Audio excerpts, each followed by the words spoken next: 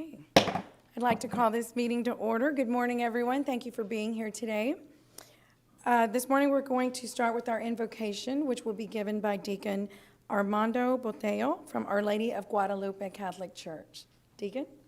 Thank you very much for inviting me. Let us call upon the Blessed Trinity, the name of the Father, Son, and the Holy Spirit. Amen. Amen. With confidence in God's love, let us pray. Lord Jesus, look kindly on your servants, our city council, our city, our workers, our hospital workers, doctors and nurses, the caregivers, our fire chief, our police chief, and all those who serve. You have called some to serve in public office. You have called some to work in privacy of their homes. You have called those who serve in the religious ministry. You have also called us to be active in our city. Let us pray. O God, giver of all gifts, you gave us the gift of work as both a blessing and a task. In whatever work you have given us to do, small or great, grant that we may serve you with love and peace. In Christ Jesus our Lord. Amen. Amen. Together we pray the Lord's Prayer. Our Father, who art in heaven, hallowed be thy name. Thy kingdom come, thy will be done, on earth as it is in heaven. Give us this day our daily bread, and forgive us our trespasses, as we forgive those who trespass against us. And lead us not into temptation, but deliver us from evil. Amen. May God's blessing be upon all of us, and peace in our homes, in our hearts, and in our service. The Father, Son, and the Holy Spirit. Amen. Amen. Thank you very much. Thank you, Deacon, very much. And today our Pledge of Allegiance to the United States flag and to the Texas flag will be led by Kaylee Montes from Roy Miller High School. Please join me in the Pledge of Allegiance. I pledge allegiance to the flag of the United States of America and to the republic for which it stands, one nation, under God, indivisible, with liberty and justice for all. And now for the Texas Pledge. Honor the Texas flag. I pledge allegiance to thee, Texas, one state under God, one and indivisible. Thank you. Thank you, Kaylee. Go Bucks. I was waiting for that. Ms. Webster, would you please call the roll? Mayor Paulette Guajardo. Present. Council members Roland Barrera. Here. Gil Hernandez. Here. Michael Hunter. Here. Billy Lerma. Here. John Martinez. Here. Ben Molina. Present. Mike Pesley. Greg Smith.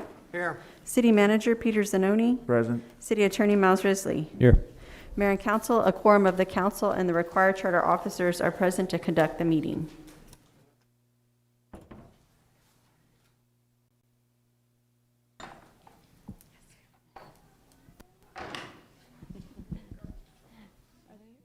Are they here? Yes. Yes.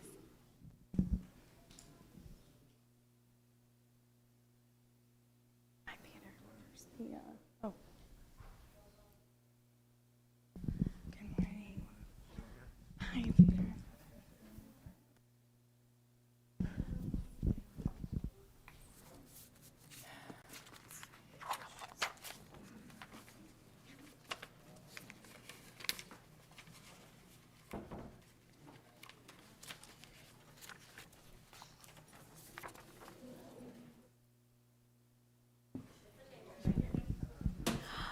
Hi there. Let's see. Let's scoot you guys back this way. Wow, come here.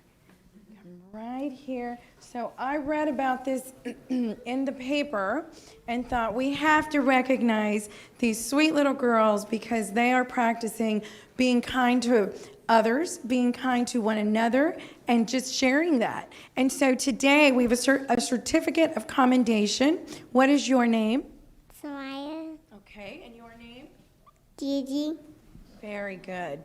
So 2 Corpus Christi sisters have started making a difference in the world very early.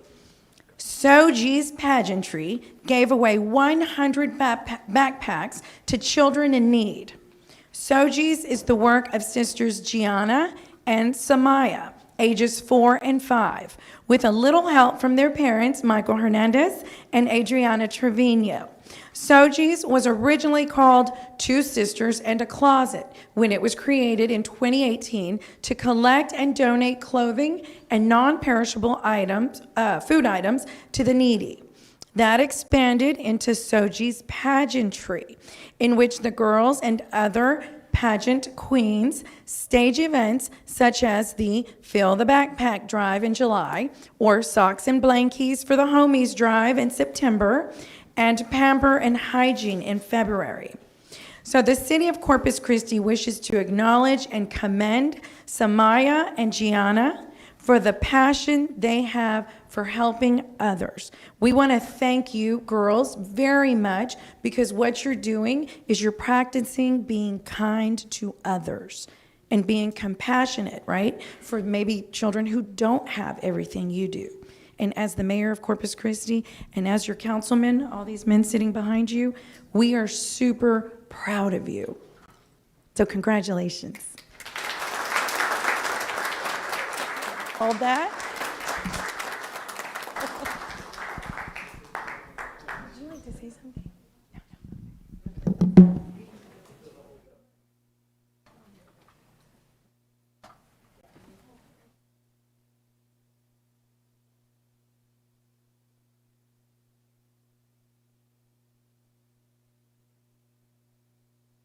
Over here, okay?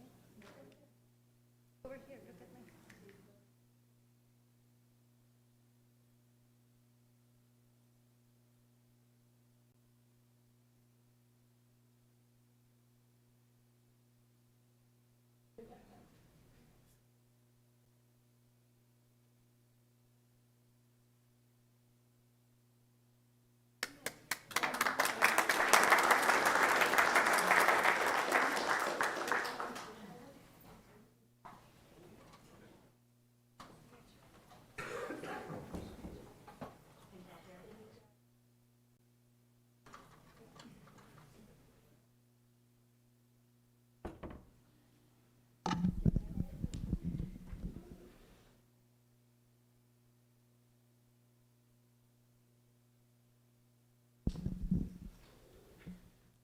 Hi there. How are you? Good. Congratulations. How are you? Good to see you. So our next commendation is for Brandon A. De La Paz. On behalf of the city of Corpus Christi, I want to congratulate Brandon A. De La Paz, who is 12 years old and attends Tolosa Midway Junior High in the 6th grade and has been with Duke It Out Boxing for 3 years and trained by head coach Duke, who is the founder. He attended the Junior Olympics at Harlingen, Texas, at the 132-pound bantam male, representing Corpus Christi, and he won gold. Hey, Brandon.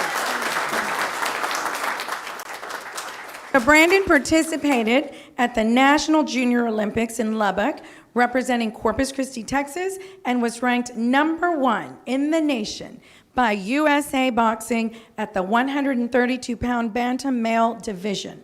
He also participated in the Games of Texas at Ray High School, the 132 bantam male division, and he won gold at that event. Brandon is a 2-time gold medal winner from Junior Olympics, 2-time Golden Gloves champ, as well with other wins in his boxing career. Currently, he joins Troy Garcia, a 15-year-old who is ranked #5, Andy Luis, 16-year-old, ranked #8, as they all three hold top 10 rankings in the nation at Duke It Out Boxing Club. So the entire city of Corpus Christi is very proud of your outstanding accomplishments. So congratulations, Brandon, and go keep it going. Good job.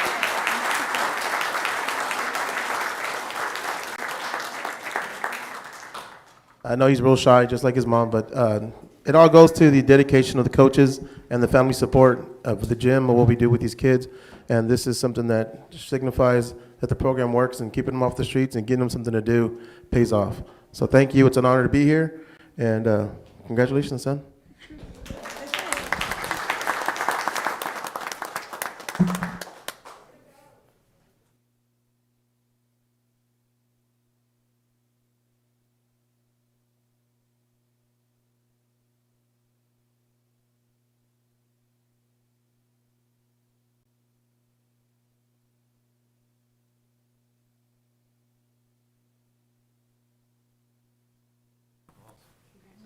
Great job.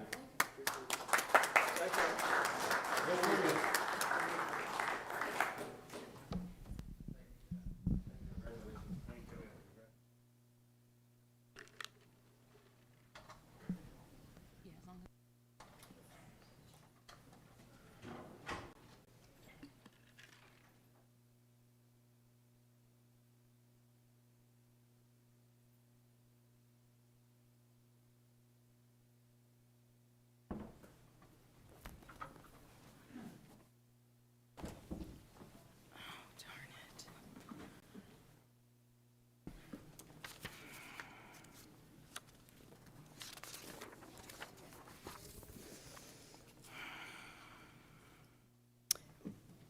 it. Let's see here. So we have 10 minutes before noon. You know what? Why don't we go ahead and have, Mr. Zoni, I'm going to move our CCR-EDC briefing Okay. up because I think that would fit right into this spot if you're ready to go, Mr. Vasey. And then we'll do public comment and then your report. I appreciate that, Ian. Thank you, Mayor. Council members, for the record, I'm Ian Vasey. We've got a presentation. I think it's going to be coming up in a second. I appreciate you doing that. We'll fit this into the 10 minutes that you have. Thank you so much. The first thing is thank you for the support for the Economic Development Program. And I know, Mayor, you've been very instrumental, and Councilman Smith, you represent us on the board there. And we talk on a regular basis about some of the economic development activities. I don't know if we can get the presentation or not. They will. They probably just weren't ready because I Yeah. bumped you up. Thank you for doing that. That's fine. Yeah, here it is. Let's see. I don't know. Can I do it from here? All right. One of the things we're doing is we do a regular quarterly update on what's going on in the economy. You'll see that we track the sales tax collections, which is a direct function of the sales that are going on across the entire region. You'll see that the city of Corpus Christi is ahead of last year, and in talking with Constance, your CFO, last week, it looks like you're significantly ahead of where last year's numbers were, and probably ahead of the numbers that were going on in 2019 pre-COVID. So one of the things we saw when COVID occurred is there was a dispersion and a disruption of sales across the entire region. But it didn't really get that significant impact and loss that we thought we were going to see. It didn't occur. At one point, we were running models of, anywhere from 12 to 30% in various scenarios across the board, and that didn't really occur. It was down about 3 or 4% last year, and it's coming back very, very quickly. There are some cities in the region that haven't yet come back. Robstown being one of those. Ingleside's down a little bit too, but most of the cities are starting to come back. And the city of Corpus Christi is on track very well to make a good recovery. We look at the unemployment numbers and the employment by sector. We're still down from pre-COVID numbers, but we are starting to see that recovery. If you recall, before the epidemic, unemployment rate in this region was about 4.6%. It jumped to 15.8% during the height of COVID, and it's come back down. It's at 7.5%. Now, there's a couple of very, very strange things going on in the employment market, and this is causing myself, Dr. Jim Lee, and Ken Trevino a lot of discussion, a lot of head scratching in trying to figure our way through this one, because there's about 8,500 jobs that are listed in the market that aren't being filled, and yet our unemployment rate is still sitting about 2.5% higher than it was before COVID, especially in certain markets. We're seeing, we haven't yet seen the full recovery of the leisure and hospitality sector especially. We're starting to see, and one of the things we are hearing is that those lower paying jobs, especially things like certified nursing assistants, where it's paying $12 an hour, those are big shortage. So we're seeing a lot of the shortages on the lower pay scale positions, where people are getting either choosing, especially the harder jobs where it's lower paying, the people aren't coming back to work in those sectors. And we're seeing in the very high skill positions where you need engineering degrees and master's degrees and doctorates and things like that. So we're seeing some of those. But, there's a weird little one in here, which is the government sector. And this took us years to figure it out, but we know what it is now.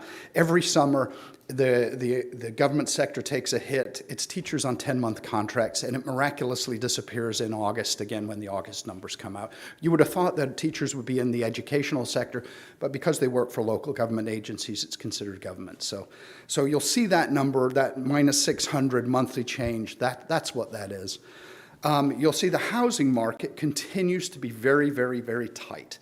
It's a little bit cyclical, and you'll see that our the inventory rate, the months of inventory, is about two months of inventory. Anything less than about 6 months is considered tight. It moved, down from 3.2 months of inventory this time last year to about 2 months of inventory. And the other thing I want to bring your attention to is the change in the median prices. In 2020, it was $225,000. It's sitting at $245,000 right now. And one of the things that this means is that the median family cannot buy the median house. Our calculations is that there's somewhere about 1,000 homes a year short across the entire market. So that's what's driving up the thing. It's a buyer's market. We've got people coming into the area, people moving in, especially as it relates to some of the big industrial projects that are in this area. You see the unemployment rate that I talked about coming down, but again, not where it needs to be. We need to see some of those things. And you could see the year over year where it kind of moved along, and then the big blip as it became through the COVID, and then it's starting to trend downwards again. So those are some things we're tracking. Some of the other economic indicators that we're seeing, let's see what we have here. I'm trying to keep up with myself. You'll see jobless claims being significantly higher. We'll see rail cars being down. And that's one of those indicators about where we are for industrial traffic, because we have a lot of energy and employment and manufacturing sectors in this area. And our flights, the commercial flights being down about 30% nationwide. So we're not immune to it like anything else. One of the things we do talk about is the projects that are related from the Economic Development Corporation that we've been working on for the last 10 years. You'll see that the city of Corpus Christi, over a 10-year period, is $148 million in revenue. And what we've done is we've run a depreciation schedule against all of those projects and industrial projects. And when those companies coming to the city, and you'll see it jumps between 10 years and 20 years, because in 2030, a lot of those tax abatements and incentive agreements burn off, and then the companies start paying the full freight. So in 2030, a company such as Exxon, as an example, will start paying the city $10 million a year when it goes into the industrial district, which is required by their agreement. 2031, it's $20 million. 2032, it's $30 million, and it's $30 million from that point onwards. A similar kind of deal with Cheniere and some of the others. So what you'll see is those big revenue generating projects coming into the city in the industrial agreements. You're not having to pay for services to those companies just because that's the way the industrial districts are all structured, and you'll see the revenues coming into the city's general fund. So those are the things, and you'll see some of the other big projects as well. And someone asked me last week about why the San Patricio school districts grew so much and compared to the Nueces. You know what it was, is in the 10-year period, it's when the port built La Quinta Channel, that triggered a lot of the industrial development more recently on the north side in San Patricio County. So that's what triggered that. The port's activity building that channel triggered that industrial development, and all of a sudden you see a lot of that tax revenue being created there. We talked through those major projects. I don't need to go through the list, but you'll see it. And when we talk about $52 billion in industrial and energy investment in the last decade, you'll see the projects there. Some projects that we've been working on and pulling together, we'll see a lot in the steel sector, especially related to Steel Dynamics. And I want to thank the City Council for doing that water agreement, that for the 6 million gallons a day of water to keep the Mary Roads pipeline going and flowing, and to be able to tap that and to make sure that that project, they're paying more than the going rate on the out of district there. So that's, you'll see a lot of Steel Dynamics projects. We're also working a lot of technology-related projects, and Councilman Hunter, Mayor, you and I, we've all talked about this, and we're working in that recruitment sector. In fact, some other things I've got, Tommy Kurtz, our head of business development, is out working the drone sector, the drone trade show, And you'll see that project, and we've been working for many years between the city, the Type B board, and the economic development folks and the university to try and get some of those folks here. Tommy's out working the trade show right now with the university folks. And then we're going to be doing our fabricated metals project, recruitment efforts in Chicago, and then we're going to be in California doing more of those recruitment efforts. So we'll see projects that are, we're working projects that are in petrochemical. I will tell you that we're seeing a transition from, these are the terms you're going to need to start paying attention to, is gray manufacturing being traditional, non-renewable, green being those renewable sectors, hydrogen, ammonia being made from things that are more renewable, and a lot of folks are wanting to spend money and invest in those areas. And then there's a blue sector, which is kind of a blend between the green and the gray. So it may not get at all its power from a renewable source, but it's making the product from a renewable source. So we're seeing a lot of activity, and we're working with the port very closely on a couple of projects that are in the green energy sector, so renewables. We're working projects in the steel sector. So those are actually creating a lot of demand for houses in the Tolosa Midway area, in the Cal Allen area, and that residential market's on fire right now, if you will. And then we're seeing drones, and then advanced manufacturing and some other projects like that. So let's see. Here's what we're doing. We've been updating the target industries study and working on our economic diversification plan. Again, Mayor, that's yourself and Councilman Hunter have been leading the charge with us on that one, looking at supply chains and looking at economic diversification to get more technology-related companies in this area. We're also working on our place attachment survey. One of the things we heard from our consultants that we were working with is walkable neighborhoods, trailing spouse issues. How do we work through litter? How do we get more kind of urban development? So we're going to be working through that, and we'll be presenting probably in the next quarterly update to the council on that one. And we're looking at social stickiness factors. When people move here, what makes this community more sticky so people stay here rather than the folks that come through, stay 2-3 years, and then move out when they get a new job somewhere else. So we want to make ourselves as sticky a community as possible. And so some of the things we're working on, obviously, working on target industries. We're seeing those green energy sectors. We're working on nearshoring. We've been working focus groups with industry folks and industry clusters to connect existing industry to project pipelines. And then the placemaking sector. One of the things that we have been talking about is this growth is coming. We're in a growth management mode. We're seeing this, and it's not just, when we talk about everything from additional water demands to power demands, things like that, it's residential, it's stores, it's not just industrial, it's many things. And, you talk about advanced manufacturing.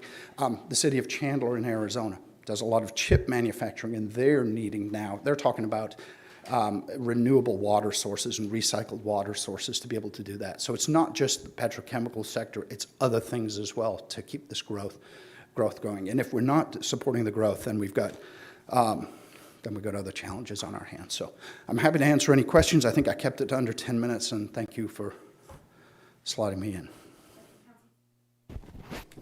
Thank you, Ian, for the report on there. And I want to thank the EDC for kind of changing direction and going to these other areas, particularly your work in drone and advanced manufacturing there. You mentioned green and blue energy with it. What kind of water consumption are we looking? Because water's a big issue in those. Could be large, especially if you're transitioning away from getting, say, an example like hydrogen, which is becoming a fuel that's either going to be used, especially in places like Europe where it's being mandated, and even the United States is starting to move in that direction for hydrogen as a fuel. So you can either crack it out of natural gas, or you can make it out of something like water. So essentially one of the things you could do is you could take water out of wherever whatever source you can get it through, run it through an electrolysis system. Essentially it's a big long train, and then well, I want to use the term that's not technical, is crack it, essentially, is what we've been talking about. So getting it from seawater or something like that, running it through renewable power, and then you've got a renewable form of hydrogen. The only challenge is it's not easy to move. Hydrogen isn't an easy thing to move, so you've really got to have something like a green ammonia plant, so you can push the ammonia into that and you blend it in. And then what happens, it becomes more stable to be able to move it on a ship somewhere else. You take it to Europe, you take it to Asia, wherever it is that they need it, and then they distill out the ammonia, which has a value for fertilizers and urea and things like that. And then you've got your hydrogen source as well. So we're having to actually really get to learn this business very, very, very quickly, because a lot of major industries are shifting in this direction. And are they big energy consumers also? So we know they're big water consumers, but energy too? Yes. Okay. They're big power users, and again, ideally, they're trying to get renewable power, but renewable power is not yet at the level where it's sustainable and reliable. If you do a big solar farm, what do you do when you're manufacturing 24/7? How do you store those electrons? So that's the issue that we're trying to explore right now, because it's actually, if you've got the hydrogen, then you can use that as the storage for the power to be able to do something later on. Okay. It's a very complex issue right now. It sounds like, thank you. Thank you. Any more questions? Thank you. Thank you, Ian, very sorry. much. Mr. Presley, yes. Thank you, Mayor. Ian, just two subjects you covered there, the unemployment rate and housing. So what you're saying is, even though our unemployment numbers are high, we have approximately 8,500 jobs in this area that are unfilled. Yes, sir. Which means our unemployment number is a little skewed. Mm-hmm. There's a couple of things going on. One of the things we have talked about is, especially in some of the sectors which are not as highly paid, there's some new changes through the federal government, like the $300 per month per kid on the child tax credit that's now being paid. If a person was working $12 an hour job and then had 2 or 3 kids, they'd have to pay for daycare for those children. And so all of a sudden you've got people making that evaluation of, do I take the child tax credit paid month, not have to pay the child care costs? And then it's a $12 or $15 an hour job, which isn't an easy job. There's a lot of jobs that are very, very hard to do. I mean, it's the kind of thing, certified nursing assistant is one of those examples.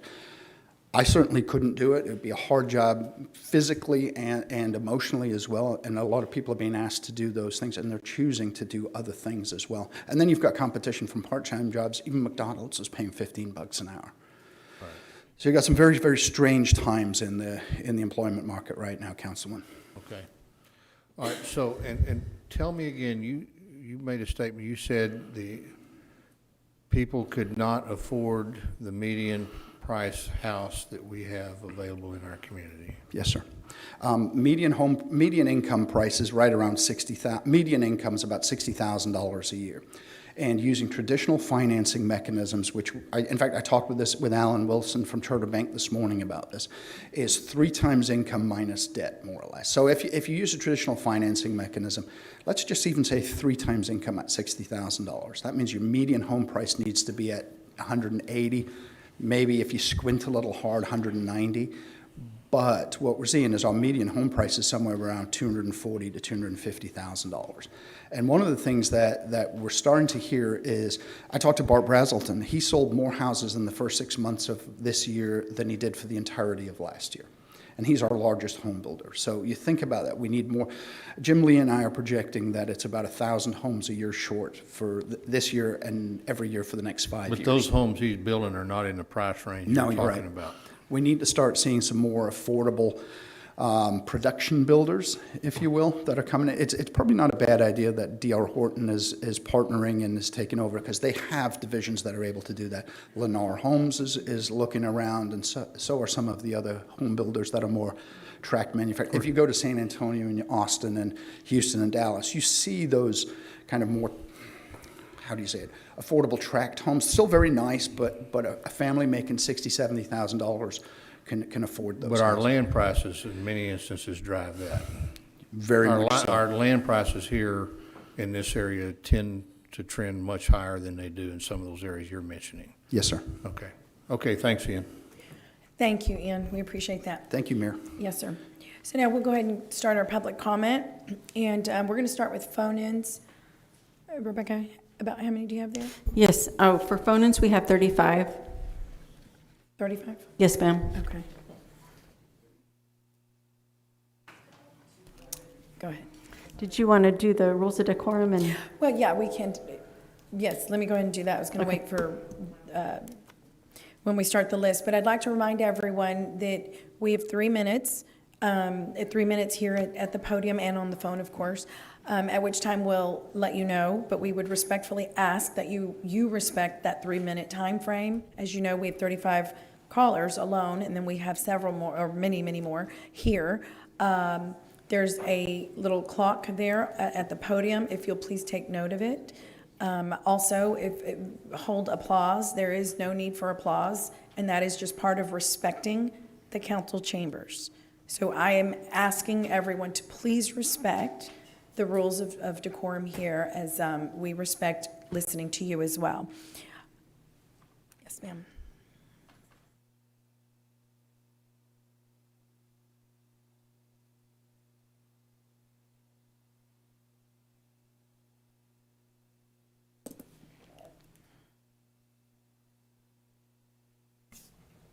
Okay, thank you. Ms. Gonzalez? Yes. Okay, can you please state your name and address and then make your comment? Hello, my name is Elisa Gonzalez, and I live at 4101 Brett Street in District 3. I'm calling to ask that you pull all funding away from the construction of desalination plants. I know the council, mayor, and city manager are saying that they are trying to find our city an uninterruptible water source. But the real recipients of desalinated water will be industry, not the Corpus Christi residents. Desalination is not an economically or environmentally feasible option to secure what we need. The Hart Research Institute for Gulf of Mexico Studies at Texas A&M University, Corpus Christi, produced a study indicating that any increase in salinity will increase the frequency of red tide algae blooms in Corpus Christi Bay, which will kill fish and consequently drive away tourists. A study by the UN Institute for Water, Environment, and Health contends that the problem of brine waste has been underestimated by 50%, and that when brine mixed with the chemicals meant to keep systems from fouling, the brine is toxic and causes serious pollution. The Pacific Institute argues that before building desal plants, municipalities should fully implement conservation programs, promote potable reuse, and treat stormwater runoff.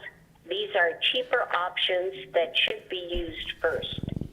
Lastly, I'm concerned about whom this water is actually for. Even at the peak of our water usage, we do not use anywhere close to the amount of water that just one desal plant produces every day. It is heavy industry that will benefit from this. I'm concerned that by implementing desal, other heavy industries will be drawn to build even more pollution-causing facilities here. I don't want to see Corpus Christi become a sacrifice stone dedicated to the lining of investors' pockets over real concern for its residents. Other cities that have chosen desal as their water alternative have seen their water rates increase, as well as their electricity bills. To summarize, I'm asking for two things.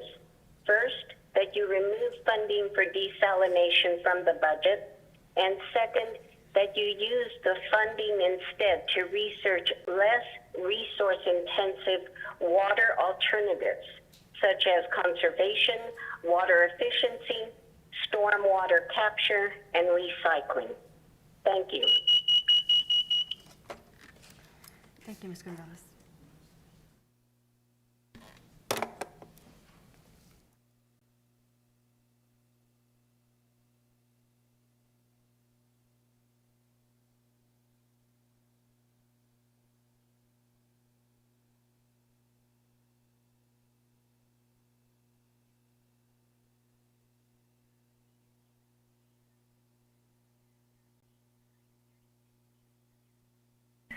I'm calling in today, taking a little time out of my workday to request that the city remove desalination from this and future budgets. Desalination will provide water to heavy industry who already doesn't pay their fair share. The residents will be the ones who pay for this, and in the end, it'll be in more ways than one. Many of us have given comments on this issue before. So, Mayor and Council, you know what we want.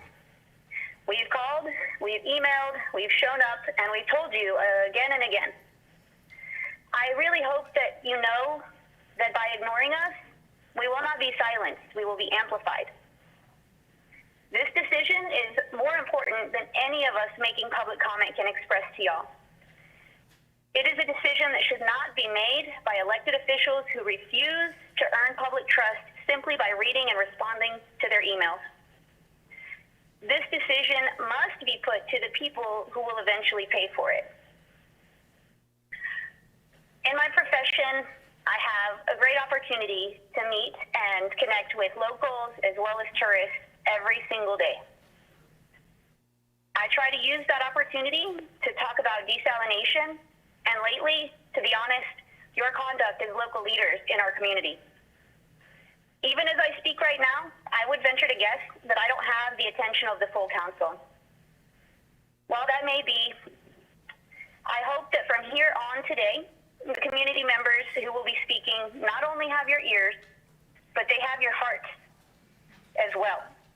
And I hope that those hearts are open and willing to do what is best for our city. Thank you for the time today.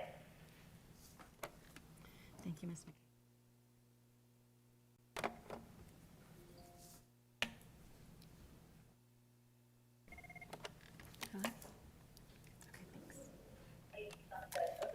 Ms. Huff? Yes.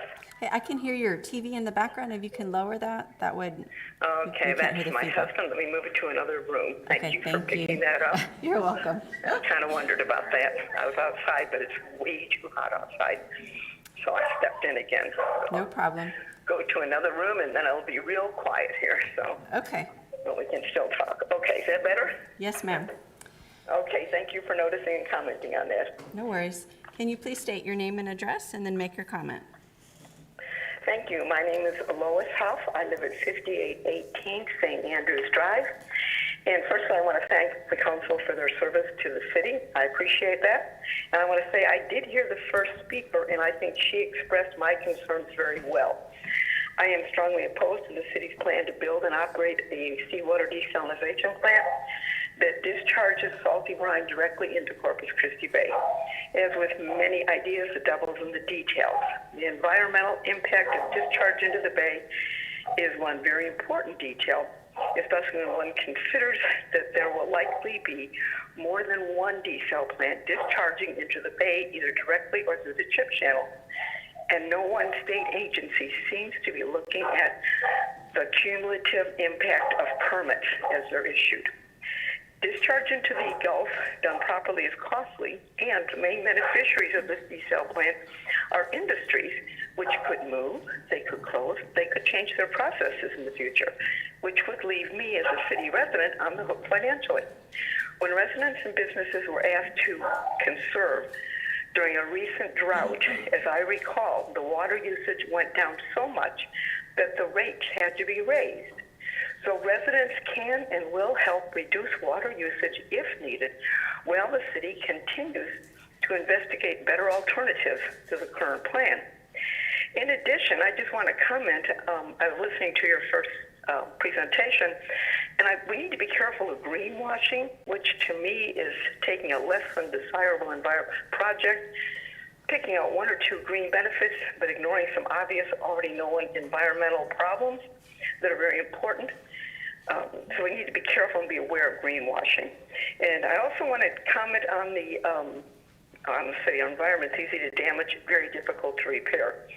And then when we talked about the need for affordable housing, I just have to add, in 2002, I was at Texas A&M University, heard a speaker that was coming down to talk about what our city needed because we were trying to open Whataburger Field, which has been a wonderful thing. His comment was, build it, don't build it, but you need affordable housing. And here we are, 2021, and I'm hearing the same message. It's kind of disappointing, but I want to thank all of you for your service. That's all. Thank you. Thank you, Ms. Huff.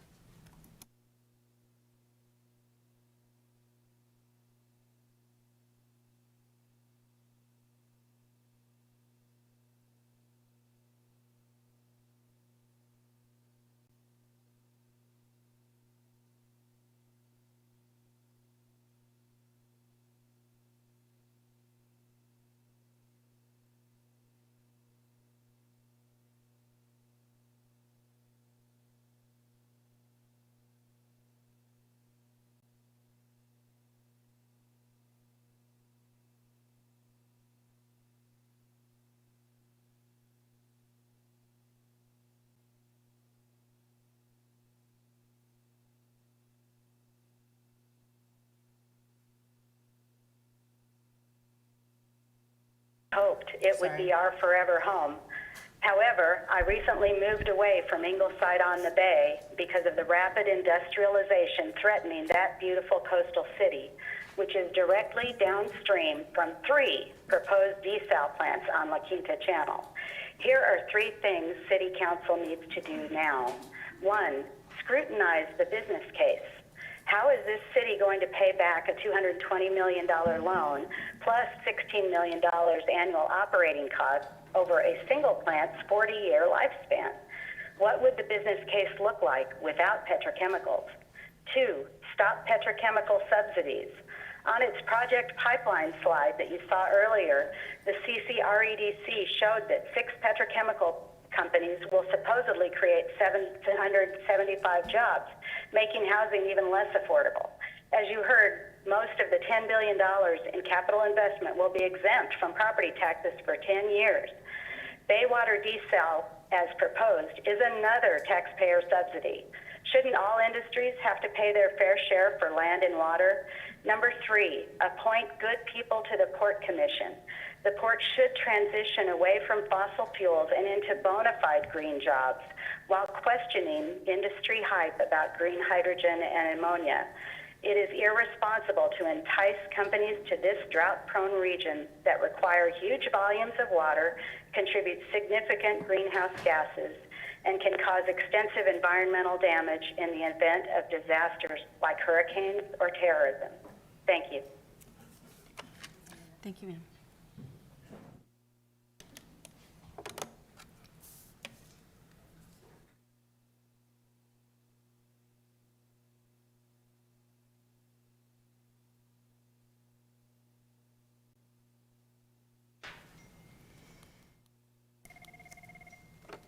Hello? Okay, thanks. Ms. Ferris? Yes. Hey, can you please state your name and address and make your comment? Thank you so much. My name is Sally Clark Ferris, currently residing at 13043 Hunters Breeze in San Antonio, Texas. And I'm concerned about my beloved birthplace and the community where I raised my daughter. I was born here in 1942, where my family made its living in the tourist party and excursion boat business from the mid-1930s until about 2012. On North Beach, I had a magical childhood where wildlife was plentiful. Sea life then sustained the families of many children that I grew up with, particularly shrimpers' kids whose Cajun ethnicity made for a lot of shared adventures north of the old Basque Bridge. Much of that sea life is gone now. The sea life that made a rich mixed culture possible. It's gone because of petrochemical impacts and shell dredging. What's left of the natural environment is still remarkable for its beauty, even if it can't support a living from the bay anymore. Times do change, and we have to adapt and accept those kinds of changes. What little is left still makes our sparkling city by the sea the reason so many of us still want to live here, ache to return home, and draws others who value and want to share our way of life. We are about to lose that way of life.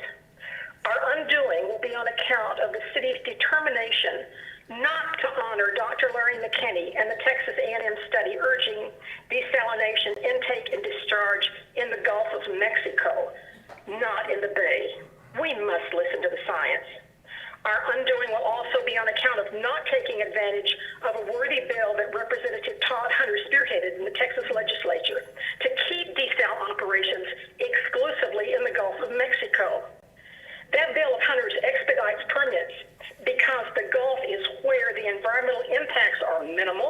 and the financial impacts are positive. Hunter's bill makes permitting a piece of cake compared to what the city's facing in permitting the destruction of federal assets within U.S. jurisdictional waters. Finally, on the Texas coast, the one pilot project in Brownsville that tried to do desalination in a bay found fatal flaws in the intake and discharge processes on account of sediment and organisms fouling the membranes and filters. So, if we put our money into one or more bay operations for desal, we shoot ourselves in the foot. The trade-offs for ratepayers supporting a $250 million investment in a plant that will be productively obsolete before it is fully functional speaks for itself. Smart money. Do you want to install? Mayor, I just want to say, these And are learn very more about difficult to hear. Representative Hunter's expedited permitting for desal in the Gulf. I Thank picked you. up the phone. Did you want her? I apologize. What's that? Okay, thank you, Ms. Ferris. The audio? Even now? I can move the phone closer. This is Rebecca. Okay, thank you. Mr. Sansing? Yes. Can you please state your name and address and make your comment? Yes, ma'am. My name is Gerald Sansing, S-A-N-S-I-N-G. I reside at 5426 Chevy Chase Drive here in Corpus Christi. The purpose of my call is to ask the council members there and so forth to please not fund desal. I've been studying the effects of various chemicals on living systems, that's animals, plants, microbial systems and so forth since 1966. I had a bachelor's degree in chemistry in 1968, majors both biology and chemistry, and then 1970 a master's degree, followed by a PhD in 1972 with majors in both microbiology, biochemistry, and I've studied extensively microbial toxins and the effect of the environment, chemicals and so forth on microbial growth. I came to teach at Del Mar College in 1989 after an extensive, tour in pharmaceutical research business. I do know how to grow microorganisms and how the environment affects those. So I'm here to ask you, and I won't get into it. I know you've got a long time to go with 36 or so, 37 of us today. But I do know what the environmental impact is going to be when you start dumping a bunch of saline in the bays. My experience has been in 1973, I did a study on the production of toxins by the red tide organism, that algal system. And then when I moved here, I did some research on brown tide with the UT Marine Science Center over at Port A. And I support the A&M Heart Institute out here. They do know what they're talking about when they say this is going to be an environmental disaster around here. So I'll just end it at that.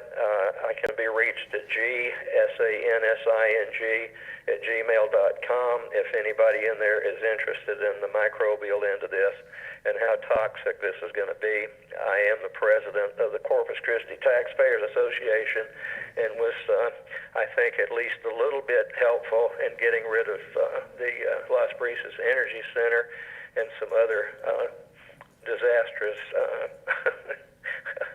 proposals around here. So, council members, please listen to the science on this and the economics, and I appreciate your time. Thank you. Thank you, Mr. Sansing.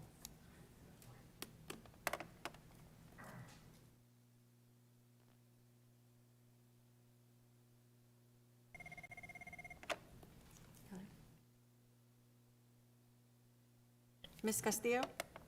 Yes. Okay, can you please state your name and address and make your comment? Yes. Name is Elida Castillo. I live at 131 Laderdale Street in Taft, Texas.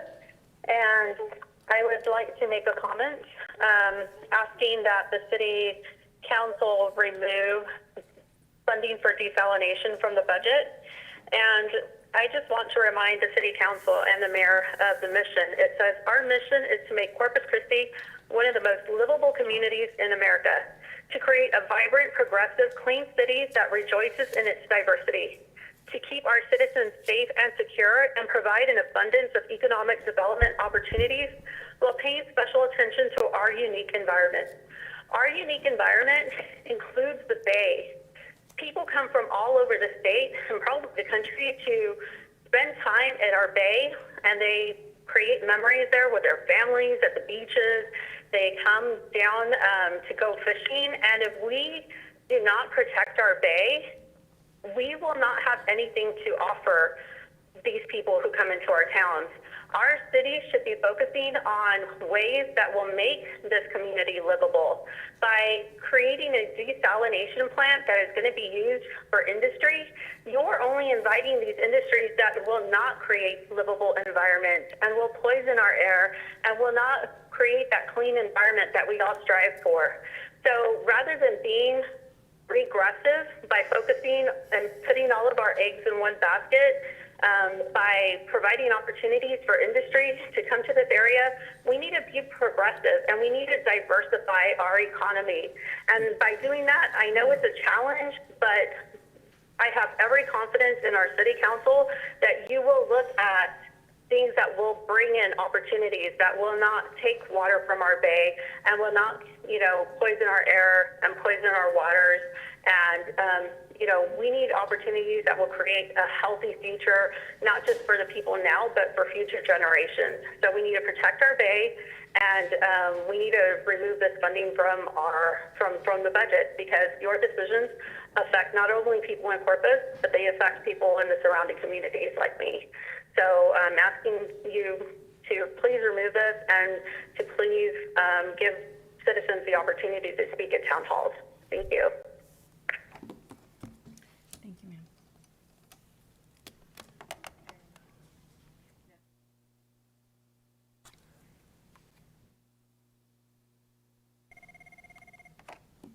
Hello? Ms. Hernandez? Yes? Okay, can you please state your name and address and make your comment? Sure. This is Lalisa Hernandez. I live at 434 Villa Drive. I live in Saxon Heights, right here in a home that my grandmother bought in 1949. And through the decades, my grandma paid for sidewalks many times over. Yet we still have no sidewalks here on Villa Drive, even though Oak Park Elementary lies right here on the corner of Villa Drive and Leopard. Hundreds of children have walked home on this street, even though my grandma paid for sidewalks that we don't have. She was willing to pay extra for the greater good. So why are we paying now to risk the waters of our Corpus Christi Bay just so that Refinery Row can have more profit? How much will it take for my city council to defend our greatest natural resource? Meanwhile, you're over here taxing us with bigger water bills while you exempt the city and Refinery Row. You used to pick up our trash twice a week, then you cut it to once a week. Why do we keep cutting our services and taxing our citizens while Refinery Row is making the biggest profits they've ever made? There is a focus on the wrong interests in this city. Here in the body of Christ, we need to focus on people and not on business interests and profit before people. So I'm against the desal project. So many of you campaigned for desal. I'm asking you to uphold your campaign promise. It's just too much for us. Thank you. Thank you.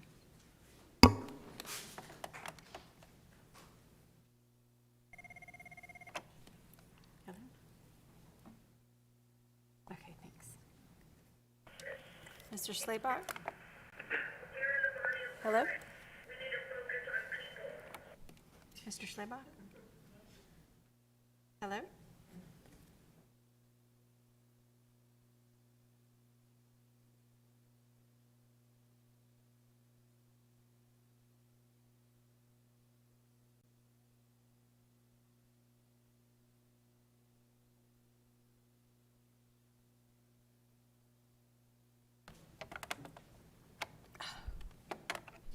Shoot. Sorry.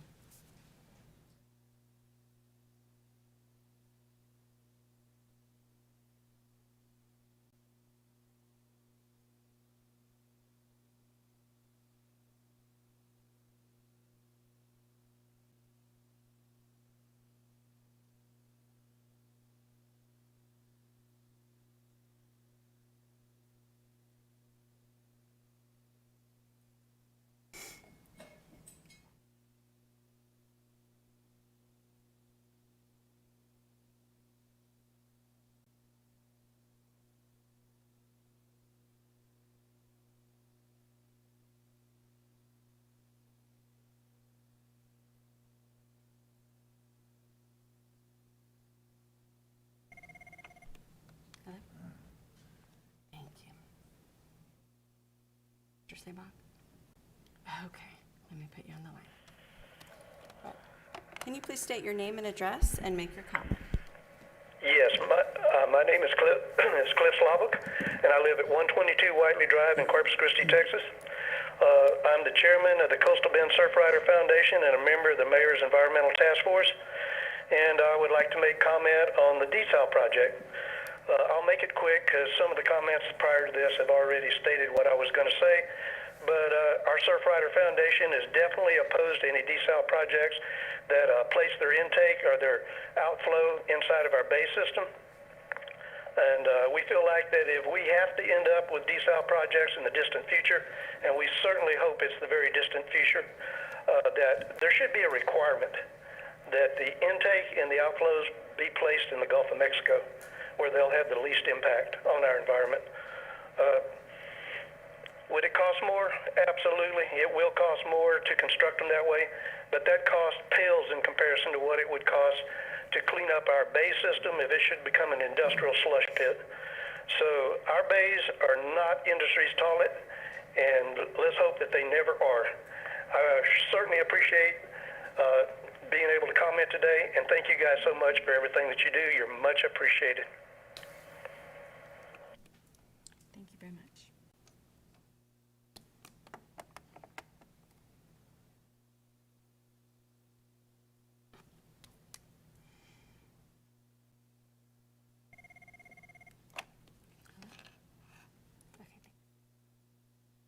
Mr. Gonzalez?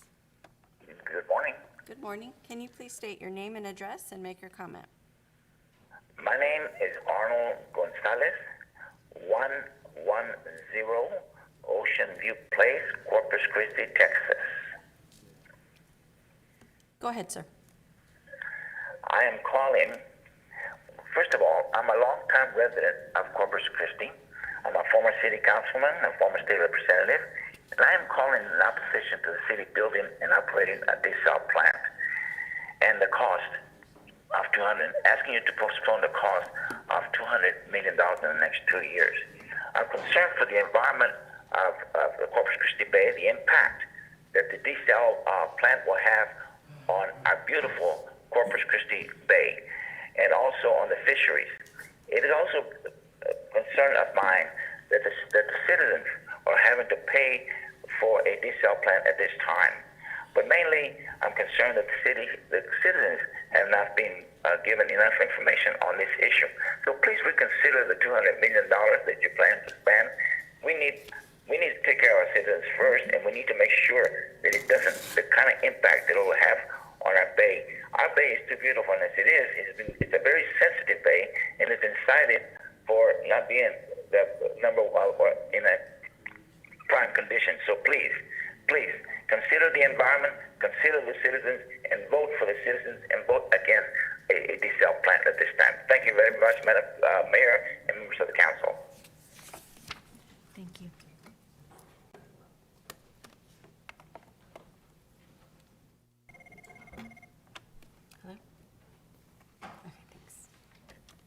Mr. Gallegos? Yes. Okay, can you please state your name and address and make your comment? Okay. I'm Guillermo Gallegos, address 7621 Cedar Brook Drive. Go ahead. Some on the council have been very eager to bring in more heavy industry by rushing desal without proper vetting or community approval. They say that there have been studies, but these studies do not take into account the multiple planned desal plants by the city and the port, as well as the existing offline private plants. They'll say that industry is good for the city and that it brings good jobs. And I won't argue that the money is good, but that's if you aren't a contractor, and that's if you're willing to destroy your body with back-breaking work.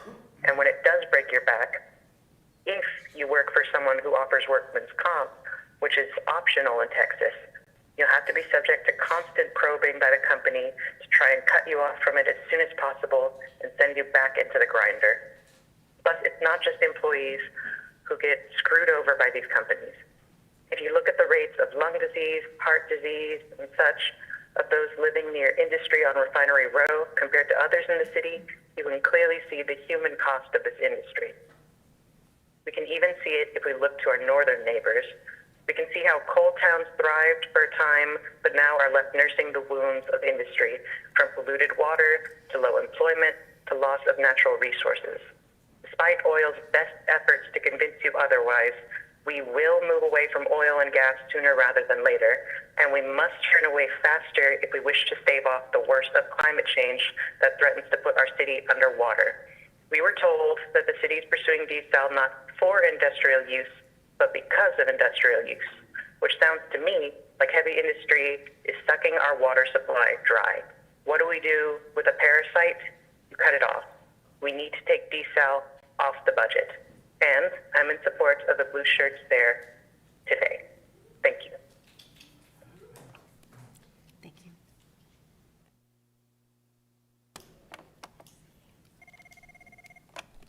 Hello? Okay. Ms. Young? Hi. Hi, can you? My name is... Go ahead. Oh, go ahead. No, go ahead. You got it. My name is Brittany Young. My address is 3725 La Paz Drive. I want to talk about the budget for desalination. I'm calling in during my work time because I am concerned about the city's stronghold push for desalination and the budget it's allocating towards it. From what I observed, the initiative behind this project has not been to benefit the people, let alone our bay, but for the industries that continue to damage our fragile environment. These short-term and hasty decisions will have a costly long-term impact on our environment that the people of Corpus Christi will have to pay the price for. After living 4 years out of the country and coming back home, I began to appreciate the coast that I took advantage of growing up. During 2020, I visited the bay several times with my dog, appreciating all that it brings. I watched as families broke away from quarantine to come fish along the coast. I watched as these magnificent birds captured their dinner right next to them. The fragile life that thrives under the murky waters is dependent upon our decisions, just as we are dependent upon it. The Gulf has been impacted enough by industry practices right here in our home and those further up the Gulf Coast who drain their pollution and trash down to us. You may try to paint desalination in a positive light, but the lack of transparency around this project and closing the sign-up form for in-person public comment the evening before an important budget meeting shows that there's more the public needs to know before their money is allocated towards this project. As a taxpayer and you are public servants, I demand that you put the interests of the environment and the people before the industry by removing funding for desalination in our home. Thank you. Thank you,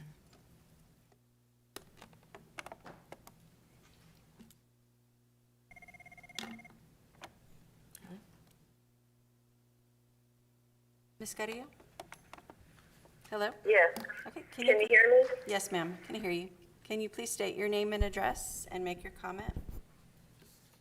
Yes, ma'am. My name is Teresa Carrillo, I live at 730 Harrison Street in Corpus Christi, and I appreciate this opportunity to speak to you about the city's inquiries and efforts into desal projects, which I too am strongly opposed to. I've been listening to everybody speaking, and I literally cannot say anything better than your previous speakers. And one thing I would do is urge you not only to listen to people who are speaking to you right now, but get the transcripts of what these speakers have said and study this information intently. You have heard some very sound scientific, economic, ethical, and practical reasons to abandon the whole idea of these desal projects. I have lived in Corpus Christi for most of my life. And in my youth and young adult years, I too, like Sally, spent almost every single day of my summers on Gulf beaches and bays. It had such a strong impact on me that as an adult, when I went back to college, I studied marine science and did my graduate research on estuarine ecology right here in Oso Bay. And my studies included salinity and sea level, tides, fish species, benthic and invertebrate fauna. And the big thing that I tied it all up with was the bird assemblages. And I'm sure you're aware that Corpus Christi has earned the moniker of the world's birdiest city. And I don't even know how many times in the last 20 years, but many, many times. And nothing is worse for a bird than destroying their habitat. The birds themselves, even if you're not a birder, the birds themselves are an indication of what kind of habitat we have here. It's very precious and very rare. You don't have 300, 500, 600, 700 species of birds just everywhere. But in Corpus Christi, you do. And I urge you to pay attention to what these speakers have been telling you, because you are on the wrong track with desal. And by all means, read their comments again and try to educate yourself on the details. The rapid and overwhelming industrialization with heavy water use industries without consideration of cumulative impacts these industries are having is a very poor idea. Learn about cumulative impacts. There are permanent damages to recreational and species and other important lesser-known fish species. We have 5 species of sea turtles, including federally listed species. We also have species of special concern, such as Texas diamondback terrapin. These are very important species. And one of the things that Ms. Cardigan? Ma'am? Ma'am, the timer went off. Yes, ma'am. That's okay. No worries. Thank you, ma'am. Okay. Bye-bye. Thank you. Bye-bye. Hello? Ms. Duran? Yes, Can you please state your name and address and make your comment? certainly. My name is Peggy Duran. I live at 4022 Congressional Drive, 78413. My husband and I have lived here since 1980, raised our family, worked. We love to walk and ride our bikes around the bay and watch the shorebirds. We have been closely following the desalination expansion debate. We had hoped, along with Dr. Larry McKinney, that Corpus Christi would think big and have the intake and discharge out in the Gulf. This intake will kill larvae and small fish and crustaceans wherever it is placed. The briny discharge will deplete oxygen levels and create dead zones. Thermal pollution occurs, higher temperatures, increased salinity will harm the marine environment, causing fish to migrate while enhancing the presence of algae. We all know what red tide looks and smells like. Now you're talking about trucking the sludge to our landfills. Who paid for this? Accidents happen. Leaks into our water table could occur. research shows that desalination requires huge amounts of electricity. Again, who pays? This is essentially for the petrochemical industry, but we, the taxpayers and residents, pay the larger amounts. Also, are you considering climate change? More hurricanes, flooding, stronger winds up to 200 miles per hour are now on the horizon, according to the latest UN climate report. Vampire movies have a theme of beware of who you let in.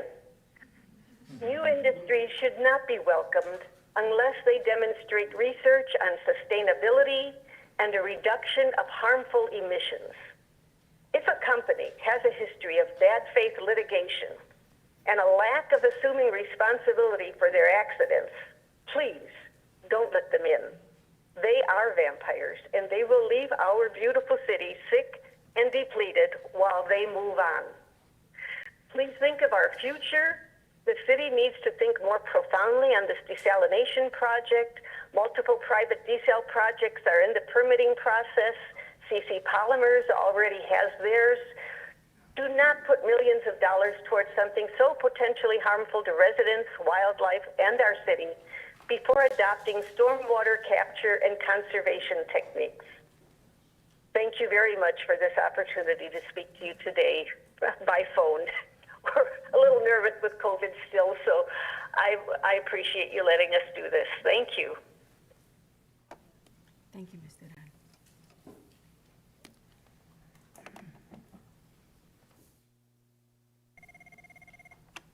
Hello? Ms. Hilliard? Hello? Hello? Ms. Hilliard, we can hear your TV in the back. Can you turn that down? Thank you very much. Okay, can you please state your name and address and make your comment? Yes, my name is Jennifer Hilliard, and my address is 904 Sandpiper in Ingleside on the Bay. While I do not live in Corpus Christi, I have property in Corpus Christi, and I am a ratepayer. I also live on Corpus Christi Bay, a few miles from the proposed discharge on La Quinta Channel. So I've been following the plans for desalination very closely for the last couple of years. I appreciate the time and concerted effort the City Council, Mayor, and City Manager are spending to find the area as a sustainable source of fresh water. This is a complex problem, and desalination plants are complex solutions that require strategic and innovative tactics. As currently planned, I believe this desalination solution is not a sustainable one. It's not a sustainable source of potable water since it will damage the very ecosystem of the source in which it relies, and it's not economically feasible, again, as it is currently planned. The engineering companies have provided data to support future lucrative contracts with the city. The data provided is not independent or unbiased. If we listen to the objective and independent scientists that have studied Corpus Christi Bay for decades, the evidence is strong that intake and discharge in the bay will be fraught with problems and added costs. Just by looking at the only two operational seawater desal plants in the United States, we have great examples of the inaccuracies in the budgeting numbers being provided and the possible challenges facing desalination construction and operation. Carlsbad, California plant was originally estimated at $271 million.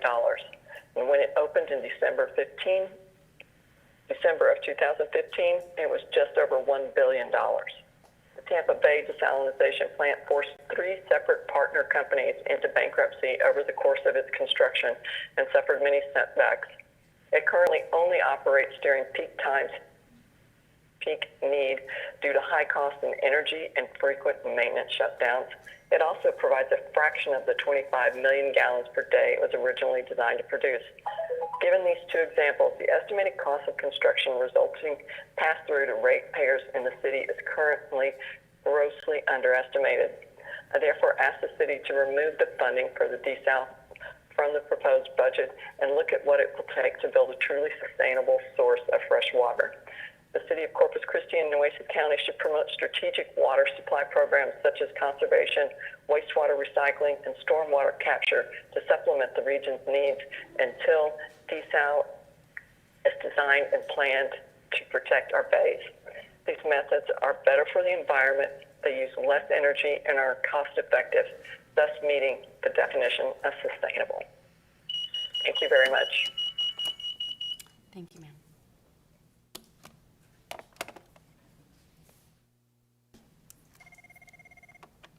Hello?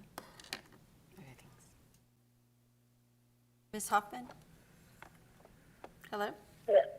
Yes. Hey, can you please state your name and address and then make your comment?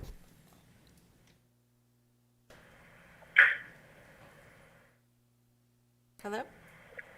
Yes. Yes, can you please state your name and address and make your comment? Yes, my name is Donna Hoffman, and I'm calling on behalf of my family who lives on Alta Vista, 78410, McGregor Drive, 78411, and Haythorpe, 78412. I'm calling to ask you to use your power to remove from the budget $17 million and save the bay. You can do that for us today. This is not a done deal. Your families will love and be so proud of you if you would do this today. One of the members of my family is a firefighter in Corpus Christi, and he made a presentation to his fellow firefighters about desal and the damage that it would do to the Corpus Christi Bay. Another member of my family traveled to the bays in another Gulf, the Persian Gulf, and he saw the damage, the ruination that desal did in that region, and he said, I don't know why they want to do that in Corpus Christi. So I'm asking you to use your power today and turn away from this deal. It's a mistake. There are so many positive things you can do for Corpus Christi, and I'm counting on you to shake free of this deal and be leaders. Desal would kill fish, shrimp, and other wildlife. The water would not be for the people. If allowed, these desal projects would be for the Exxon Plastics plant and the other proposed fossil fuel plants. Corpus Christi can move forward instead with a clean economy for my family and yours that would rely upon the wildlife, the clean energy that's for fishing and other commercial and recreational industries that rely on the bay being alive, clean energy such as clean solar, wind, and geothermal power. We were going in that direction. We should keep going in that direction. Healthcare, home renovations for resiliency in storms, home and business renovations for resiliency in storms, and the electrification of the transportation system. There are so many positive things that you city council members can do for the people of Corpus Christi and the economy. Look instead to these alternatives for a healthy, clean way forward. You can do this. Remove from the budget the $217 million and stop desal. It's not a good idea, and you have the power to do something differently. And I know you have the imagination, creativity, and courage to lead in that way. Thank you. Thank you.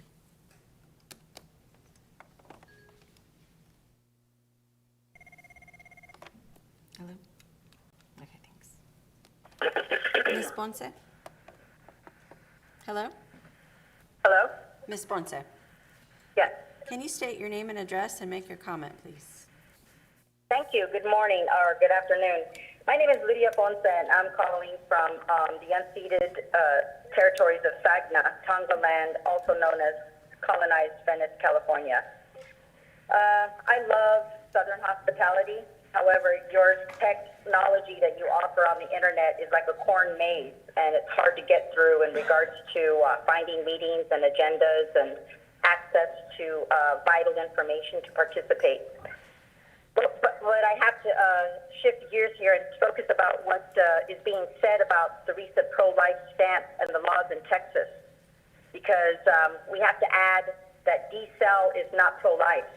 Desal will kill much of our critter relatives in the ocean, in the air, and on the land. The current petrochemical industry in the Gulf of Mexico has already taken a full profit on killing people as cancerous areas, and it's not being properly recorded. We all know that. The desal will kill our critter relatives, and I think that their lives matter too. But what I'm talking about is specifically the terracide, the ecocide, and the genocide, because there was eminent domain in Corpus Christi neighborhoods of all the homes And when you move people, it is not just gentrification. It's for corporate profits, but it's also a form of genocide because you have retired people, elderly people who aren't near their pharmacies and perhaps have been displaced to a point where they can't even get to their medications and all of that. So their way of living is totally uprooted. And that's what genocide is. Genocide is moving people away from their loving environment and their loving neighbors and the loving people who cared and sought out to live there a lifetime until their last day. So this eminent domain of neighborhoods is nothing new. And if you take a look at the vast majority of the Gulf of Mexico, we perhaps, we need to take a look at what everyone else has said is the cumulative impact. And that also has to do with the oceans that connect us from the other side of the Middle East all the way through from Europe and all the way through Central and South America, Africa, Iceland, all of the continents. And if you take a look at that, then you're being a better relative. You have tribal people locally that you haven't even consulted with. You haven't even spoken with. You haven't had a conversation about what this last little bit of eco justice looks like for all living people, for all living things. But the last thing is that when you ask, how is it that it's nature, nature and people, how can we get along? Well, you're further colonizing for profits when you're not looking at the big, massive hurricanes that are coming. So I pray for everyone. I pray for all of you. And we must defund desalination. That's what we're asking. And we're also asking for you to do a better job on your technology online, on the internet, on your websites. Thank you. Thank you, ma'am. If you oppose desal. Stand up. If you oppose desal. Stand up. March with people. I'm sorry, can everyone please sit down and respect the rules of the chambers? Thank you. Ms. Huerta, let's move on. Yes, ma'am.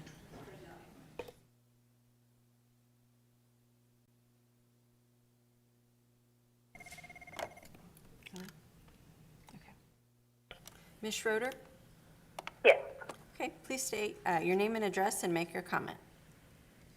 My name is Lauren Schroeder. I live at 13106 Deepwater Circle in Corpus Christi, Texas, 78410.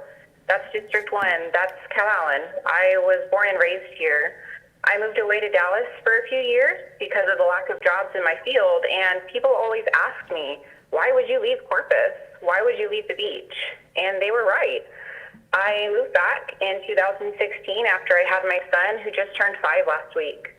Some of my fondest memories of my childhood were going to the beach with my family and my dad taking me and my little sister fishing on the bay.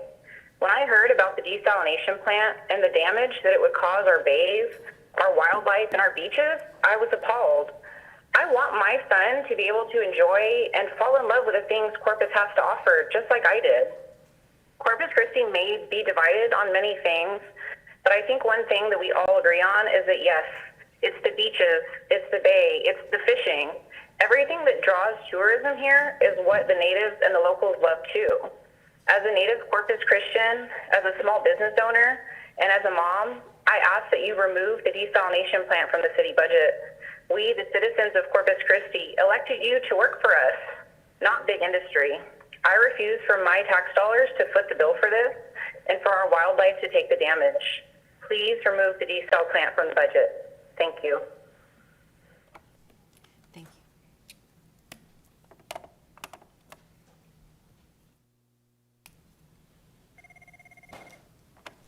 Hello? Thank you. Ms. Sanders? Hello. Hi, can you please state your name and address and make your comment? Sure. My name is Tara Anders. My address is 4006 Santa Fe Street in Corpus. I just wanted to say that I called upon the council to seriously take into consideration all of the very thoughtful, measured remarks of previous callers. I, too, am opposed to the funding of desalination to benefit heavy industry. I simply want to add to the conversation that in order for Corpus Christi to compete long-term with other Texas cities, it would be better served by investing these hundreds of millions of dollars into an innovation district, channeling economic strength not into suburban sprawl and damaging heavy industry, but rather urban renewal. Support the strong place-making efforts that are already in nascent stages and create high-energy centers around which innovation and local entrepreneurs can create a new identity for the city and reduce dependence on petrochemical companies.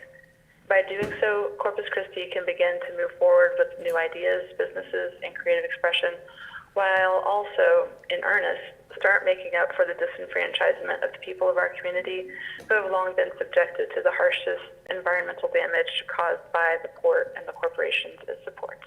Thank you. Thank you.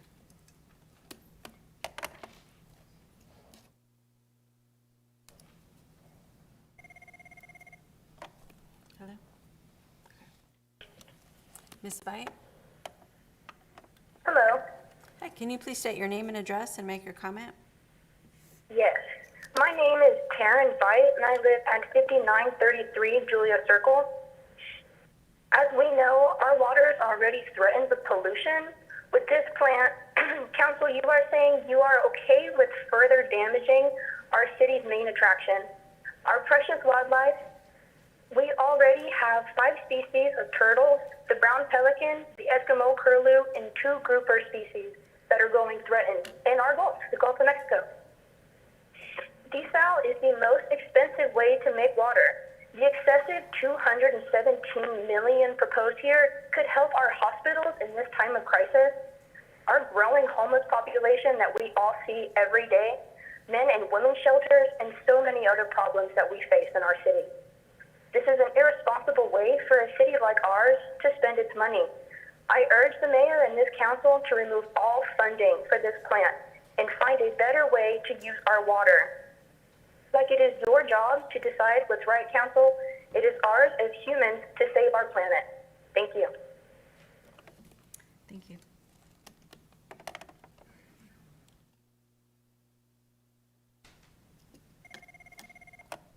Hello? Mr. Golston? Yes, ma'am.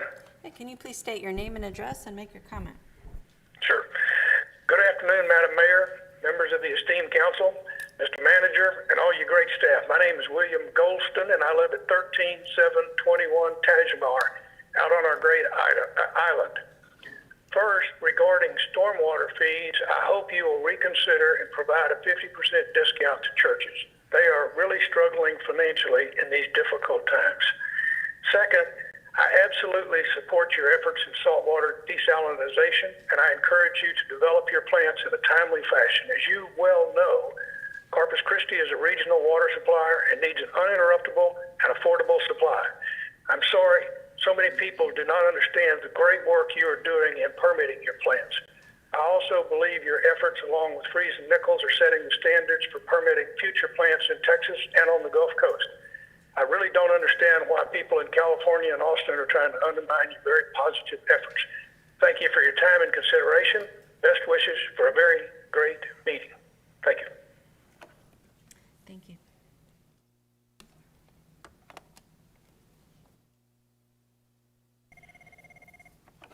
Hello? Okay. Mr. Weber? Yes, Hey, can you please state your name and address and make your comment? sure. My name is John Weber. My address is 609 Maple Street, Corpus Christi.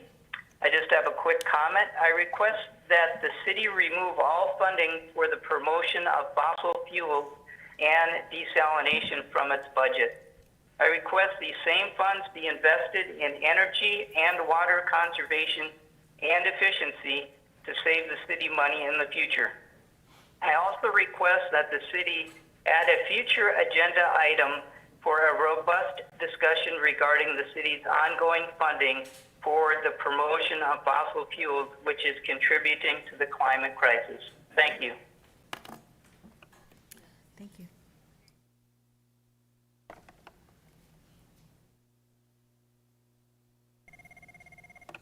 Hello?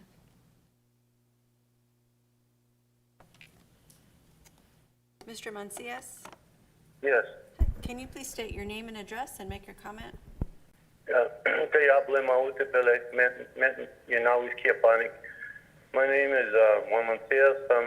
I'm a citizen of Sonisex of the Gulf Coast, and I'm here because I need to make some statements about how you cannot continue to keep us out of sight and out of mind. In other words, we're still here for a reason, and we have actual videos of several rare animals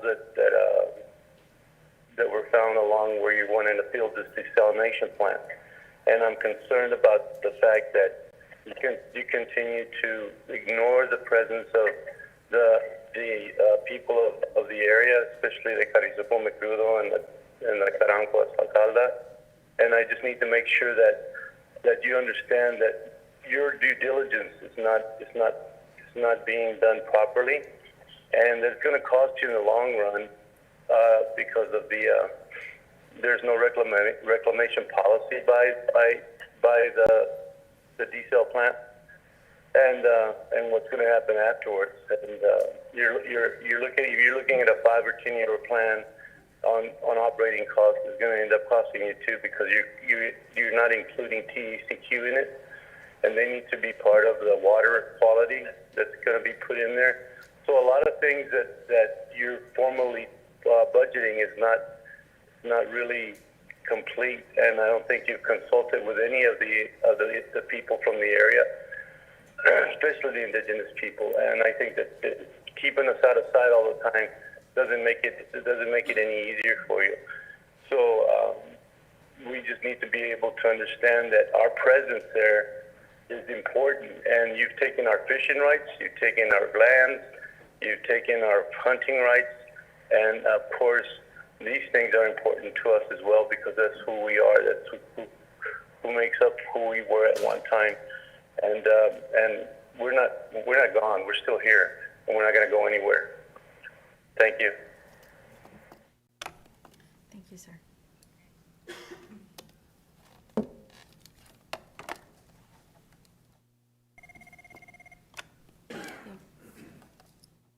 Okay, thanks. Mr. Arona? Yes. Okay, can you please state your name and address and make your comment? Sure. Haku Haku, my name is Frankie with Society of Native Nations, a Native American intertribal nonprofit organization, and the American Indian Movement here in Texas. My address is 10730 Petronco Road. First and foremost, I want to acknowledge the original people and spirits of these lands and what is now called Corpus Christi, such as the Ixtoc Carrizopo Mecrudo tribe of Texas, the Carancoa, and the many families and bands that identify as the Guadaltecans, as well as the many tribes, bands, and clans that migrated or that were displaced to these lands over the hundreds of years that now call this land home. As a resident of Texas and descendant of some of the original people of Texas, I'm calling to ask that all city funding for desalination be removed from the budget. Taxpayer money should not be used on a project with no discernible environmental impact studies being done. It's too expensive and harmful for our residents and the environment. During the last meeting, a council member said that there was misinformation being shared. Still, some council members requested someone that was for the desal project to answer their questions and concerns regarding desalination, and there was none.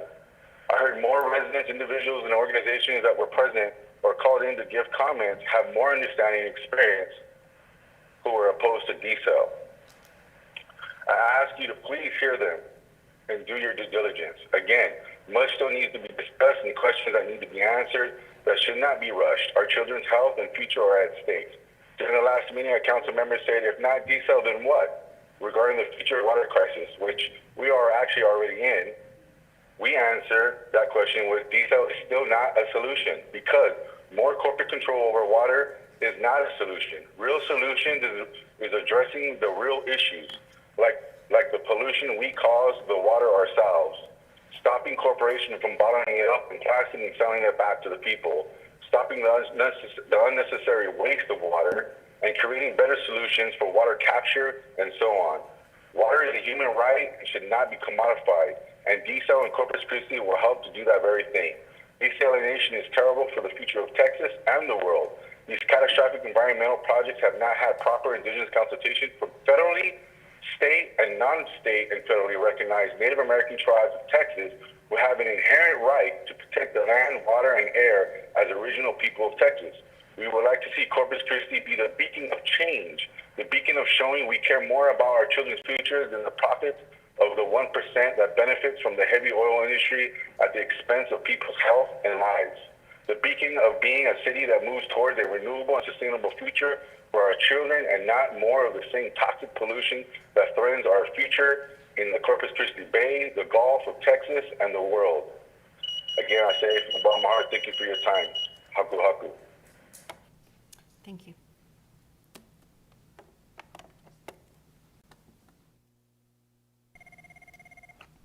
Hello? Okay. Ms. Cobb? Hello. Hi, can you please state your name and address and make your comment?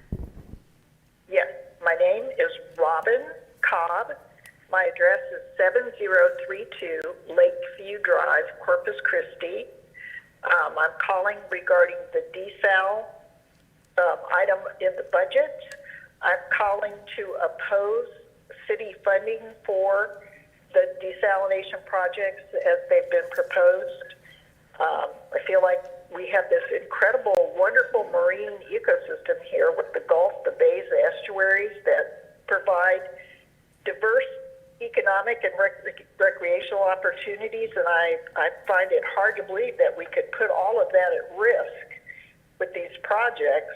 The brine discharges from desalination are a huge issue, and I haven't seen anything that indicates they would be dumped anywhere but right into the bays and the ship channel. This disposal is just so unsound in terms of protecting the bays, and because of the pollution with contaminants and concentrated salts. And although desal may have a role in the future, once there are scientifically sound and realistic proposals to get rid of the brine discharges, and I think that's most likely going to be a good distance offshore. Until that is in the picture, I don't think we should be proceeding.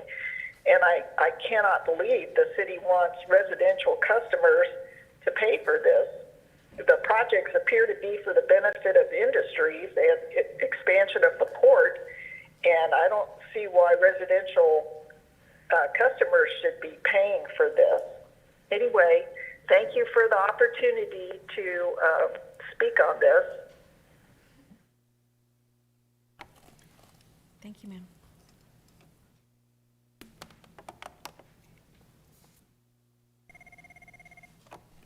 Hello? Mr. Everts? Yes. Okay, can you please state your name and address and make your comment? Thank you. My name is Connor Everts. I'm from Santa Monica in California. The reason I'm calling today is as a precautionary tale on ocean desalination and what you're looking at the Bay. I would like to compliment almost all the speakers who were given intelligent and reasoned comments to you as your counsel. They look to you to make history today, really, because you have two clear choices. One is to go with industry and the speculative promises of desalination. And another, you could look back to California. People think we look forward in California, but we've had the 30 desalination proposals, and only 2 have actually been built. And both of those have had serious problems and required subsidizing and 50-year take-or-pay deals. The long-term impacts and the cumulative impacts are real. You're dumping not brine, which is supersaturated, but a toxic soup back into your fragile bay. As I hear people talk about it, I look forward to visiting Corpus Christi someday and fishing. But if you go the wrong way, and you take the path of a desalination plant, along with others that are being proposed, in a time of great volatility, with climate change, we have huge fires here in California still burning. It'll be over 2 million acres and counting. I have 3 very good friends and colleagues, all have been evacuated. We know what's happened in the southeast of Louisiana. They're still losing power in New Orleans. The northeast was hit with what we are now calling unprecedented, which is becoming regular extremes of climate change. To add to this with the most energy-intensive source water rather than the alternatives which all provide benefits. We have increased population in Los Angeles with community-based organizations running energy efficiency programs as a delivery mechanism. You can do the same. You can do all the alternatives to reduce demand and increase efficiency rather than a desalination plant. By the way, for the one person who is in favor of it, he said that they are affordable and reliable. They are neither. Thank you very much for this opportunity. Thank you.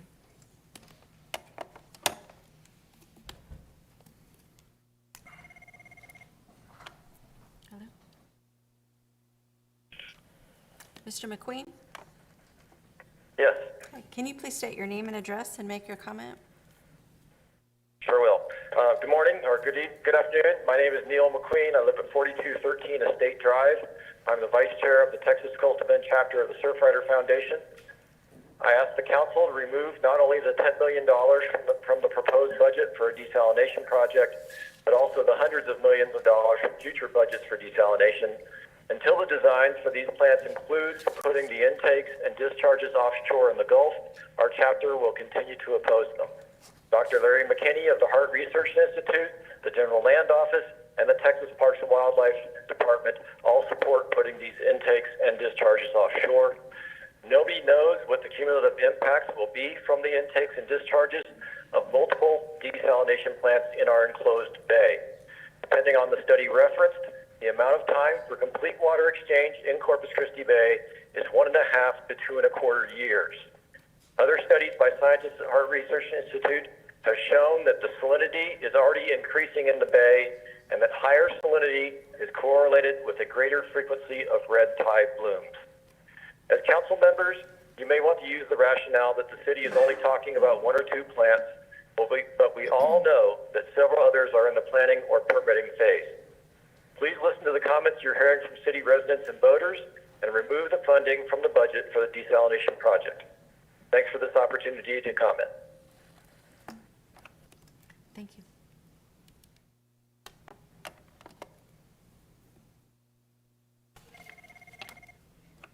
Hello?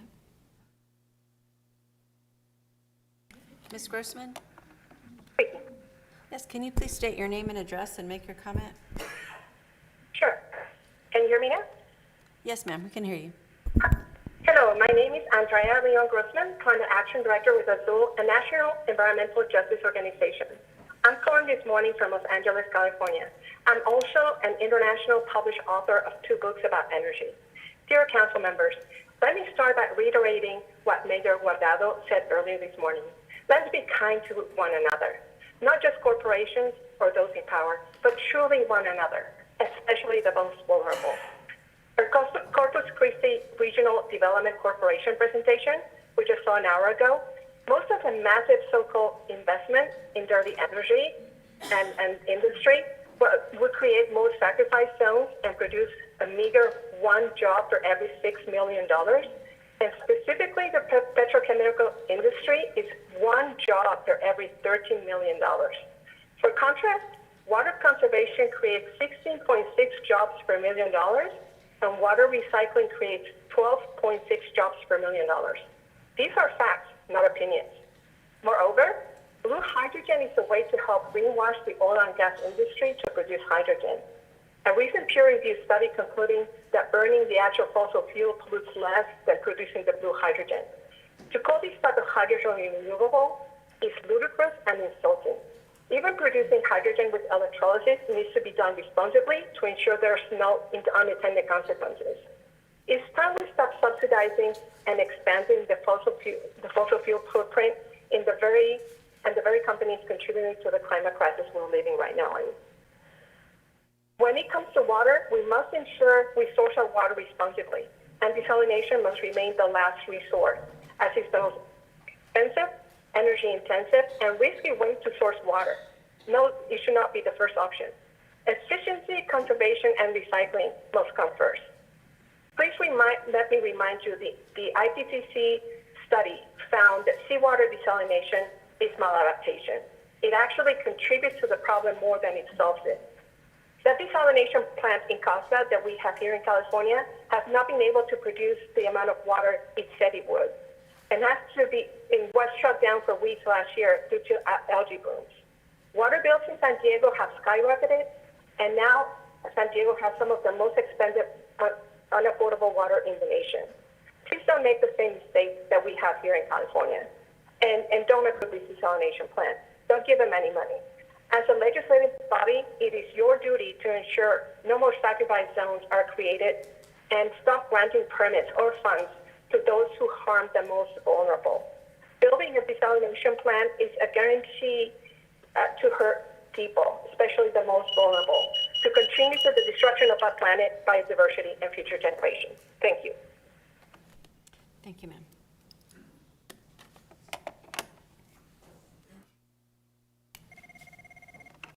Hello? Mr. Nye? Yes. Okay, can you please state your name and address and make your comment? Yes, I can. My name is Patrick Nye. I live at 1018 Bayshore, Ingleside on the Bay, Texas. I was born and raised in Corpus Christi. I'm a petroleum geologist, owner of an oil and gas company as well as a renewable energy company with offices located in Corpus Christi. This city is blessed with the most precious asset, its bay. As a lifetime, long-time resident and business owner in the city, I have always appreciated the beauty of the bay and proud to be a part of the sparkling city by the sea. Scientists have condemned desalination within our bay system. Having both a geology and zoology degrees, I completely agree with them. I attended the July 21st desalination workshop with most of you, and I was shocked and embarrassed by the data presented. I witnessed the information presented was not just misinformation, but downright untruths. Consider for a moment the Inner Harbor, the critical salinity model. The presenter described a 20 million gallons a day desal discharge salinity would reach out just 400 feet from a diffuser where it would be completely dispersed. Calculations show that the radial volume would fill entirely with brine in 7.8 days. So the desal presenters want the public to believe that the enormous brine discharge will stay in one place, never to go outside the 400-foot radius? We're talking about toxic brine water that is harmful to aquatic life. The Texas State Aquarium located at the mouth of the ship channel would be the first brine water casualty. The wisest decision this council can make is to diversify the city's water resources from surface water to groundwater. As a geologist, this is the best long-range option.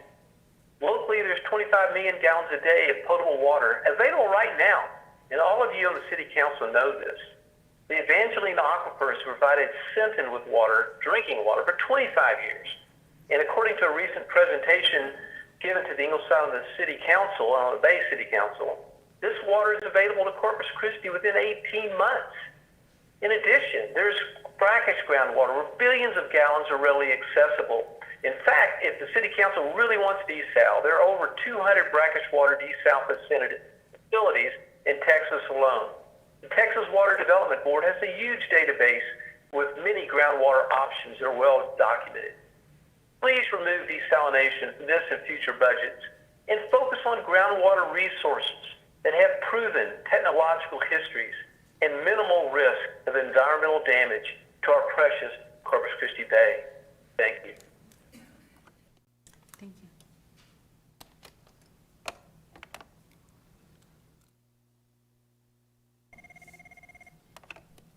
Hello? Okay, thanks. Mr. McGee? Yes. Yeah, can you please state your name and address and make your comment? All right. My name's Dewey McGee, and I live at 4252 Kestrel Lane in Portland. Go ahead, sir. Okay. To the mayor and city council, I am commenting on item 21-1181. As a resident of the Coastal Bend, I'm very concerned about your plans for desalination. The scientists say this is ill-advised in a closed bay system. It will damage the ecosystems that provide jobs and recreation to many people in the Coastal Bend. This water is needed for industry, not for residential use, but we will all end up paying for it. Please remove this from your budget. The beauty of this area has always been about the fishing, birding, and boating on the bays and beaches. People flock here to vacation. Please don't sacrifice our treasures to appease multi-billion-dollar industries that make fantastic promises they never keep while altering this area forever. Thank you for your time. Thank you, sir.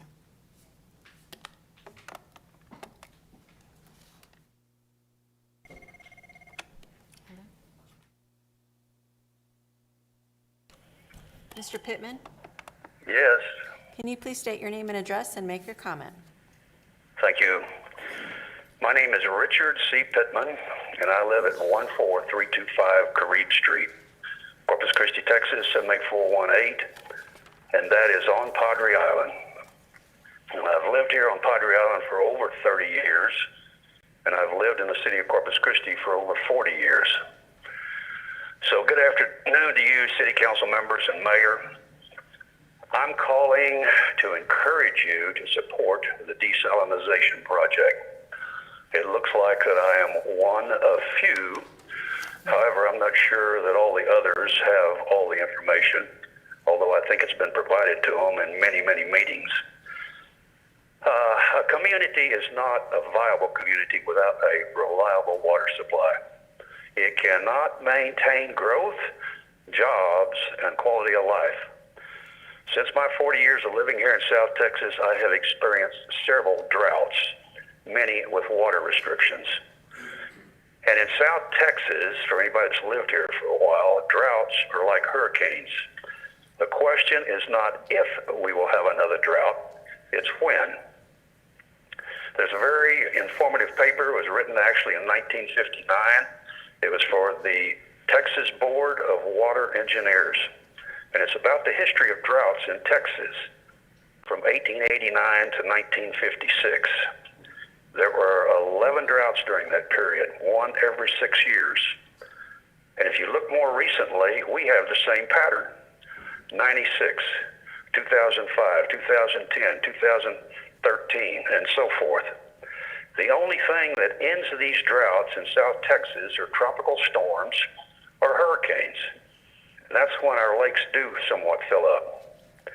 We have to have a reliable water supply. The Mary Roads pipeline greatly helped with our water supply reliability.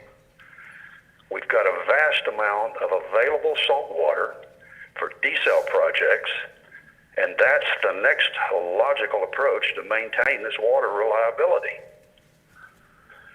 There are over 52 desal plants in Texas alone, 167 in Florida, 1,400, over 1,400 in the U.S. And I'm sure that not all of them have worked perfectly, but this is a proven technology. And no one that lives here wants to pollute our waters, which the TCEQ and the EPA are not going to allow. I swim in these waters every day, and I certainly don't want them polluted. And Corpus Christi, the city... Mr. Pittman? For the record, we did let someone that was speaking against desal go over. So I just want to make sure that's clear. We're not picking and choosing. I don't like to interrupt people, which is why I ask you to respect the 3-minute time frame. But we did, and I allowed it. So I allowed him to finish. Go ahead.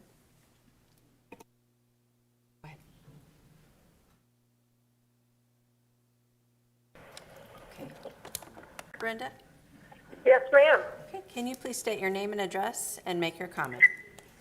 Yes, my name is Brenda Weathered. My address is 905 Barracuda Place, Corpus 78411. And my comment is I am opposed to the desal plant, and I don't even want that to enter into the city's budget. And that's it. No desal. I don't want to spend money on that. Thank you, ma'am. Thank you for your comment.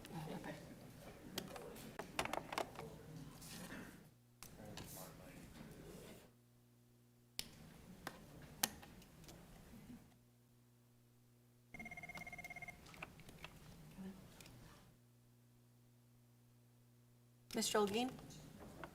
Yes. Can you please state your name and address and make your comment?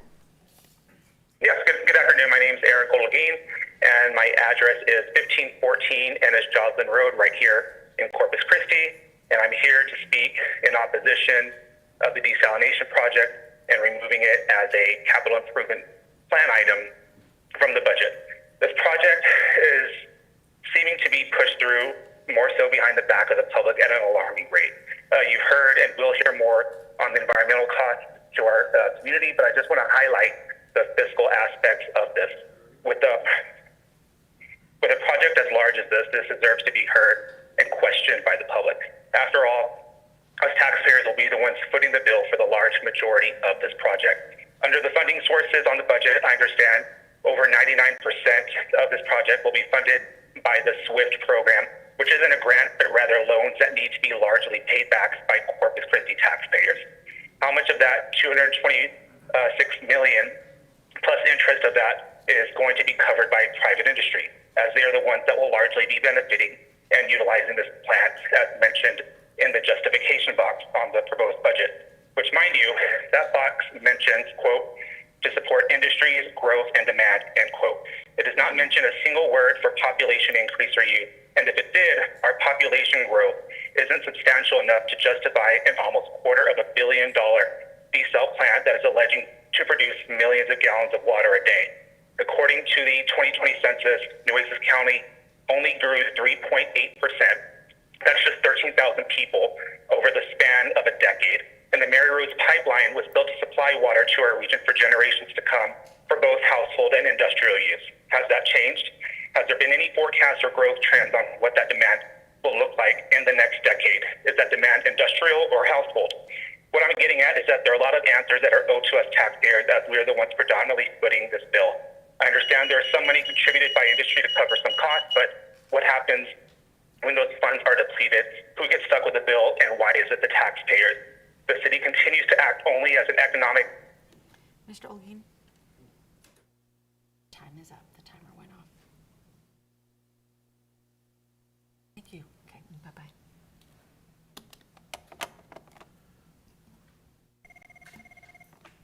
Hello? Mr. Gonzalez? Yes, hello? Hello? Yes. Can you please state your name and address and make your comment? Yeah, hi, my name is Jose Gonzalez. I live in District 2. My address is 4334 Devon Drive. And I just wanted to say that I am in opposition for desalination. I also wanted any funding for it removed from this year's budget and for any future budget without any... With the current research that has been done by the city, I just don't see the reason why we should be moving forward with the current city's strategy in terms of funding desalination. Right now, it seems as if this has been a very rushed thing to do in order to prioritize the ideas and best interests of industry profit rather than actually listening to the people. I believe it was last week's meeting where we had over 20 people speak out in opposition to desalination, and I hope that there is more today. And that is my comment. Thank you, Mr. Gonzalez.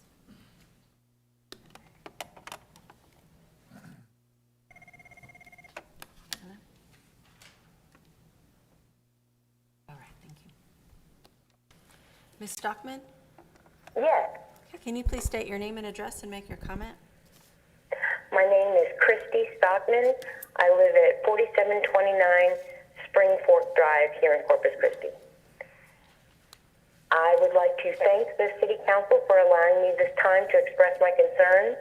However, I would also like to point out that the time of day on a weekday makes it impossible for many citizens who work regular business hours to be able to speak to their local government about important issues like desalination. It's vital that the council provide additional time in the evenings or on weekends so that everyone can have a chance to be heard. The reason I'm calling today is that I too would like to add my voice in opposition to desalination.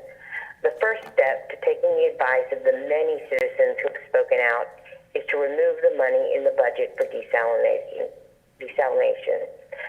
What has been planned is the most expensive way for us to get more water.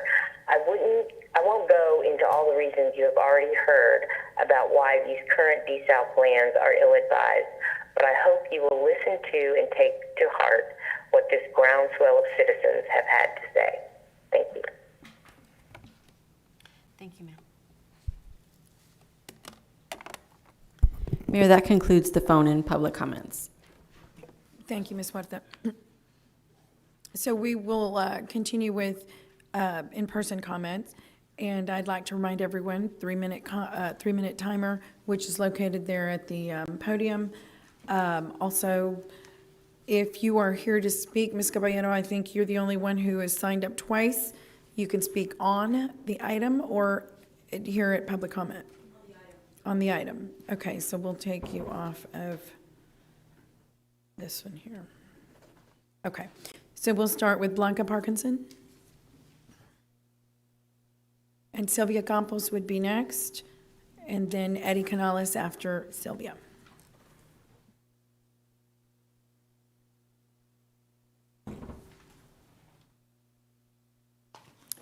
Blanca Parkinson, 10801 Silverton Drive, Corpus Christi, Texas.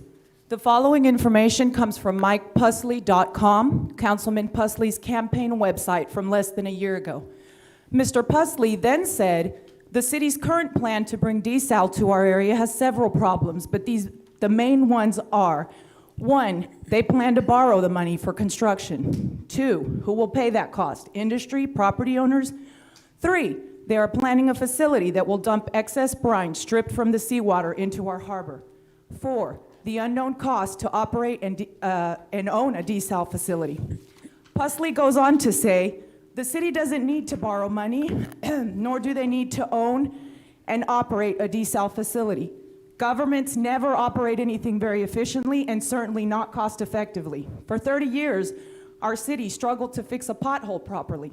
How do we expect they can operate a complex desal facility? As to the brine disposal, there are far too many environmental issues associated with disposal in the inner harbor or coastal bays. As far as alternative water supplies, Mr. Pusley said, when the Mary Roads pipeline was completed, the city abandoned its wells.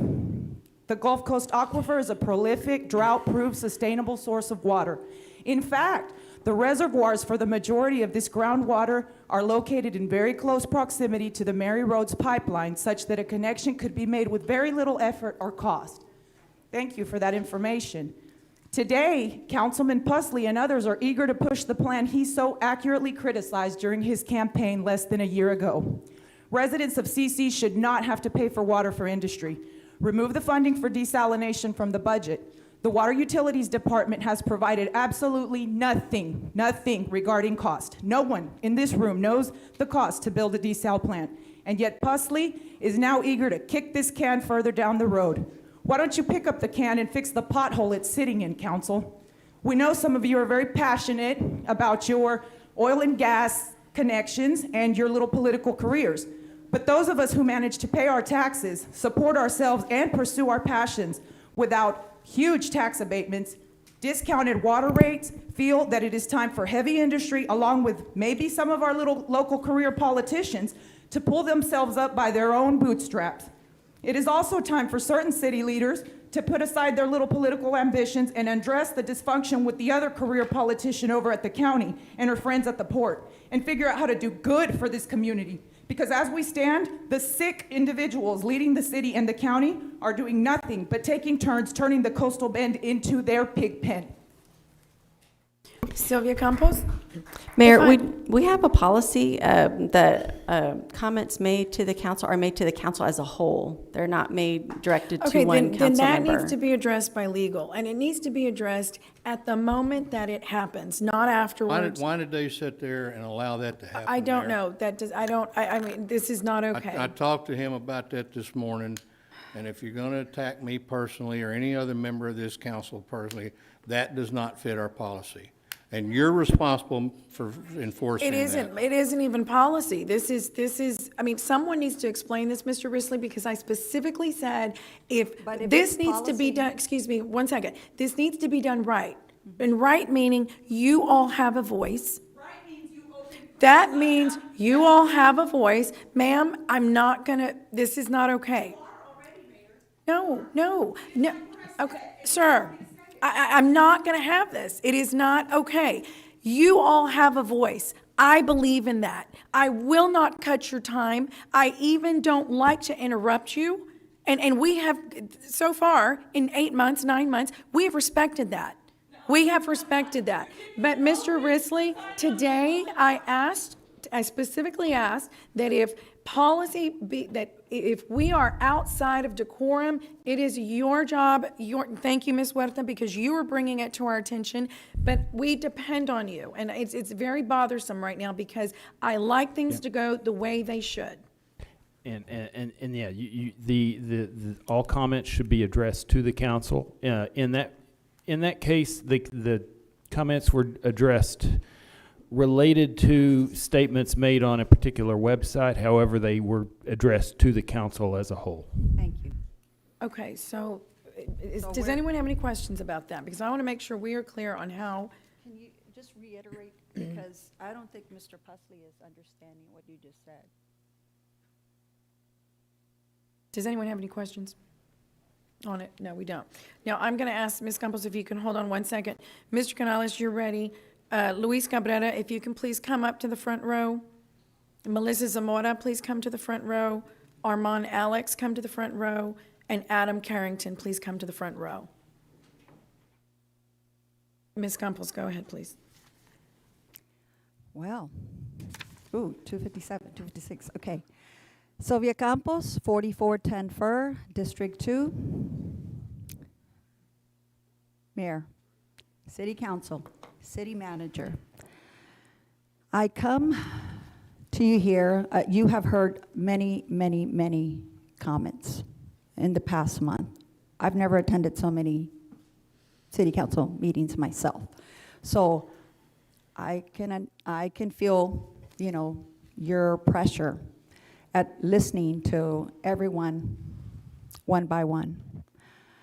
But as the only woman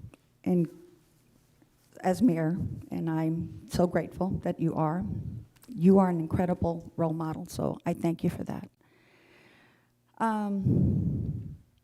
So my comments have to do with the 500,000 water customers that did not have a say, are not having a say on the process, the democratic process. Yes, I congratulate the city manager for being a financial wizard. I think we're benefiting quite a bit. We're getting a lot done. But there seems to be a miscommunication or a lack of understanding or a lack of cooperation, however you want to say it. But the people are not being heard. Week after week after week, we come and we say and we give facts and we are passionate. I am Miss Lady Liberty today. I don't bring her out every day. So this is a special outfit, and I take it to heart because when you think about what she represents, I think about us in the room. I think about, for the love of God, for the love of the people, listen to what we're saying and just think back, reflect. And again, some of you did run on no desalinization, and that's why I think some people don't have a lot of respect for politicians, because they don't stand by their word. So just wanted to just be grateful for this platform, but I think we can do better, and we deserve better. Thank you, City Council. Thank you, Mayor. Thank you, Ms. Campos. Excuse me, Mr. Canales.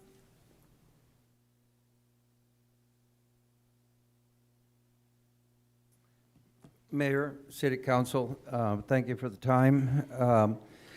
What hasn't been said about this project, in this regards in terms of the overwhelming opposition to this project? And I say it's a proposed project because, and I want to reiterate, that we're not going to stop. We're not going to stop opposing this project. We're here to oppose this project. It is wrong for the city. It is wrong for the environment. And it's totally wrong for this community.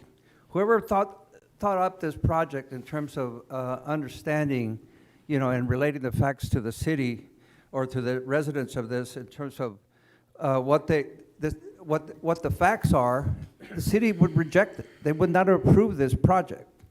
The city residents would reject it. And if the project is not for creating a water source for industry, and instead of for the citizens, the residents would reject it. If the residents would know that this project will destroy and wreck the bay, and here's an example in terms of what we're talking about. You look at this agenda right here, and it says there's going to be a report, seawater desalination. It's not seawater. It's bay water. It's a close bay. And by saying seawater, you're misleading the community. So if you wreck this bay with all this voodoo signs that is being projected by the city staff and this community, the people will reject it. If the city residents know what their tax burden will be, what their increased tax burden will be, and their increase in taxpayer and increase in utility rates, we will reject it. So if the city knows that you're not looking at total in terms of climate change and greenhouse gases and not taking a moment to understand what's going on, this is a moment to do it. The city residents would reject it. The transparency issue under COVID has limited the process of people really listening, really understanding the whole process here. So we reject this, and we will continue to reject this. Look at the public record in terms of the opposition that has existed. Time and time again, you see the numbers are overwhelming in terms of the opposition to this project. Again, this is why we're here. We request that the city pause and remove desalination from the budget. Heed our voices. We will not stop opposing. Mayor and City Council, we deserve better. Thank you. Thank you, Mr. Canales. Luis Cabrera?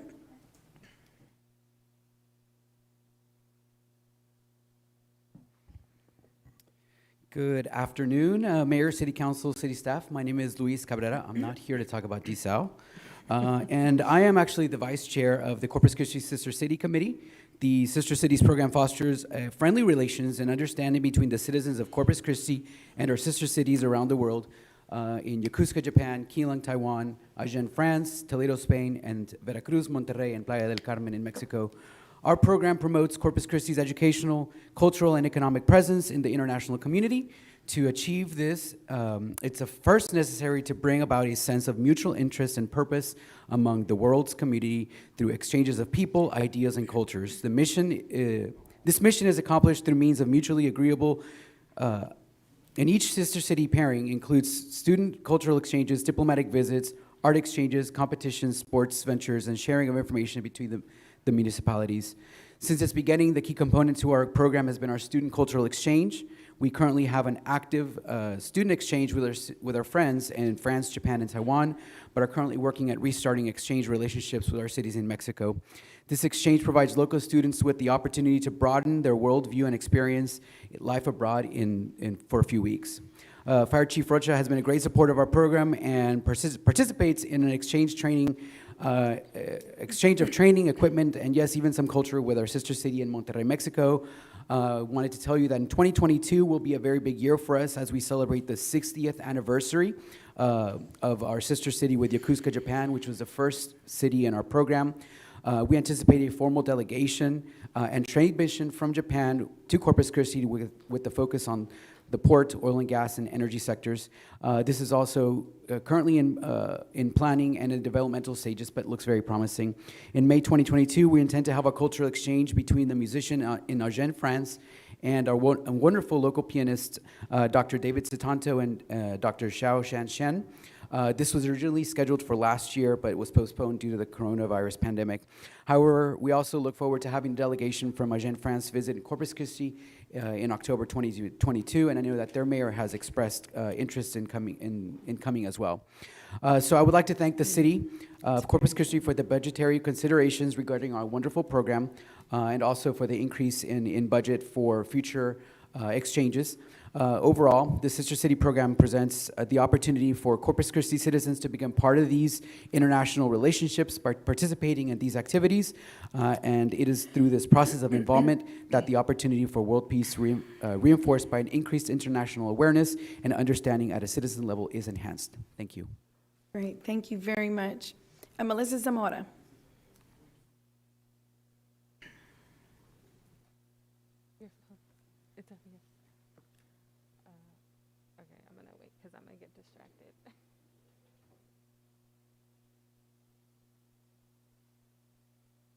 Okay. My name is Melissa Zamora. I live at 3917 Bronner Parkway in Corpus Christi, Texas, District 2. I'm up here again, continuing where I started after the last few council meetings to please ask you from the bottom of my heart to yours, oppose any future funding for desalination in Corpus Christi and surrounding areas from the budget. Our voices are rising collectively against desal because we know what is best for our home and our community. Standing before you and continuing to voice our concerns is our due diligence for our children's future, for your futures, and for your children's future. All of our children will look back on the decisions we make, the decisions that you are making. So please do not take this lightly, because our kids will be left with the consequences of your actions. So do the right thing and invest in alternatives to desal. I keep hearing about the issue with relying on rainwater, that this is such an issue, but this is all we have ever relied on as human beings on this planet.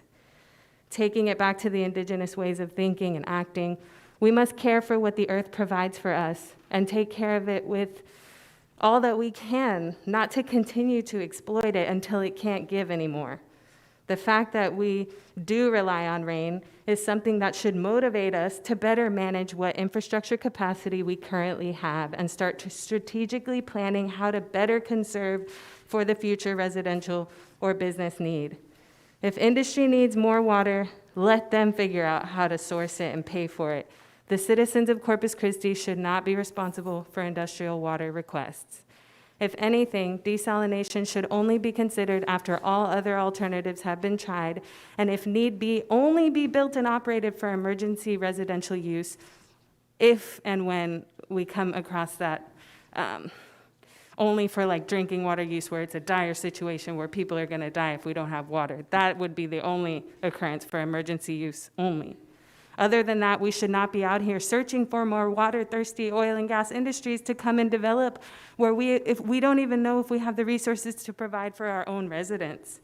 To be frank, without the environmental impact study, electrical study, and toxic sludge plans, we should not be having to move forward until we know all of the implications, future financial needs for these multiple desal plants. Lastly, the public would like to see the 240 references that the city water utilities employee had mentioned in their last presentation over here. We'd like to review those in order to figure out what their justifications are. Thank you. Thank you, Ms. Zamora. Armand Alex? Mayor, for some reason our camera's focused on Chief Rocha. Oh. I'm not really sure. I mean, not that I don't dislike Chief Rocha, just I don't know if that's right. correct. Yes. Okay, we'll give him a call. Thank you. I didn't mind it. Go. I think he has a great face. Howdy. Good afternoon. Good afternoon. Good afternoon. Mayor, Councilman Rowland, Councilman Michaels disappeared, Mike, Billy, and Ben, and Jill. Hello. Good afternoon. It's a pleasure to be in front of you. My name is Armand Alex. I am from District 3, 78417, 1610 La Jolla Street. And I'm here as a young person to voice my opinion in opposition to the city, including budgeting for a desalination plant. This blue shirt is from the university. It's not the desal plant, but go Durs. And I say that because I was born and raised here in the city of Corpus Christi. I'm a proud graduate of Moody High School and an undergraduate student at Texas A&M University of Corpus Christi.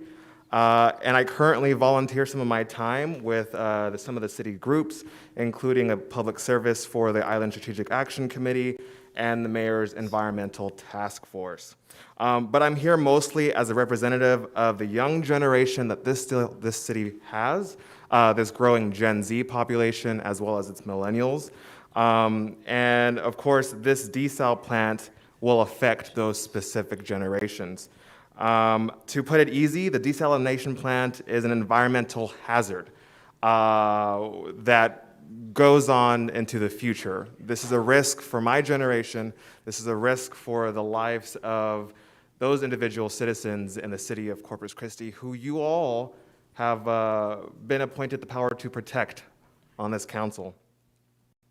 Not one from, when was the last time that you, as a specific member of the council, put your eyes on an environmental study for this desalination plant? A real one, and not just one that was provided from the heavy industry, the people that were biased for it already. What about the science? There's been a war on science this previous year, and you know, science is what leads progress. And I believe that as a council, when we want to look at the city's progress, you have to be looking at the science. So when was the last time that you were able to put your eyes on an environmental study? And like I said, I mean a real one. We've got an award-winning research institute in our backyard. Texas A&M University Corpus Christi has Heart Research Institute. That literally focuses on the health of the Gulf of Mexico as well as our bay. And the Heart Research Institute has indicated that any significant increase in salinity in our bay will literally have drastic consequences. I mean, we all remember Florida's red tide. It affected their economy. It affected their environment. That is something that we have to keep in mind. Thank you so much for the time. Thank you very much, Mr. Alex. Excuse me, Adam Carrington. Now, if the next few people would please come up front, I would appreciate it. Ryan Hainish, John LaRue, Encarnacion Serna. Mr. Carrington, go right ahead. Thank you very much, Mayor and Council. My name is Adam Carrington. I live at 2949 Riverbend Court in Corpus Christi, Texas, and I am still the very proud pastor of Brooks AME Worship Center in the Hillcrest community. I'm not an expert on water, by no means, but I do know we need good drinking water, not just for today or next year or the next 20 years, but we need water forever. I've heard that our water supply is low and may not last forever. And I thank you for being proactive and looking for an additional water source that will supply good drinking water for many, many years to come. However, I am too against desalination plant. There are just too many unknowns. Do we actually know how expensive it is to build and maintain it? Do we actually know how much energy is required to operate it? And where is that energy source coming from? And who is supposed to pay for this thing? Do we actually know how much brine will be produced and its impact on the ocean life and our marine ecosystems? Does desalination produce more toxic waste than clean water? Will it actually pollute our ocean with toxic chemicals used as anti-sealants and anti-foulants, including copper and chlorine? Are there any human health concerns? What about the desalination plant that is almost already built in the Inner Harbor right now, owned by a private company? What's up with that? Has anyone done any research on having two desalination plants in the same area and its total impact on our quality of life? Because there are too many unknowns, I'm asking that you hold off and remove all funding from desalination from our budget and do more intensive research and find some other water supply other than this extremely expensive toxic desalination plant that will poison my catfish, by drum, by flounder, and will poison any other marine life and potentially our human lives.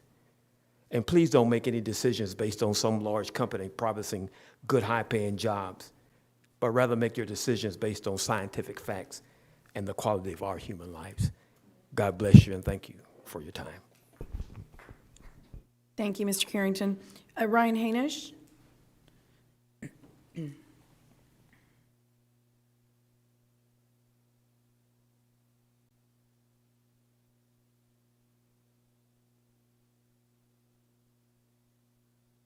Ryan Hanish, 334 Southern Street. My heart's racing as though I were going to get in the ring with that young boxer we were celebrating a couple hours ago. The opinions to be expressed are my own and are born from the proposed desalination plant.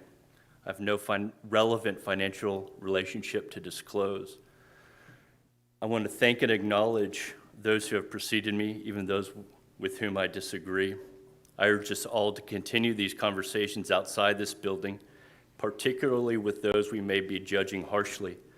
We are a far cry from participatory budgeting, and engagement like this, if enhanced and sustained, may empower future Corpus Christians to correct the current power imbalance. A word to the mayor and the council, paraphrasing an old saying, policy that affects us all should have the consent of all. On that note, I do not consent to the proposed desalination plant, among other items in the budget. I want to conclude with the message to the unborn of this geography. You are an afterthought, if thought of at all. We, your forebears, struggle to imagine beyond 5-year plans, and too often are led to believe history began yesterday. While lightning bugs beacon at dusk and winds gain force in the tropics, many worry over their next meal, while a select few plot their next million. Faceless corporations orchestrate to their ends, and for-profit public servants speak from both sides of their mouths, leaving an increasingly polarized and distrustful multitude scrambling beneath fossil fuel-funded surveillance cameras. Erosion of coastlines dovetails with erosion of liberties. Degradation of ecosystems parallels decay of community. Salt and water and life. When you review the written record of our time, what will you think? Be sure to vet the author for conflicts of interest. If you can find a descendant of the original peoples of this bend along the Gulf, ask them about harmony and listen. They may be gone. We all may be gone. Thank you, Mr. Hainish. John LaRue? Good afternoon, John LaRue, President of the United Corpus Christi Chamber. I come here today to speak in support of your desal efforts, and I'm not here just with myself, but we have over 1,300 members. Our board last year, it was almost a year ago, voted and sent a resolution to City Council in support of your efforts for desal and also in the to support the effort for the SWIFT funds and the Texas Water Development Board. Nothing has changed in the last year that would make us change our strong resolve to support you in this effort. I might add one other thing. I've been around long enough that I was involved in the Mary Roads pipeline. The port and the city, along with business, came together to build that pipeline at a time, as I think it was Richard Pittman mentioned, that we were in a terrible drought for several years.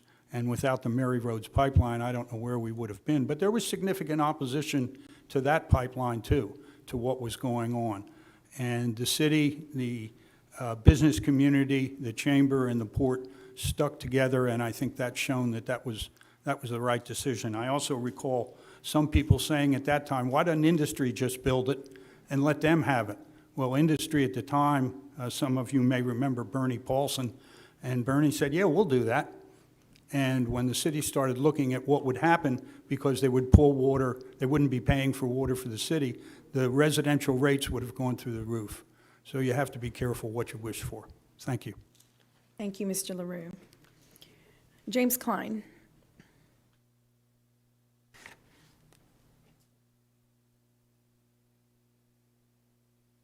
Mayor, we have Serna, Encarnacion Serna.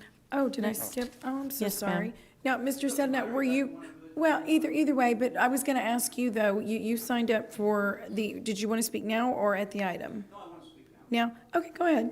I mean, you're one behind the other. I'm sorry about that. My name is Encarnacion Serna. I'm a registered PE, chemical engineer, licensed to practice my profession in the state of Texas. I'm also Blanca Parkinson's father, and I take responsibility for everything she did, everything she said, whatever the responsibility, the liability. It is just that I was trained in my family, and I trained them, and I brought them that way. When you have to tell something to somebody, you stand in front of that person, you look him in the eye, you tell him what you need to tell him, and then you wait for him to, or her to tell you whatever. But I'm not here to discuss the ordinance that prevents that or whatever. I will abide by what you all have, and so to protect the guilty, I'm not going to say names. Over the weekend, there was a lot of emails and all that. A declaration was made by a public relations employee, no name again, that the sludge was going to be 4,000 pounds of a solid. I went to the application again, the application prepared by the engineering company that another city council member fired or told him not to be here.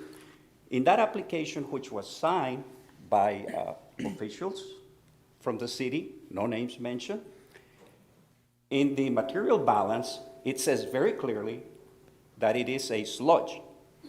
And it's not 4,000 pounds. It is orders of magnitude bigger.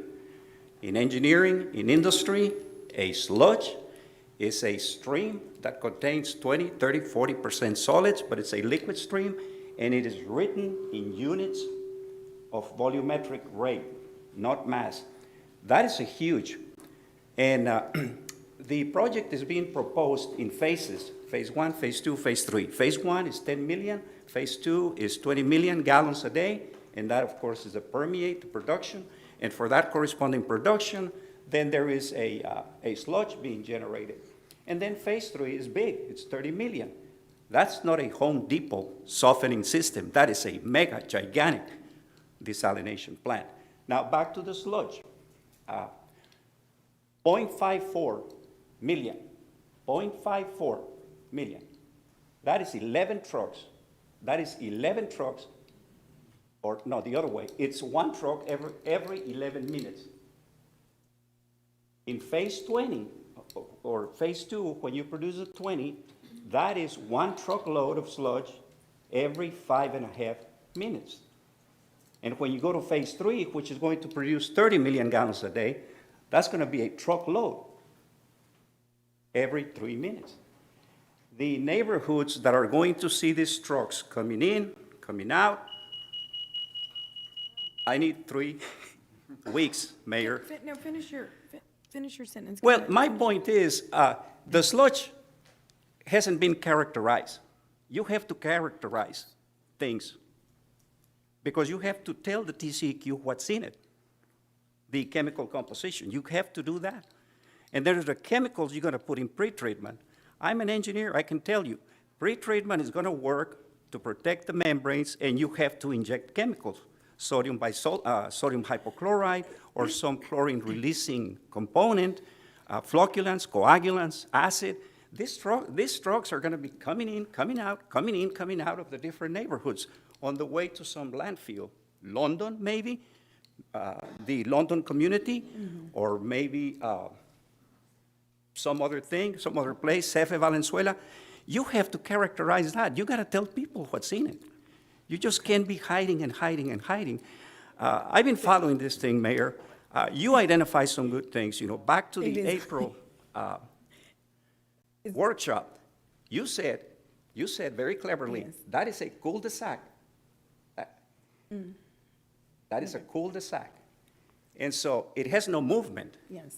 Now, I'm switching back to the discharge. And now I'm going to cut you off. Cut me off. Now I'm going to cut you off. You're kind of taking too much. I need 3 weeks.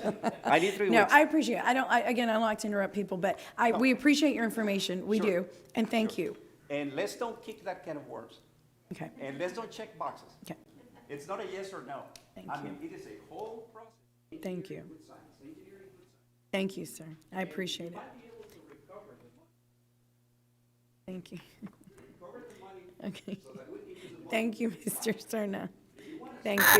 Okay, Mr. Klein. Mr. Klein.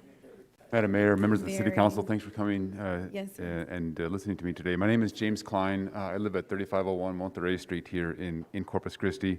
And I rise again to ask you to remove from this year's budget, the upcoming year's budget, all funding for the desal plant. And again, reiterate, as others have said today, no one knows the impact of multiple desal plants in the Inner Harbor and Corpus Christi Bay, because no one's conducted such a study. And as was mentioned, I believe at last week's meeting, Freese and Nichols told a group of environmentalists in summer, July of 2020, that no one has conducted such a study, and that someone really should. To this date now, as of now, September 2021, no one has conducted such a study. So we don't know what the impact of multiple desal plants will be. We know there will be multiple desal plants if the city permits and goes forward with one project, because CC Polymers has already got their plant permitted. So we're talking about at least two. The city wants to perhaps build two of these as well. The Port of Corpus Christi wants to build or permit two of these as well. We're talking potentially 5. I believe the city of Ingleside now has abandoned their project as unrealistic. I would urge you to do the same thing. And I will leave for Mr. Serna his expertise on the sludge issue. I think it's a very interesting issue that I had not thought of before, but I would ask that you could take that into consideration as well. And then again, the cost as well. I mean,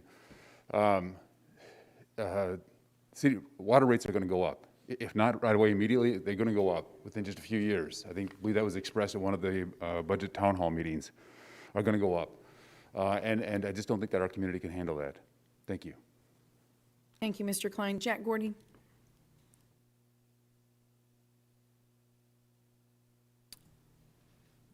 This is Jack Gordon. I live at 4118 Bray Drive.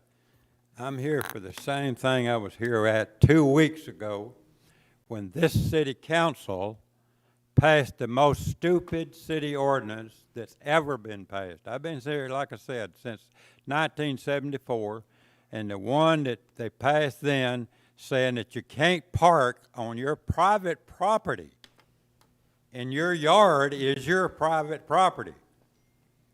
And the ordinance says if they park in their yard, it's a $500 fine. I've talked to 3 of them on my street, and if they get a citation, they're parked on the grass. If they get a citation, they're going to federal court, and the city's going to end up paying the court cost, because you're showing disrespect for the people when you tell them they can't park on their private property. Now, if it was between the sidewalk and the street, on the grass between the sidewalk and the street, that's city property. But when they're parked in their yard, that is not city property. So how in the world could this city council, all of you, pass a city ordinance showing disrespect? And that's exactly what you did when you passed that city ordinance. You showed disrespect to the citizens of Corpus Christi that owns property, and they're parking on their private property. You need to reconsider that city ordinance and change it and show that you do respect the citizens of Corpus Christi. Prove it to them. Don't show it to them that you disrespect them. That's what you did when you passed it. Thank you, Mr. Gordy. Mayor, Yes, sir. can I make a statement? Based on the rules of decorum, we're allowed to correct false statements. Is that correct? Because I voted against that ordinance. You are allowed to make statements of fact, which would include correcting a false statement. Thank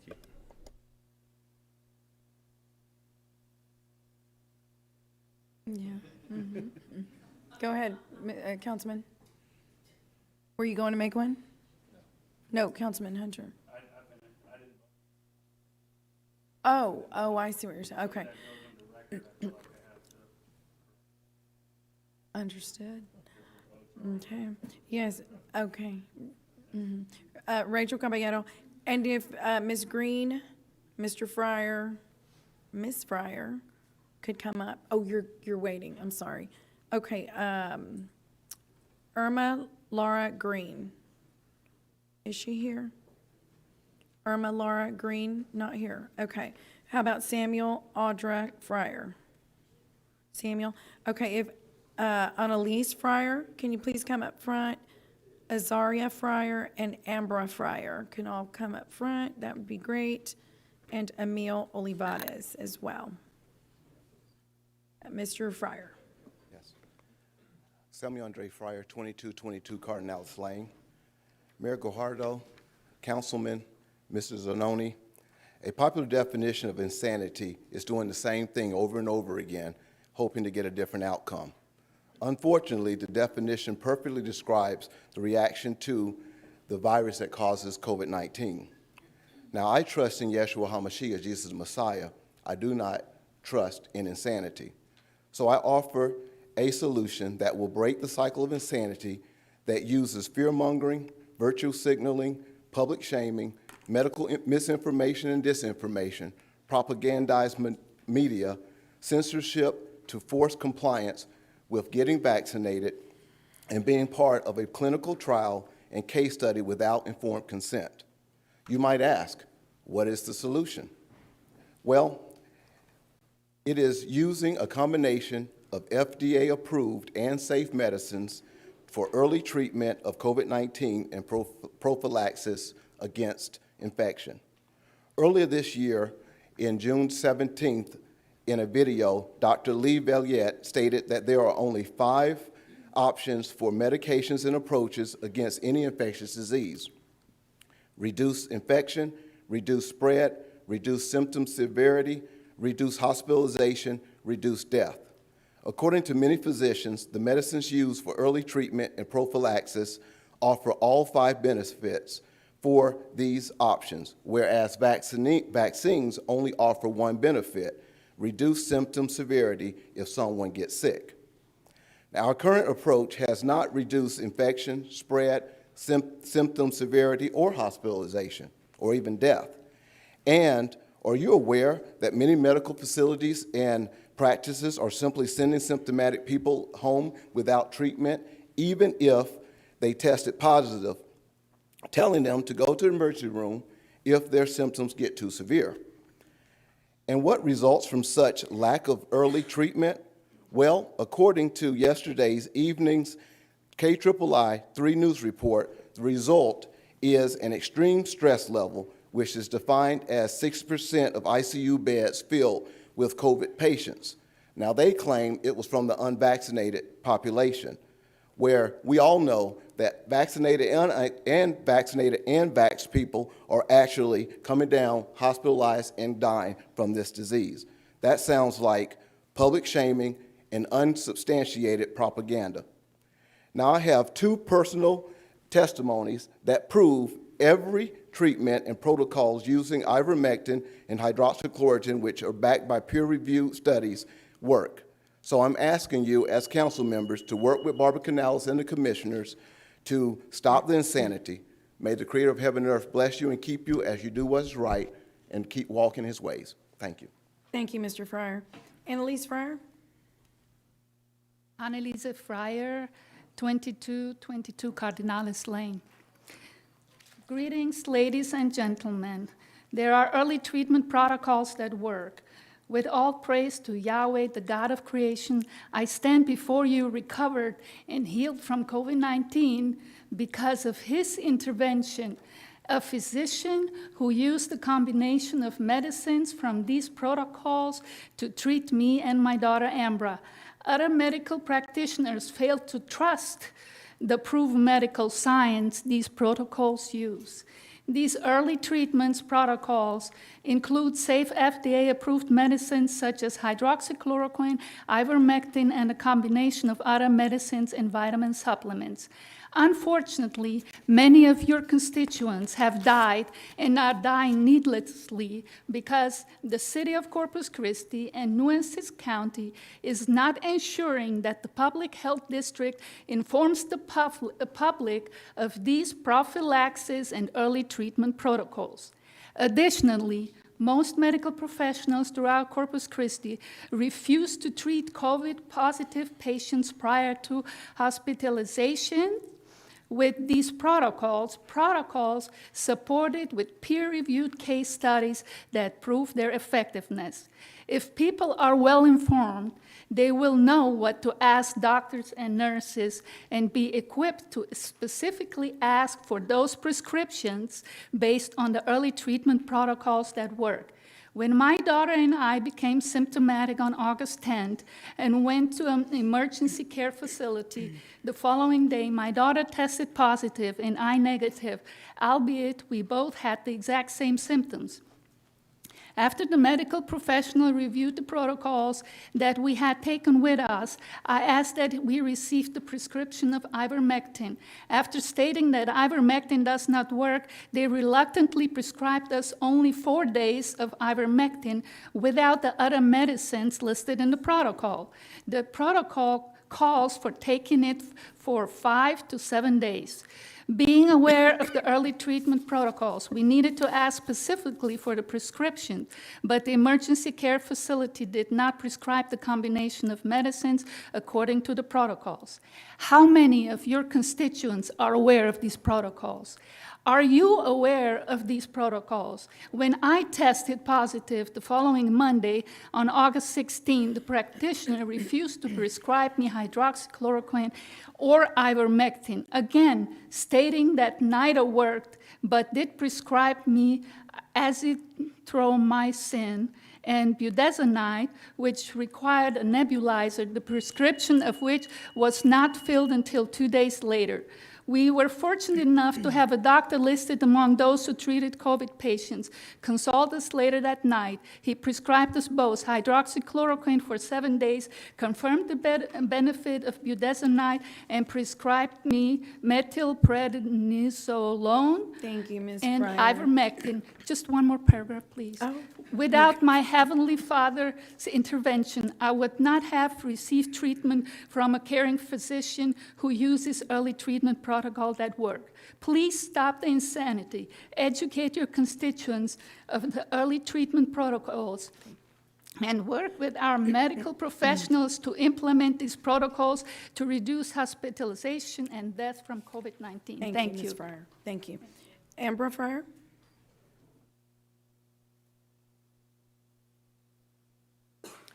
Mayor Guajardo, Councilman Mr. Zanoni, and everyone else standing in front of me, there are COVID-19 treatment protocols at work. I thank God for obtaining the care of a doctor who uses these protocols. I'm extremely grateful to have benefited from such early outpatient care with full and speedy recovery.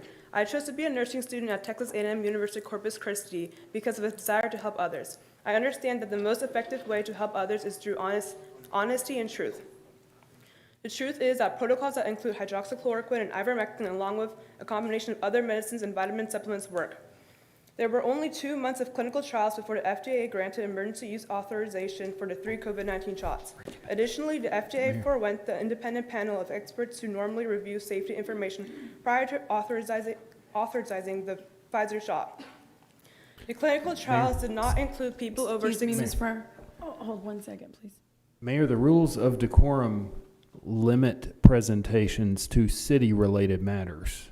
I don't see how the matters that are being presented about the COVID protocols are city-related at this time.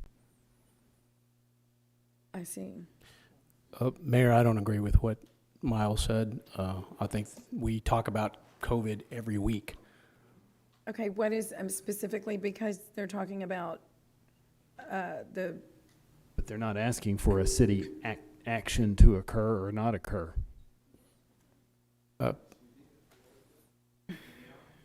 Mayor, it sounds like they're asking for us to visit with the health director. You mentioned working with the county, sir. Is that... It's up to you, Mayor. I just brought it up because right, you requested. okay. That's fine.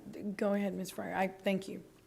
Additionally, the FDA forewent the independent panel of experts who normally review safety information prior to authorizing the Pfizer shot. The clinical trials did not include people over 65, youth under 16, those with or who had recovered from COVID-19, or pregnant women in their safety data. By the way, Didn't do most of your constituents realize that prior to the recent FDA approval of the Pfizer shot, that all 3 COVID-19 fact sheets of the Pfizer, Moderna, and Johnson & Johnson shots clearly stated it is an unapproved vaccine that may prevent COVID-19. There is no FDA-approved vaccine to prevent COVID-19, and that it may prevent a person from getting COVID-19, with a disclaimer that it may not protect everyone. Now, we are witnessing the Delta variant, which is miraculously infecting many during the summer months when viral infections such as influenza are much lower because of increased outdoor activity, contributing to higher levels of vitamin D. It is also spreading among our youth and children, and yes, this includes the people who are vaccinated and unvaccinated, both of whom are experiencing severe COVID-19 symptoms, being hospitalized, and for whom loved ones are giving their deaths. So I ask you, why then do we continue the same manipulative fear-mongering approach to getting people vaccinated without informed consent? Help me help others by informing those whom you have elected to serve. Thank you. Thank you, Ms. Breyer.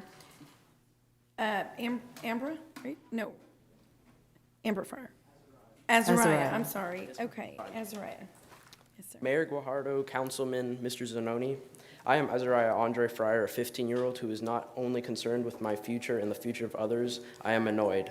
I am annoyed because one of my best friends, who is also 15 years old, was vaccinated and is still out of school because of COVID-19. I am annoyed because both his parents are vaccinated and both of them have COVID-19. I am annoyed after watching my family struggle yet strive to obtain the prescriptions required for early treatment. I am annoyed because my brother-in-law and an Army captain is being forced to take a shot when he already had and recovered from COVID-19. I am annoyed because our news is full of lies and the mainstream media pushes vaccinations that do little to nothing to stop the spread of infection. I am annoyed that just today a family friend of mine with COVID-19 was denied proper treatment. I am annoyed with the censorship of many American voices on social media. I am annoyed because it is difficult to know who to believe when corruption and the love of money and power is so evident. I am annoyed because I cannot be sure that my generation will live in the land of the free that is promised and described so beautifully in our national anthem and Constitution. Many doctors, Dr. Vladimir Zelenko, Dr. Simone Gold, Dr. Peter McCullough, Dr. Richard Bartlett, and many others nationally and worldwide have proof that early treatment is more effective than vaccination. Why are we so afraid to try something that has proven to work against this virus? If it were your family members or close friends, wouldn't you want the best treatment plans available? Wouldn't you want them to know as much as possible regarding their health and well-being? My family trusts in Yeshua HaMashiach, whom many call Jesus Christ. I ask in his name that you all do what is right and truthful. I thank you all for your current and past service. I thank you all for the continued allowance of the people of Corpus Christi's voices to be heard. And I trust you all will make righteous decisions regarding the various issues brought before you today. Thank you.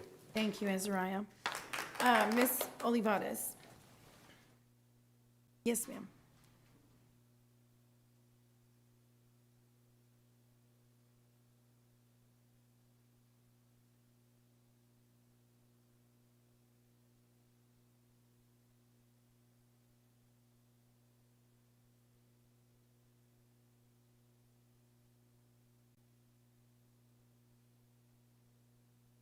Mayor, I'm sorry, I didn't understand. I didn't hear my name. Oh, you're fine. You're okay.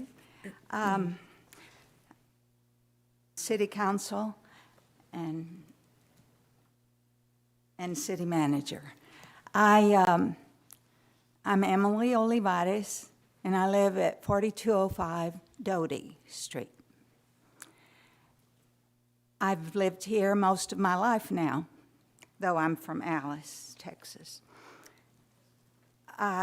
Everything I meant to say has probably been said already, and very well. I'm opposed to making a desal plant here in the city, and I do think that from what I've read, it's harmful to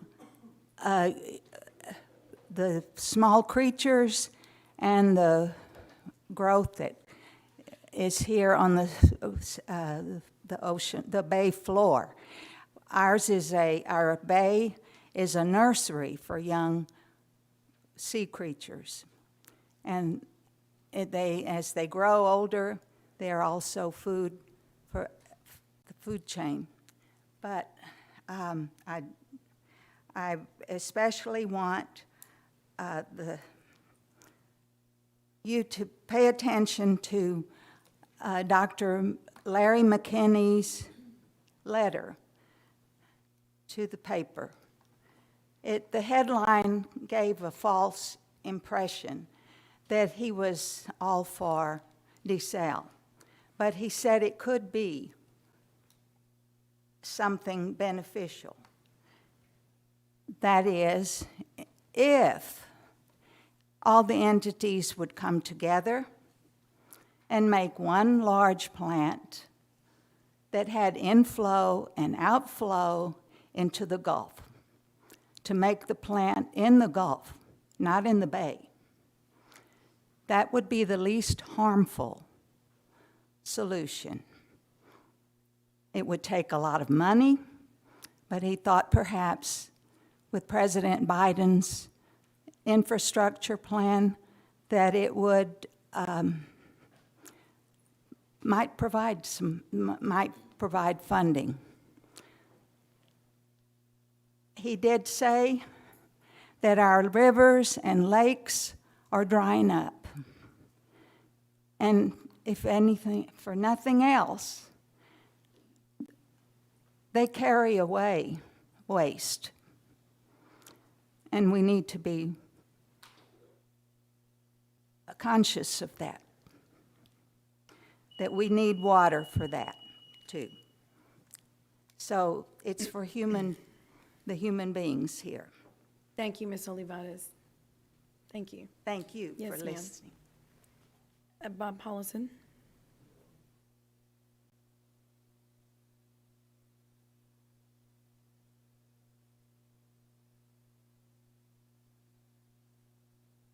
Good afternoon, Mayor, City Council, City Manager Zanoni. My name is Bob Paulison. I reside at 15821 Almeria Avenue, Corpus Christi, Texas, 78418. I am also the Executive Director of Port Industries of Corpus Christi. I want to make that clear. However, my comments today are my own personally. I am not representing Port Industries of Corpus Christi or any member company at this time. I've been following the public comment over the last many weeks and decided that it's the day for me to speak. I'm going to really focus on three things. The genesis of the discussion on water and the initial desire for desal, the alternatives that were considered in the site. Because I've heard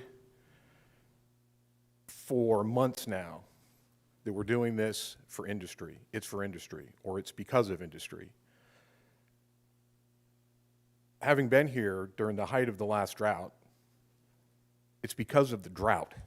It is because of drought that we're doing this.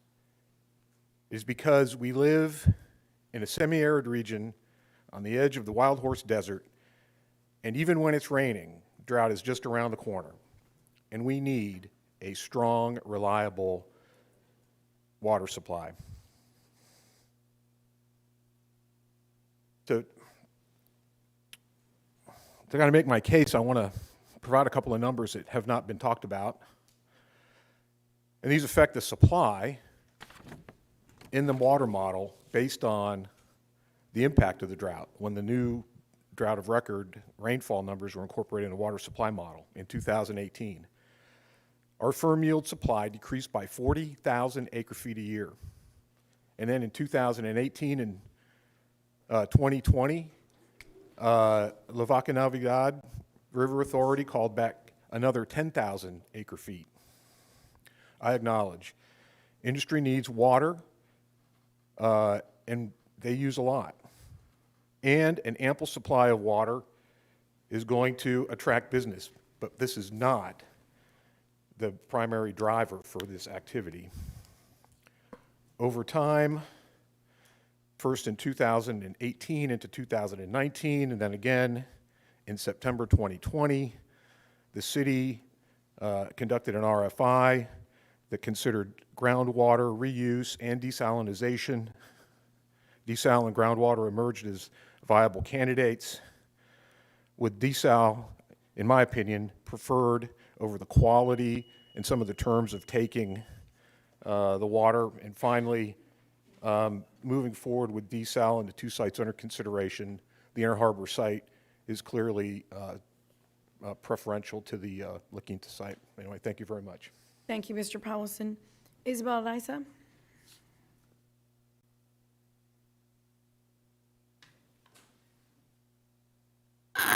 Isabel Arisa, 326 Ponish. First of all, the original memos for desalination actually said for industrial use, so for desal. The drought isn't the issue because industry, by paying that voluntary fee, the 25 cents per 1,000 gallons, exempts them from having to actually curtail or constrain their water usage during the first 3 stages of drought, and there's only 4 stages. The other thing, I wasn't going to talk about that, but I feel like I need to point that out because your own primary source documents actually demonstrate that. The other thing is the applications that have been submitted don't actually have the information that comes standard with general applications. So the points that Chuan had raised were things that anybody who centers the community, the environment, the people, and the costs that households would have to bear would have asked those questions, and those questions do not get asked, which implies and demonstrates that you don't center the community. The other thing that I want to also bring up is that you had over 40 people come and give comments today.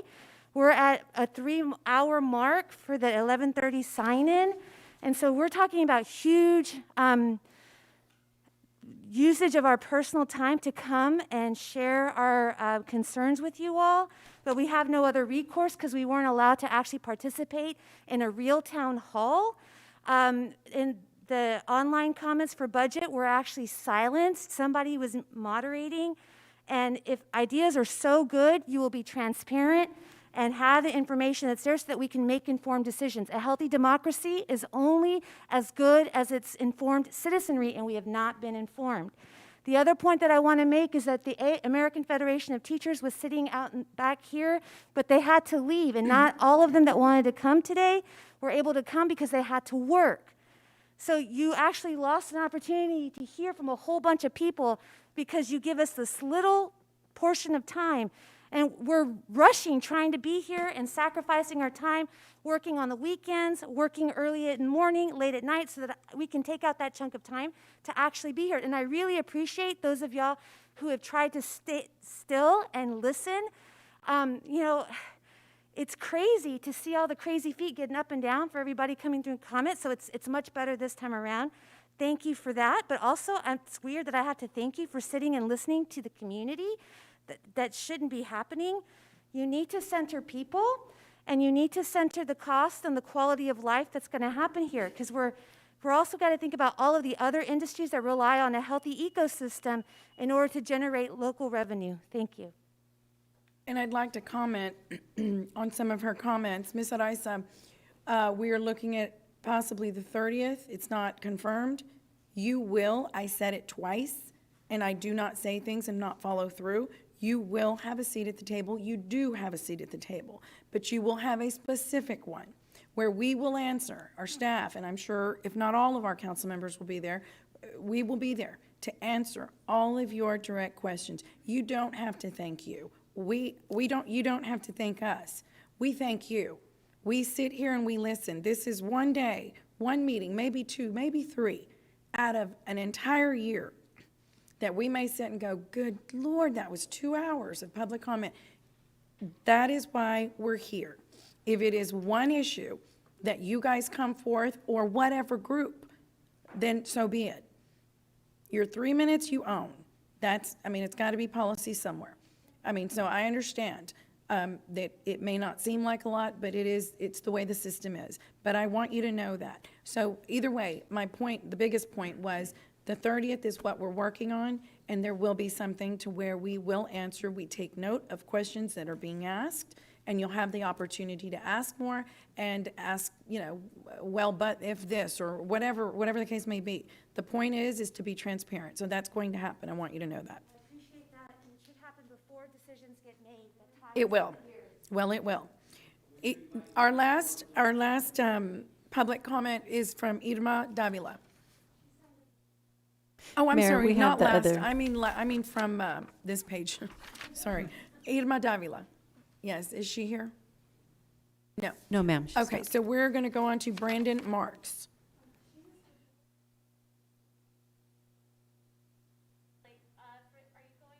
Now, well, we're going to start on the one that was signed up. Anyone who signed up on the sheet that was in the back is here. I've got Brandon Marks, and then Carrie Myers, Sylvia Whitworth, and then Wendy Herman. You can. Who? I'm sorry. Brandon. Okay, so agenda. Okay, Carrie Myers. And if Sylvia Whitworth, are you here? And Wendy Herman, if you can please come to the front, as well as Catherine Barnes. That would be very helpful. You can just take a seat up front so it's a little bit faster. Yes, ma'am. Good afternoon, council and mayor and city staff. I'm here to Carrie Robertson Meyer, 4401 Gulf Breeze Boulevard. I'm not here to talk about DeSalle, and I'm not here to talk about North Beach. Wow. I'm here to talk about something even more important, and it is medical freedom. The choices we make about our bodies are personal and are a human right. I'm glad to have the medical freedom today to enter this public building without wearing a mask, to be able to stand here and talk to you without wearing a mask. I'm glad to have that choice to not cover my face, but be able to breathe fresh air and fill my lungs with oxygen. The governor of Texas has honored and protected our right to make that personal choice when he passed on August 11th an executive order GA38 stating that no government entity can require or mandate the wearing of masks. Also, he wrote that any school district, public university, or local government official that decides to defy the order will be taken to court. So thank you to our city legal department, staff, and elected officials for honoring the governor's order. In addition to avoiding expensive litigation, you are also protecting my rights and others who choose to breathe the air unrestricted. Oxygen is important for good health, and masks compromise that supply, as I'm sure each of you is experiencing at this very moment. The even bigger threat to medical freedom, which I talked with Bob Jones about this morning on 1440 Keys Radio, is the COVID vaccination, coercion, and push without informed consent. I am informed, and I have chosen not to get the COVID vaccine. I've done a lot of research, which I'm happy to share with anyone, and I have made that very personal decision for my body. I'm very fortunate to live in the United States, where the government is not mandating the vaccine. I am working to ensure that we maintain those liberties. I watch city council meetings online every week and cringe when I hear city officials and paid city staff and county staff pressuring those who have chosen not to get the vaccine to change their minds and roll up their sleeves. Getting the vaccine might be the right choice for you, and I honor and respect that personal decision you made for your body. But that does not mean it's the right choice for everyone. Imagine a vaccine so safe that you have to be threatened to take it, for a disease so deadly that you have to be tested to know that you have it. Thank you. Thank you, Ms. Myers. Sylvia Whitworth.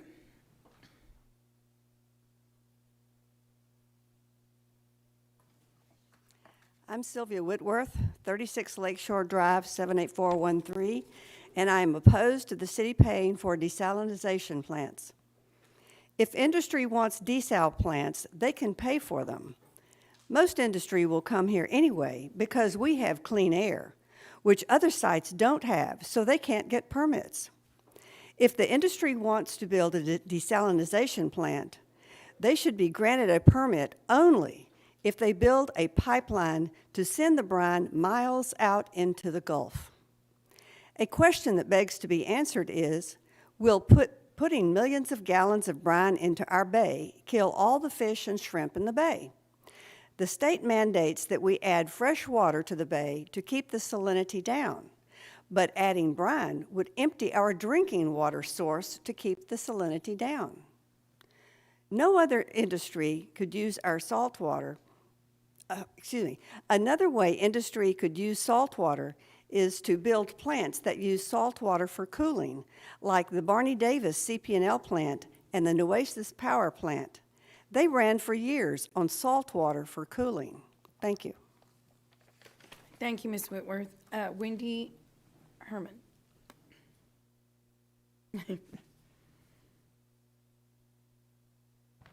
Good afternoon, everyone. Wendy Herman, Executive Director of the Coastal Bend Home Builders Association, 5325 Yorktown Boulevard. And I am here today to pass out some thank yous. The first one I want to thank is Peter Zanoni. There are some great things going on in this city, and that is because of your leadership. And this is a city that I love very much and have dedicated my life to. And I appreciate, even though you've only been here a short time, your passion for the city. And although I don't like everything you have planned for the city, and you'll certainly hear about those, I appreciate what you've done and the people that you have put in place to help you and assist with that. The second one is I'd like to thank those leaders. I'd like to thank Steve Vieira and Michael Rodriguez. They have been very helpful. They have listened to us. They have been ever mindful of the cost that the budgetary fees that they are imposing, that also adds to the cost of a house for the citizens of this area. And while during the negotiations, neither side got 100% of what they want, we struck a good balance, and that is important. But most importantly, we have a new respect, I think, for each other, and I think that was the best thing that came out of this. And third, I'd like to thank the directors of Development Services, Engineering, and Public Works for taking the time to dissect their portion of the budget with us. It's important that we understand what we are being charged. It is important that we understand those costs and what they're going to do with the funds that they take from us. I know that my members and I have vexed them on many levels, but they were always willing to answer one more question or take one more phone call or consider one more thing. And I need to single out Development Services. Al Raymond, Mike Dice, Yvette Dodd, and Andrew Demas from Development Services did an outstanding job. They truly understand the concept of a partnership. They understand that we are their customer, and they treated us as such. And they worked tirelessly to make sure that we are getting the value for our dollar. And finally, I need to thank you, Mayor and Council. You guys answered my phone calls, my many emails, my many texts, and I really appreciate it. My members know how cooperative or uncooperative actually, I think everybody's pretty cooperative. You have been. There are mountains left to climb between our association members and city staff. Community enrichment fees and impact fees come to mind. But I hope that the new alliances that we have formed and the transparencies that we have established during this budgetary process will make those less acrimonious. And by the way, I have lots of ideas about workforce housing that I'm willing to share with y'all whenever y'all are ready. Thank you, guys. Thank you, Wendy. Catherine Barnes. Good afternoon, everyone. My name is Catherine Barnes, and my address is 520 South Chaparral Street, 78401. By the grace of God, the stripes of Jesus, and budesonide work treatment protocol, I am a COVID-19 survivor. I'm here today to request the dissemination of treatment and prevention protocols to individuals diagnosed with COVID-19. When individuals are diagnosed with COVID-19, they are told to stay at home and to isolate themselves from other family members. They are not given any specific information on how to care for themselves or address their symptoms. We don't do this with any other illness. There are several physicians and medical professional associations that offer inexpensive, effective treatment protocols found to reduce, if not prevent, hospitalization and death resulting from COVID-19. As I mentioned, I received treatment from a medical professional from budesonideworks.com, which consisted of Bioxin, budesonide, vitamin D, vitamin C, zinc, and baby aspirin, which facilitated in the decrease of symptoms and a quick recovery. There are many treatment prevention protocols such as American Frontline Doctors, COVID-19 Critical Care, My Free Doctor, Dr. Vladimir Zelenko, and Budesonide Works of which I use to name a few, which provide treatment and prevention protocols. There's also information about the patients treated, outcomes, and patient feedback.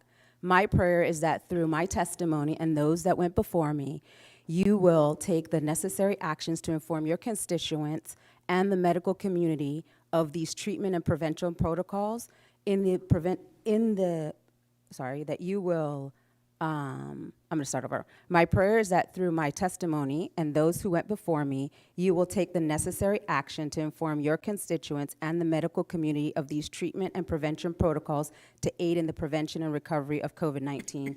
I wanna thank you for listening, and God bless each and every one of you. Thank you. Thank you, Ms. Barnes. Lev Sanchez? Okay. James Whitworth? And then Mia.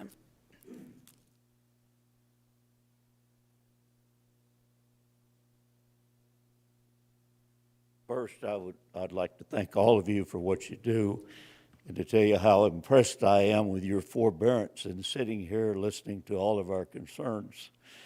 My concern has to do with the pandemic we're suffering through. My button says, love thy neighbor, get vaccinated. Now, I understand that the city is not requiring employees to be vaccinated because the governor said not to. So I just have one question. What if the governor said, go jump over a cliff? Would you all line up and go jump over a cliff? I think about it. Thank you. Thank you, Mr. Whitworth. Mia DeLeon?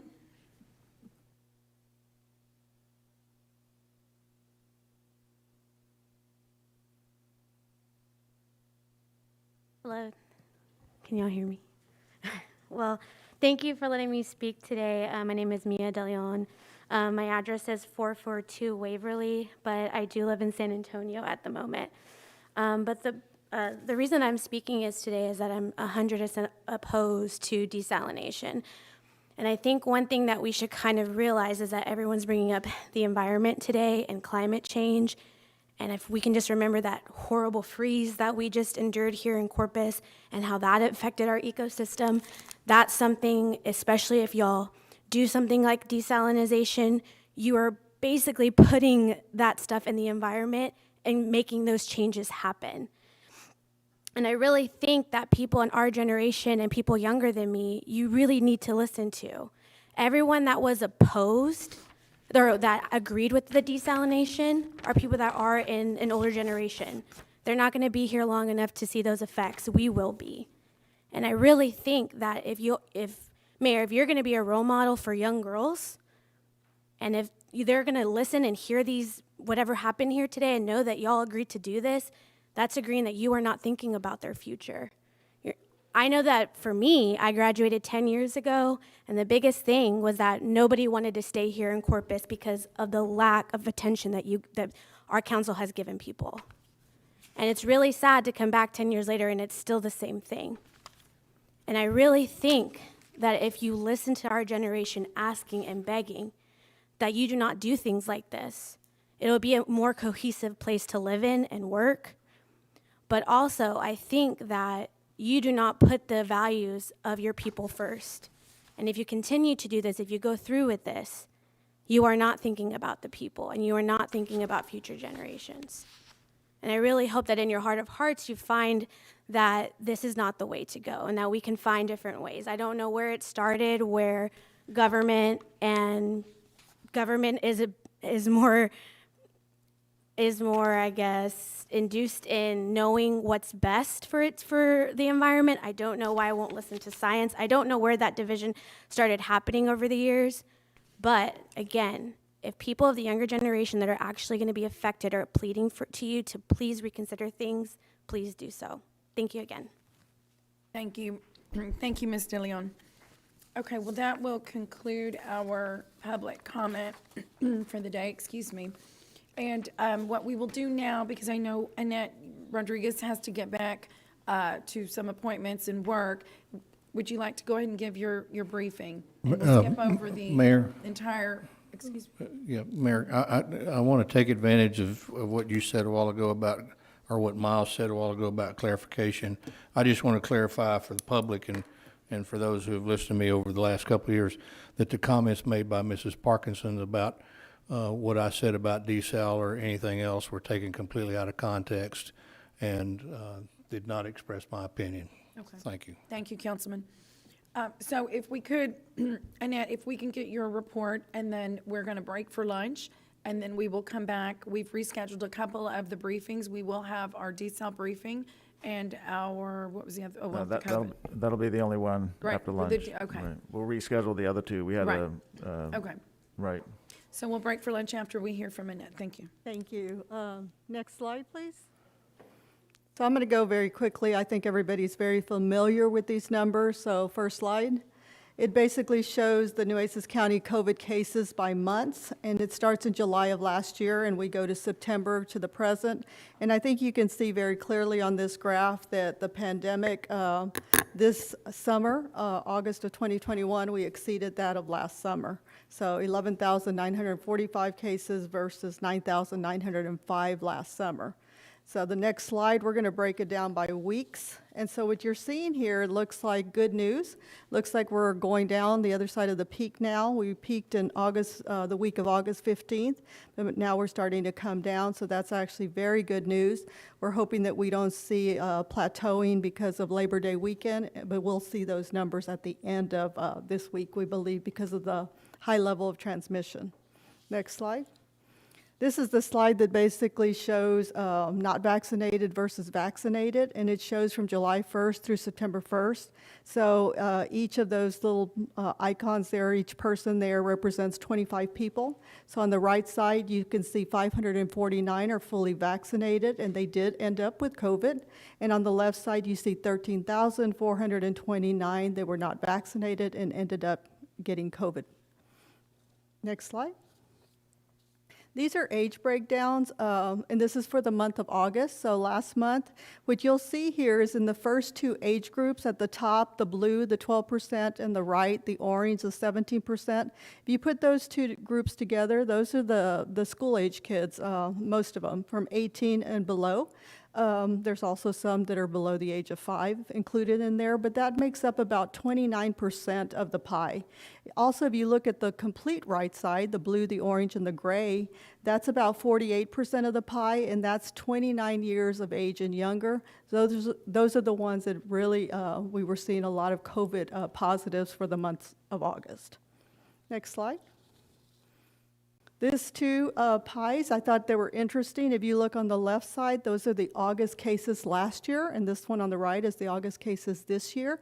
And what you'll see is the pie that we actually took out, the blue, the orange, and the gray. Those are the younger age groups. So on the left side, they were less a year ago than this year. That's what we've been talking about. They increased in number. And so that's really an important change, because I think we were so focused on making sure that those age groups as 65 and older were vaccinated. Next slide. And this is an age breakdown for the last 7 days in September. So we're already at 2,135 cases, when normally when we were at the lull, remember when people were starting to travel again, we were at around 140 cases a week, and in 7 days now we've had 2,135 cases in the last 7 days. So, but if you look at those two age groups that I pointed out last month, those ones that are 0 to 9, the blue, and then the orange, the 21%, it's now at 35%. So it's grown from 29% last month to 35%. So you're continuing to see those younger age groups, seeing more positives in that age group. And a lot of it can be attributed to going back to school. Next slide. These are the hospitalizations in the ICU. So what you see is the hospitalizations are finally starting to kind of come down, but they're still very high, close to 400, now at 346. At our peak, we were at 444 about a week ago. And in the ICU numbers, you see them still very high at over 100, all the way across the board. Next slide. These are the deaths in Nueces County. We've had over 1,000 deaths since the inception of COVID-19, March of 2020.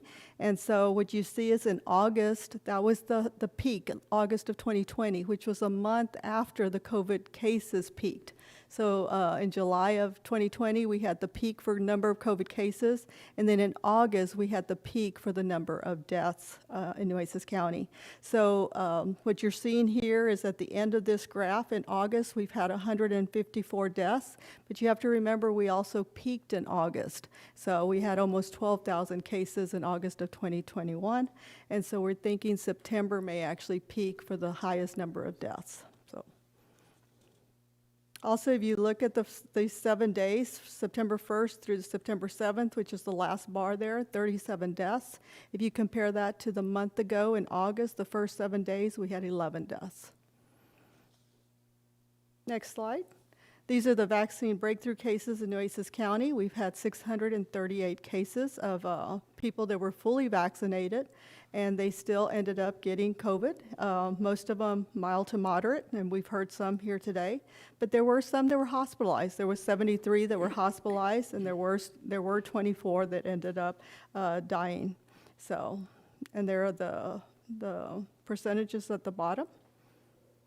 And I think Commissioner, sorry about that. City Council member had asked me about how effective the vaccines are. And so the vaccine effectiveness against infection for Moderna in January of 2021 was 86%. And now for Moderna in July of 2021, it's gone down to 76%. And so again, that's why you're hearing a lot of conversations about the boosters. For Pfizer, the effectiveness against infection in January of 2021 was 76%, and now in July, it's 42%. So again, another reason to start considering FDA approval for the boosters. The vaccine effectiveness against hospitalizations and deaths for Moderna is 91.6%. For Pfizer, it's 85%. Next slide. And this is the top 5 leading causes of death in Texas. You see, they're normally every year they're right around the same causes as heart disease, cancer, and then accidents, and then cerebral vascular accidents. And so you see 1 and 2, but if COVID were inserted there in Texas at 27,000 in 2020, it would be the 3rd leading cause of death. So, and the next slide is the same thing, but it's for the United States. And so, if COVID-19 were inserted into the 5 leading causes of death in the United States, it would be the 3rd leading cause of death. So, and then the last slide basically is just talking about the Regeneron, the outpatient center that we have open at the Physicians West building. And so we have seen, we've actually given over 2,194 Regeneron that was administered in this clinic. And so they're doing very well, and I think everybody here has heard that RegenCove, for every 30 people that you give RegenCove to, that keeps 1 person from being hospitalized. So again, we're working as hard as possible to get as many people that qualify to get the RegenCove to keep them out of the hospitals. And so the locations are there. There's one at Physicians West, and the other one is a state-run rapid infusion center out at Richard Borchard Fairgrounds, and they're open 7 days a week. And they do around 60 per day, and we do around 150 per day. So, and with that, one last thing, some good news is, you know, everybody asks about what percentages are we at for getting fully vaccinated. And so we'd been at 50%, Mayor, for a long time for that age group 12 and up. So we're finally moving the needle. It looks like it's closer to 55%, 54.8%. I know it doesn't sound like a lot, but it is. You know, people are starting to come in and they're starting to get vaccinated. So while we're hoping we're not coercing them, we're really just trying to give them the information that they need to make a decision one way or the other. And with that, I'll open it up to questions. Thank you. Great. Thank you, Annette. Councilman Pusley? Yes, thank you, Mayor. Annette, I wanted to ask a question. You had sent a memo through our city manager here a few days ago about having this company called Accenture, is that right? Mm-hmm. And they were going to help with some data mining for your department. So could you explain that a little bit? Because, you know, early on I asked you for some heat maps and I thought they were very good. So I just wondered if this was going to kind of be a duplication of effort, and where does the money come to pay for this? Great question. So this is actually Accenture, and so the county used that last year to help them with a lot of their analytics, for COVID-19. It's doing basically the same thing for us. We're actually the ones that are wanting to hire them now with the $18 million grant. And they're basically going to look at the social determinants of health data as well as the COVID-19 data and give us a better understanding of those places that are harder to reach in our community, because some of our grants are actually looking at specifically going out to these places and, not forcing them to get vaccinated by any means, but basically just being there, building trust, answering questions that they may have about the vaccine, and maybe they'll change their mind and get vaccinated, and maybe they won't. But Accenture will be giving us that data as well as setting up the dashboard. We want to set up a dashboard on the city website as well as on the county website that basically if you wanted to go and look at it, it could tell you the transmission rate. You could look and see, are we at high level community transmission rate right now? Is it going down? Those types of things. And so we really think it's going to be very useful for many of our other grants, this information that they're going to be providing to us. Okay. So I know your heat maps, one of the only criticisms I had was that it didn't allow you to drill down to specific addresses because HIPAA protects that. So how are they going to be able to drill down any deeper than what you're going to unless they have that information? Well, we are sharing that data with them, and they are going to drill down to kind of, like a neighborhood. And so what our job is going to be after that is for us to find the venue that's close to be able to set up a place where we can have a 7-day-a-week or at least a 6-day-a-week venue where people can actually come and maybe get vaccinated if that's what they choose to do. So yes, they will have that information that we'll be sharing with them, and they're actually going to be running the statistics for us. Well, I think that's great. I said way back when I asked for those maps that I thought if there was a way where we could, use the data to help us identify areas in Nueces County, City of Corpus Christi, where we had a higher incidence of infections due to COVID, that maybe we could head that off. So I applaud the efforts on this, and good luck. I'll be interested to see how it turns out. Thank you. Thank you. Sorry, Councilman Hernandez. Thank you, Mayor. In public comment, we had a few people ask about protocols for treatment, pre-treatment prior to going to the hospital. And I know in the past, we just sent them home, told them to drink fluids. It didn't really give them any guidance in anything like that. Now that time has passed, I didn't really see. I went and looked at our website afterwards.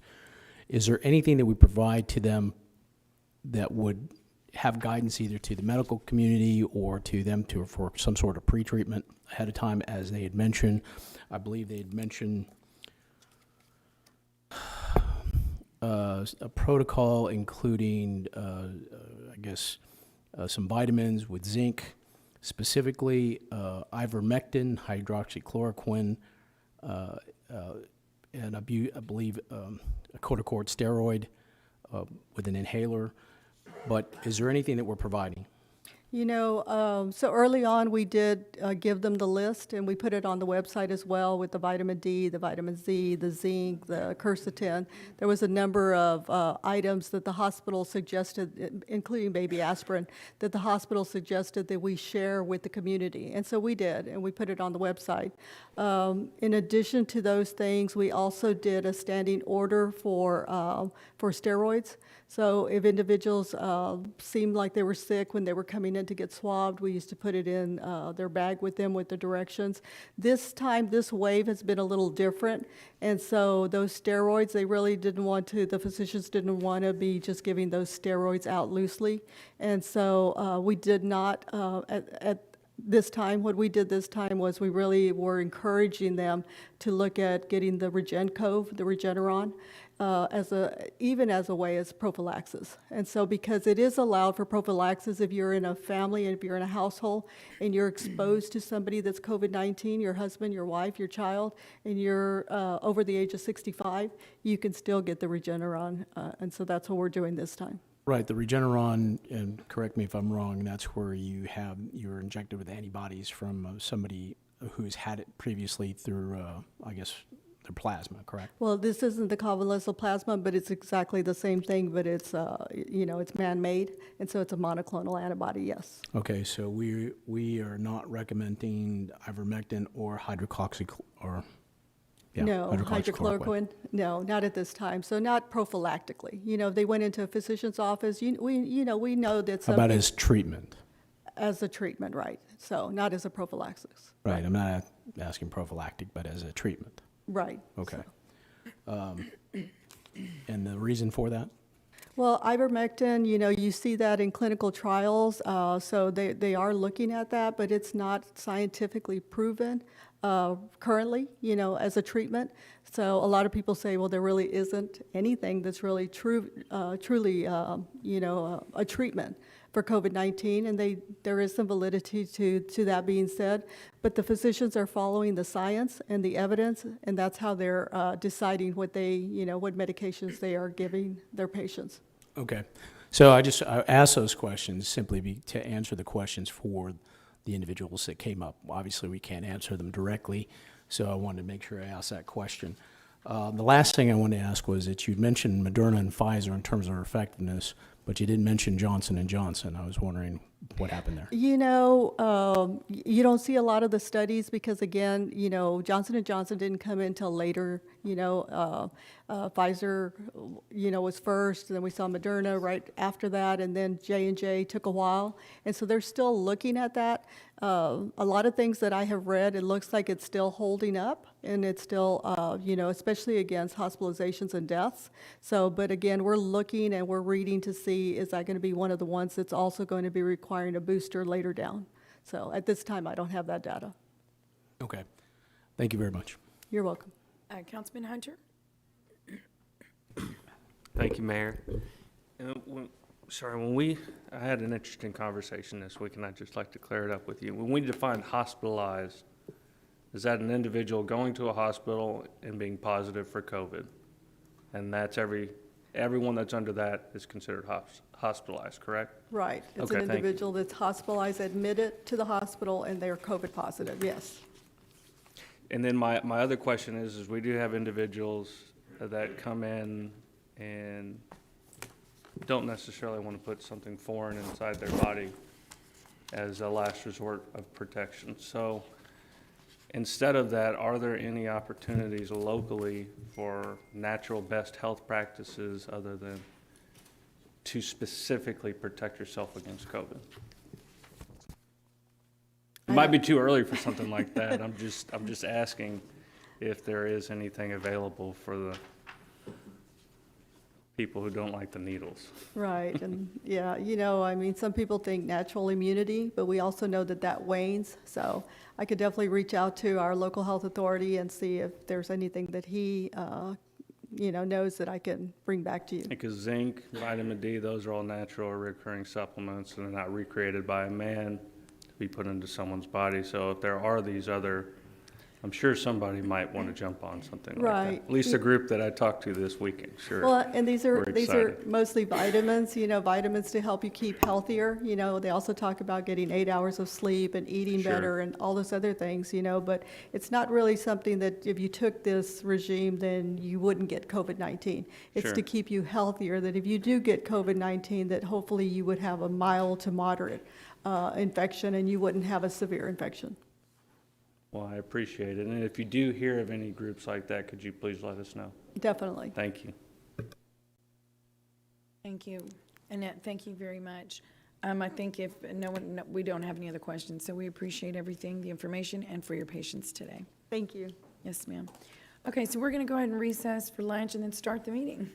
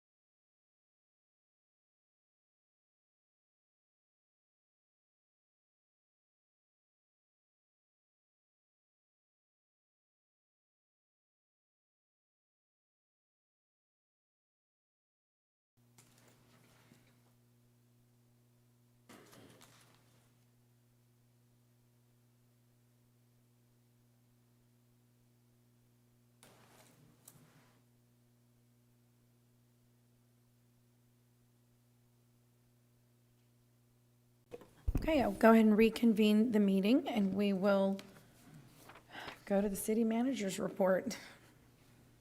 Okay, great. Thank you, Mayor and members of the council. We just have one more item, which is an update from our Chief Operating Officer over Water Utilities, Michael Murphy.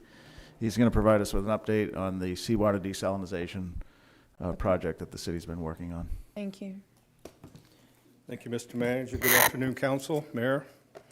So a couple of things that are coming up really quick that we wanted just to kind of go over is that we have set a date for the update on the questions that were presented at the workshop. We were going to do that on a council agenda item for September the 21st. And we're going to cover those issues that you guys had brought to the forefront. So we're going to be looking forward to doing that. And now we're in the process of setting up a virtual town hall with anybody who wants to add their input on desal, whether it be pro or con. So we're looking at doing that around the 30th of the month or the first week of October. So that's pretty much it. Peter and I are trying to set up a meeting right now with Gulf Coast Growth Ventures to do a tour of their plant, and hopefully we'll do that in the very, very near future. And so I'll take any questions. Or Do we have any questions? Mr. Murphy, no questions. Thank you. Congrats. Okay, thank you very much. Mr. Zanoni? Okay, Mayor, that concludes the city manager's report. We had Annette Rodriguez speak earlier. Mm-hmm. And we'll have Brett Otting come next week to talk about the 2021 summer survey results and how we did as a city, destination city. Okay, and we'll also have Captain Jason come back from giving us a report on the Naval Air Station. Okay, great. Okay, so that takes us over to Section K, consent agenda items 2 through 7. Do we have any requests from council to pull any individual items 2 through 7? Madam Mayor, I believe we're required to pull item 10. Is that correct? Well, we're just 2 through 7. 10, I'm sorry. That's okay. You're a little ahead. That's okay. Okay, I'll go Mayor, ahead and Mayor, real quick, I just want to ask a question. I don't want to pull it, but I'd like to ask a question on number 6, on this program for leases. I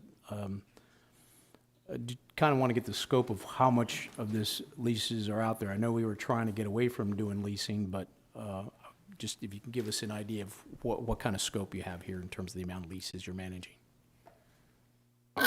Yes, sir. Good afternoon. So with the new GASB, we have to account for all operating and capital leases, and I'll get that dollar figure for you. I don't have it off the top of my head. Okay, Yes. thank you. Thank you, Constance. Okay, I'll go ahead and entertain a motion to approve consent agenda items 2 through 7. Second. Okay. Any further discussion? All in favor say aye. Aye. Any opposed say no. The motion carries. Okay, now we have Section L, budget-related items, numbers 8 through 21. Madam Mayor, Yes, sir. I move to approve budget items 8 through 21. Okay, I'm going to go ahead and pull, oh, no, I'm sorry, I'm not pulling, this is, go ahead. Do we have to do this individually? Yeah, item 10, Oh, do we have to? Yeah. You have magic language on some of the yeah. tax and. Item 10. is Item the 10 right- we're pulling. Okay, does anybody else want any Yes, item pulled? I'd like to pull item 9 and Item 9. number item 13. 13, And okay. you have to adopt So 11 we have a- separately as well. Pardon? 11? 11 also. And Rebecca? 8 has to have a record vote on it. Which one? 8. I can just call a record vote on 8 through 21. Right. Except with the exceptions of, is it 9, 10, 11, and 13? Okay, yeah, so we're pulling 9, 10, 11, and 13, and we have a motion on the table. Do we have a Yeah, second? Mayor, can I, Yes. we need to, staff needs to pull number 15 just to make an update. We did some work over the weekend. Oh, 15, okay. Yes, 15. Absolutely. So that would be items numbers 8 through 21, with the exception of 9, 10, 11, 13, and 15. Is there a second? Any further discussion? All in favor, say Well, Mayor, aye. I need to do a record vote. Oh, yes, on all- ma'am. On these items, please. Okay. Okay. So for passage of items 8 through 21, with the exceptions of 9, 10, 11, 13, and 15. Councilmembers Molina, Aye.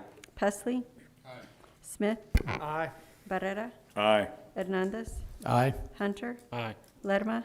Aye. Martinez. Aye. Mayor Guajardo. Aye. Okay, the items pass. Okay. So item number 10 is an ordinance adopting the City of Corpus Christi fiscal year 2021, 2022 capital budget. Yes, Number ma'am. 9, Mayor. Number 9 first, ma'am. I'm sorry, number 9.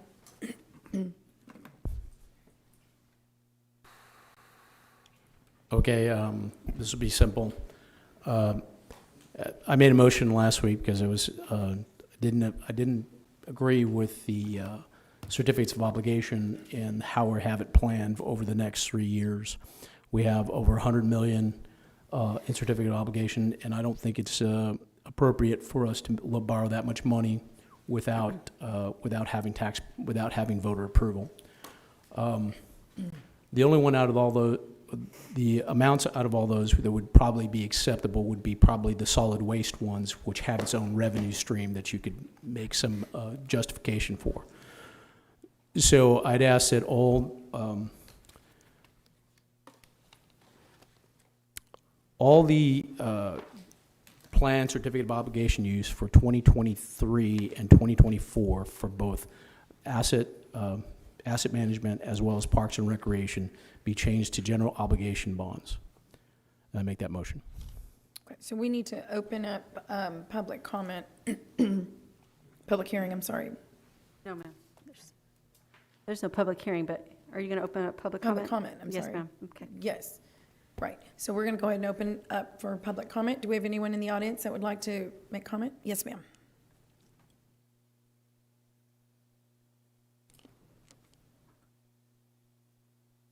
Hi, guys. Round 12, ding, ding, ding. Hope everybody took high blood pressure medicine during their lunch, or doubled up on it anyway. Well, since you guys didn't remove the ability to talk on the stormwater fee, that kind of sucks. But we'll talk about the taxes and how that was snuck in to our, now, we have a lot of people that are very, very frightened about the COVID. You guys have instilled that fear into people. People are afraid of the state of the economy right now. They don't know what's going to happen. And at the end of the day, you guys are trying to push this through without voter approval. Thank you, City Manager. By 0.06239 cents. Do you know how sneaky that is? Because you guys don't want to get voter approval. Any tax increases should require voter approval. But luckily, you guys have the legal extortion master here ready to find that margin to where we as voters who are obligated to pay these things don't have a say. You look confused, Mayor. Right. Am I on the wrong thing here? Yes, Or, but okay, we'll well, go address ahead. it. No, correct me. No, I believe we have to, you have your time, and I don't want to take your time. So Well, you're speaking on item 10, right? 9. Yeah, but item 10 is about the tax rate. I'm talking about 10. We're on 9. We're on 9. Well, and then, you said so no then, public. so then, should I No. be talking after 10? You should be talking at 10, if that's what Okay, you then want let's to. talk about 10. Okay, Who's the 10? okay. So is anyone, I said item 9. Do we have anyone in the public that would like to comment on item number 9? You do, we do. Okay, Brandon.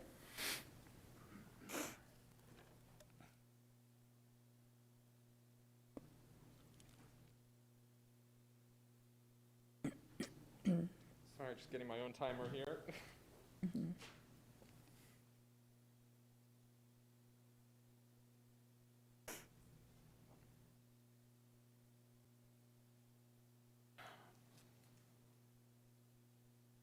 Hi, everyone. My name is Brandon, Brandon Marks. I live at 319 Rosebud Avenue in District 2. I'm here today as the Coastal Bend lead organizer with the Texas Campaign for the Environment, as well as a member of CAPE, the Coastal Alliance to Protect Our Environment, and just a resident of Corpus Christi. And I am here today during this discussion on the capital budget to ask all of you, as so many people did here during the public comment period, to remove the funding for desalination from this capital budget. And I would like to remind you, even while I may be the only person here wearing a no desalination t-shirt right now, that there were 48 public comments today against this funding for desalination, asking all of you to remove this funding. An overwhelming uproar of community opposition to this part of your planned capital budget and capital improvement program. That was to be specific, that was 33 people who called in by phone, many of whom did not feel comfortable to be here today because of the pandemic. And there were another 25 people in this room, not all of whom who spoke, for a total of 58 people who you saw or heard from today asking you to remove this funding. That is in addition to the about 25 public comments from last week during the first reading of the budget, and in addition to the about 4,000 people that signed the charter amendment last year during the pandemic asking the city to put funding for desalination up for a public vote. That is 4,000 people, constituents of this city, that have concerns about the city's direction on desalination. Concerns that include the fact that this is water geared for heavy industrial use and petrochemical use, not for residents, including the cost of these plants and what it would do to the water bills for ratepayers in Corpus and around the coastal bend, as well as the potential impact on the bay. Not only the potential impact of dumping the sludge, but the cumulative impact of multiple desalination plants. There are also so many unanswered questions about the actual cost, who will pay for it, the impact on water rates, the cumulative impact on the bay, and what will happen with all the sludge. And on top of all of that, there are clear alternatives, especially the groundwater option of the Evangeline Formation. For all of these reasons and more, I ask all of you to make a motion today to remove the funding for desalination, not just the $10 million in this year, but the $101 for next year and the $106 million for the year after. All $216 million should be removed from this capital budget. Please listen to all the people who came to speak to you today and do the right thing. Thank you. Thank you, Mr. Marks. Is there anyone else who would like to make comment on item number 9? Okay, I'll go ahead and close public comment. And did you have a question, Mr. Hernandez? He has a motion. Oh, you have a motion. Did you have a question, Mr. Lara? Don't we have to act on his motion first, though, before Right, because but I want to you're- make an amendment Both also. of your lights, can y'all turn them off? Both your lights are on, so I didn't know if you had a comment. Okay, so you have a motion. And your motion, I pardon? have a motion to, and this is in consideration for the certificates of obligation that are scheduled for this year, if we don't want to hold up work. I ask that the ones in 2023 and 2024 be changed from certificates of obligation to general obligation bonds. So that would not make any delays for Packery Channel for this coming year if we don't get the FEMA money. So it just, that should allow us to be in 2020, in 2023 and 24 to actually go to the voters in 2022 to get to the, so we're not just borrowing money without getting voter approval. Okay. I'll second Councilman Pusley has a question or comment. Okay. And Councilman Hernandez, I hear you about certificates of obligation. I'm very familiar with that. But what I would like to see us do, because I don't know how, I haven't been here long enough to understand exactly how delaying these will impact the city's ability to do business, and I don't want to do that. But I think at some point, we need to develop a policy. The council needs to have a policy on what we consider appropriate for certificates of obligation and what we consider not appropriate for certificates of obligation. So I would like to ask that we, hold off until we can have an opportunity. I'm just amazed at the lack of non-policies that the city council has in dealing with issues like this. I would have thought they would have had something in place. But we need to develop a policy that says what is and is not appropriate for certificates of obligation on a go-forward basis. Thank you. Well, and, yes, sir. Did you have a No, question? just in light, from what happened last week, it was concerns about delays, because this coming year is not an election year, obviously, but 2022 is, so anything in 2023 or 2024 should be moved to general obligation. If we're serious about being as transparent as possible. And I understand, you know, we're representatives for people, but still, the idea is to make sure that if you're going to ask for that kind of debt, it should be voter approved. You know, it may not, you know, certificate of obligation may be a method to borrow money, but I think it's appropriate to ask the voters to be able to borrow that amount of money. Okay. And so I don't want to delay anything, and I talked to Councilman Smith about his project. So it's for 2023 and 2024 only, and only for the asset management as well as Parks and Recreation. Does anyone have any other comment? No. Okay, so we have a motion and a second. You want a roll call, Mayor? Yes. Okay. So for passage of the motion to amend the capital budget, council members Molina, No. Hussey, Smith, No. Barrera, No. Hernandez, Aye. Hunter, No. Lerma, Aye. Martinez, Aye. Mayor Guajardo. No. The motion fails. Now, can I ask a question? Sorry.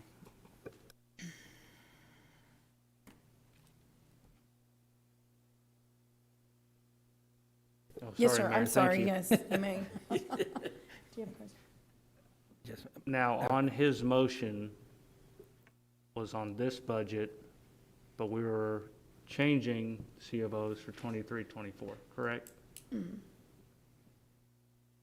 So would this be the correct time to make that motion for the future budgets if it's not regarding this budget? I'm just asking, because I am very interested in what he's talking about, but I haven't had enough time to think it over and look it over. That was his motion. But I understand that was his motion, but Right. we're making that motion For- on the for- 2022 budget. Right.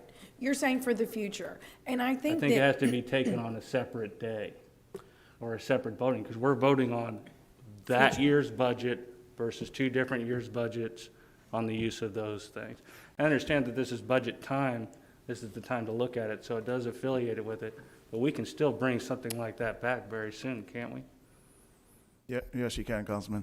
Okay. So we have a 1-year operating budget, right, and then we have a 10-year capital budget. We have what we call a 3-year short-term budget, so 2022, 2023, 2024. And then we have 7 years in a longer-term capital budget. But the council doesn't appropriate, but considers that 10-year plan. And that certainly can be reevaluated at any time. right. And I think this is something that would be, well, right, yes. And I think we do Thank need you. to involve our CFO, you know, Mr. Houlihan, yourself, in a conversation, a workshop, if you will, moving forward. Exactly. In all of this, so that would be great. But, so the answer to your question is yes. Okay. So now, Would pass it, well, we can consider the budget as proposed, the capital budget as proposed, item number 9. Well, I have Unless a- there's another amendment. Yeah, Yes, I sir. have an amendment, Madam Mayor. I want to, my amendment is to remove the funding for the DSAL years 2023, 2024, and it's because I think this is a very important topic, that it should be voted individually, separate from the capital improvement budget. There's a lot of unanswered questions that I still have on DSAL. You know, we're still having workshops on it and gathering information to make the proper decision. I just don't feel that, my biggest concern is if, I'm not gonna try to quote it, but I think I heard this last week, Michael Murphy stating that this funding, this 220 million, whatever the total is site-specific to the inner harbor. Is that what I heard, Mr. Zanoni? That loan amount, is I'm it not sure. site-specific? No, the answer is no, it's not site-specific. Council hasn't selected the location yet. right.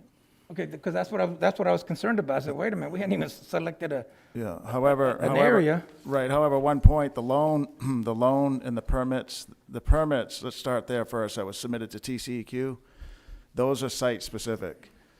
based on council's approval of those two locations. However, if this council wants to change the sites, we can. We start over the whole process at TCQ. But if we vote on this, my question is, if we vote for the funding of 2023 and 2024, which would be the rest of the total of the 200 and something million for the desal. Yeah. On our vote, if we vote for that now, Yeah. is that saying that we're tied in, that we're gonna put the desal? No, I think the answer is no. I'm looking at the capital budget page now, and there's no reference to location. So it doesn't say they will be at that site or that location. Okay, so the budget you're approving So today. why are we not waiting until we do all our discovery and all our workshop finishing yeah. prep to be Well- able to vote on this specific total amount so we can move forward on it? Right. You know, because a lot of people are getting confused on it, okay? And I Yeah. think we've heard from a lot of people because of that. And I have a concern with it. So, I mean, basically what I'm stating, that we need to remove that 2023 and 2024 funding for the desal at this point. Well, why don't, You Mr. know, Zanoni, why don't you explain Yeah, exactly right. what, keeping that amount in a budget, because it's its own little fund with, the monies in there that we pull, right? Right. Up to the 200 and some odd. Right, that yeah, million. what the 200 million reflects is the council's work over the past, at least 2 years, but maybe even the past decade, that says that the council's considering the policy issue of building, having somebody build a desalinization plant for a secure water source. So this is again, back to the capital budget, it's a planning guide or a planning tool, planning policy. So it's saying that this council is serious about moving forward with the desalinization effort with a lot of details to be determined still. And so it puts kind of the council's intent in the planning document, which is known as the capital budget. So while there's still a lot of unanswered questions, maybe Councilman for you, Yes, and sir. maybe for others, based on what I heard from the council at one of our workshops, the majority of the body saying, yes, we're in agreement that we're working on this and we think we've done enough work for us to say that it's in our planning forecast, and that's why it's in the budget. No money's being appropriated beyond that $10 million, 10.1? Right. I think something like that. And that was already appropriated some time ago. From the 11 because million. with the receipt of with the loan from the Texas Water Development Board. So there's no funds being appropriated beyond that. The budget, the capital budget, and to some extent even the operating budget, is a policy guide of how the city will progress over the next 12 months.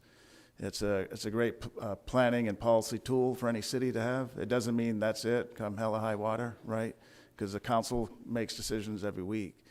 And Right. so this is saying, this is based on today, this is the intent of the body being the city council.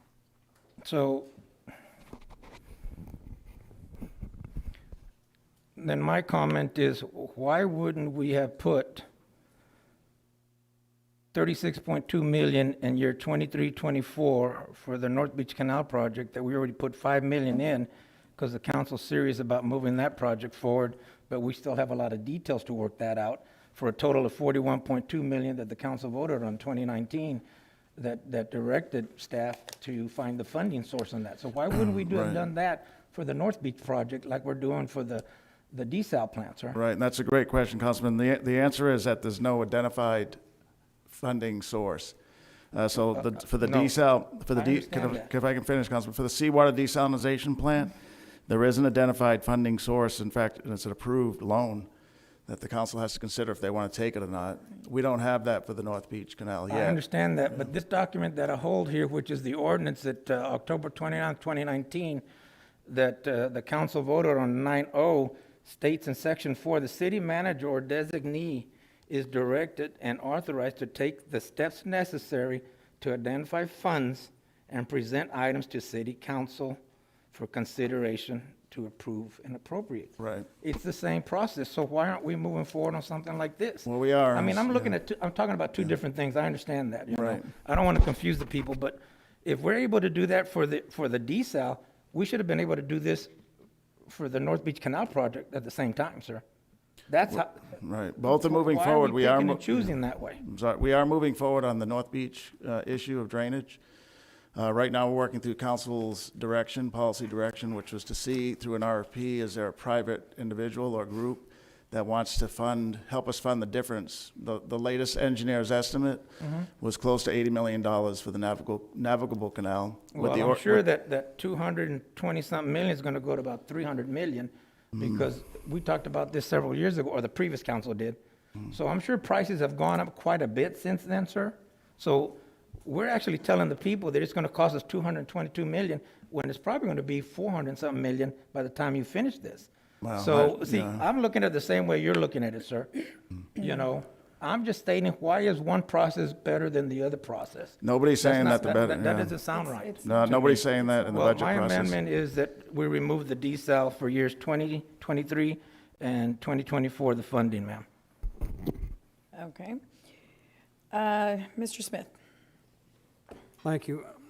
So, Mr. Houlihan, as I understand it, and City Manager Zanoni saying, we're not obligating ourselves in the future to do this until the next operating budget. This is Right. kind of a placeholder, but it will be this time next year is when the rubber hits the road on this? That's correct, Councilman.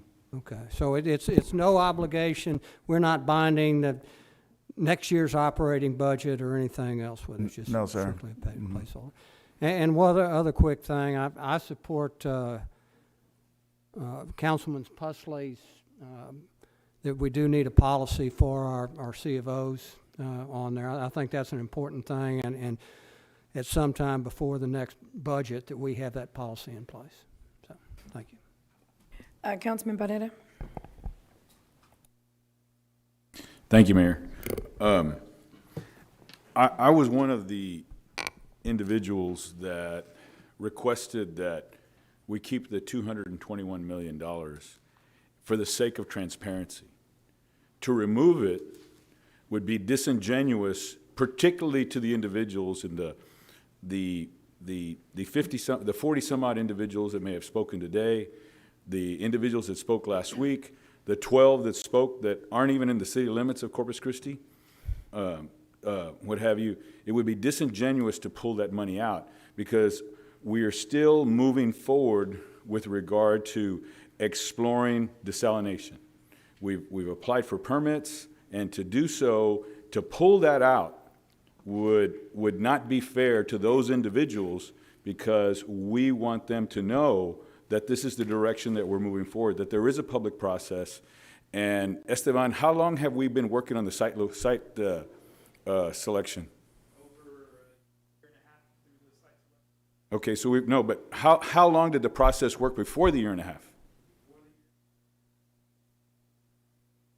So since 2017, we've been working on site selection for the last year and a half. A year and a half ago is when we decided, when we looked at the Inner Harbor. So all the work that we've been doing from that time, that we found that it's the most environmental friendly, it's the most inexpensive, and once again, to remove the 220 million from the other budgets, and they're a budget, it's not, and it's cash that's been identified. The difference with the North Beach is that the funding source has yet to be identified. To try and assume that it's going to be 300 million or 400 million. That, though? I'm sorry, I'm speaking. Why is My that? apologies, Okay, my let's just apologies, I'm wait. speaking. Let's wait. So, once again, to assume that the cost is going to double, that's going to triple, there's no science behind that. There's no, it's just an opinion. So, when I have to make a difficult decision like this, I remove the rhetoric, I remove the political shaming and the public shaming, so that way I can do what's in the best interest of our community, of the Coastal Bend region. So right now, I feel it would be disingenuous to remove the 220 million, and I obviously support that we keep it in there. Thank you. Thank you, Councilman. Okay, Councilman Hernandez, is that a new light? And sir, can you turn your light off, Councilman Lerma? Thank you. Okay, thank you, Mayor. You know, this is kind of a similar situation to what I was asking for with the C of Os, because it's in years 2 and 3, or 22, or 23 and 24. It's more of a planning section of the short-term CIP. And the reason why it's important for us to do this is because, you know, we forget sometimes what it's going to be planned, and then we give basic direction to city staff that this is what we want you to plan on and do in years 2 and 3. And there's processes that you do to get to those planning points, right? There's processes you need to do to look for certificates of obligation and plan for those, as opposed to do a general obligation bond. So we're telling them via this short-term, or so I said the short-term portion of the capital improvement plan, that's what we would like to do. And that's why I had such an issue with planning over $100 million in certificates of obligation. The same thing applies here. We are telling them to plan to spend $200 million in years 2 and 3. We're telling them to plan for it. Same thing with North Beach, and that's why I brought that up as an example the last time. We're telling them not to plan for stuff in years 2 and 3. So, we're talking planning, right? Capital improvement plan. And if we're going to be, inconsistent on how we do this, then where do we stand? So I want to make sure that we're clear to staff on what we're planning. So for the sake of voting purposes, I will second Mr. Lerma's motion. Okay, so Mr. Lerma, your motion is to take out, right? Yes, ma'am, remove the funding for the desal for 2023, 2024, because I think that's when we need to vote for it, when we're ready to vote for on this. I don't have an issue against desal. I'm just saying, we're picking one project over another. We're not equally on projects, and we should be letting the public know that we believe the city is being guided for the desal, which I'm not against desal, I'm telling you right now, and I'm telling the public I'm not against desal. I am against one location, yes, but that's why I asked the question as far as the site-specific, because I remember Mr. Murphy stating this is site-specific loan, and that's what bothered me last week. When he said that, I said, it just caught my attention. So to me, I'm looking at it that if we vote on this, we're voting for the Inner Harbor right off the bat, telling the public, you had no say, we voted in the Inner Harbor, it's over. But, See, that's how I looked at it. But that's not the case. Now, here's the other thing is, we're voting on fiscal year 2021, 2022. So we Right, are, that's the that's what budget. this is. So But we're that's- not voting, And I understand that, Mayor, but my question I know, is, but we why would can't we put change those that numbers in then. for 2023, I guess I 2024? need clarification. So they're talking about years 3 and 4, which are in, which you said was in the short-term capital, but what's Yeah, before two- the council is 21, 22, right? Yeah. That's what they're Yeah. approving today. See, I So get that they're, we're voting for that so 10 this million part. amendment, I don't have I'm a just, problem with that, how Mayor. is, I'm It's just the trying to figure out how future it's part. germane. The, Is the city council adopts, or approves, I should say, a 10-year, Right. But the budget that's before the council today is 21, 22. right, That's what the they're item says. they appropriate, they adopt and appropriate, say, for one fiscal year, for 2022. And, I know, so they're amending the plan, right, not the budget? right, you could say, well, Okay, yeah, because the improvement plan, not the budget. that's okay. fine, you can use that language. but- All right. okay, what is that? Okay, Rebecca? say it So the- again? Hang on, she's going to tell us what is the language? So what's before the council, right, it's approving the capital budget for 21, 22. But what council members, both of you have made amendments related to the longer-term budget. That's the plan, the capital improvement plan. The So- short-term plan. Right, so I'm just to, we're not really amending the budget, because this budget, because we can't amend a future budget. It's just what's before the council, but you can amend the plan, and that's what you're trying to do. Okay, so I what would do just we, add that clarity. what do we need to do So then? it's a motion to amend the capital improvement plan for The those plan. years. Within Yeah. item number 9? Yes, I mean, is because that it's within part of item it, is number that 9? right? It is. The capital Okay, improvement so plan is that's what part y'all of want this, to do. is part of this, right, of this budget? Yes. It is, okay. Okay, so we have a Long-term motion and a plan. second. Let's vote, please. Okay.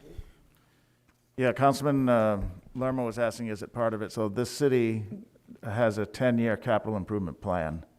That was in the part of the budget document that we gave you guys earlier gave the council earlier in the budget process. And so the vote is to adopt that working plan. Annually, there's an appropriation, the one-year budget, and that's another thing that's done by the city council. So if somebody was to look at our, like Councilman Hernandez or anybody, the community says, what is the city's capital improvement plan? Is different depending on what city you're in. In San Antonio, as an example, it was a 6-year plan.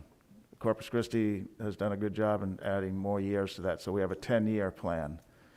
It doesn't appropriate any money, and it's less binding than the 1-year budget, right, that council approves and adopts. They're all, in the future, like next week, they're subject to change by the council, given things that can happen with the economy or just change in policy direction. But that's the guide that we have going forward as a body. Okay. Mr. Risley? Yeah, the plan is part of, The budget. the 5-year plan is part of the number 8. The 1-year capital budget is part of number 9. I'm just making that distinction.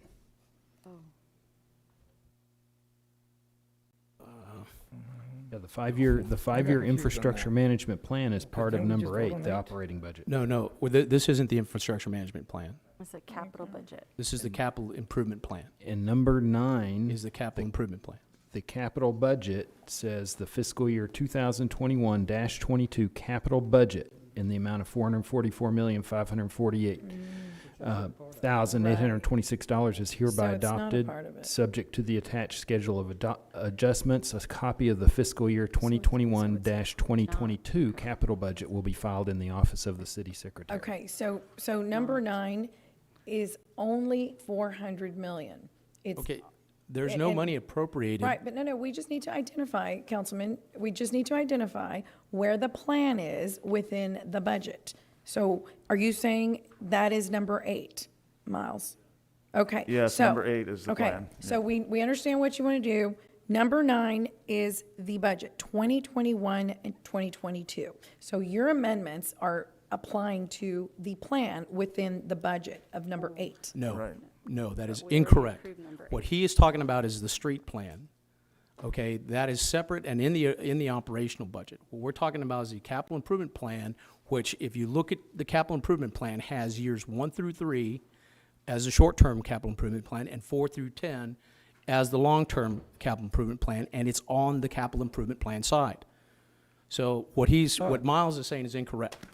No, sorry, can I just, Miles, strike what Miles said, because nobody was talking about the 5-year infrastructure management program. The 2 council members that made motions were talking about the 10-year capital budget, or Right. capital plan. Right. So Mayor, what you said is right, which is that number 8 deals with the 10-year capital improvement A plan. plan within. Number right. 9 deals with the 1 year of the capital budget. Right. That $400 million number.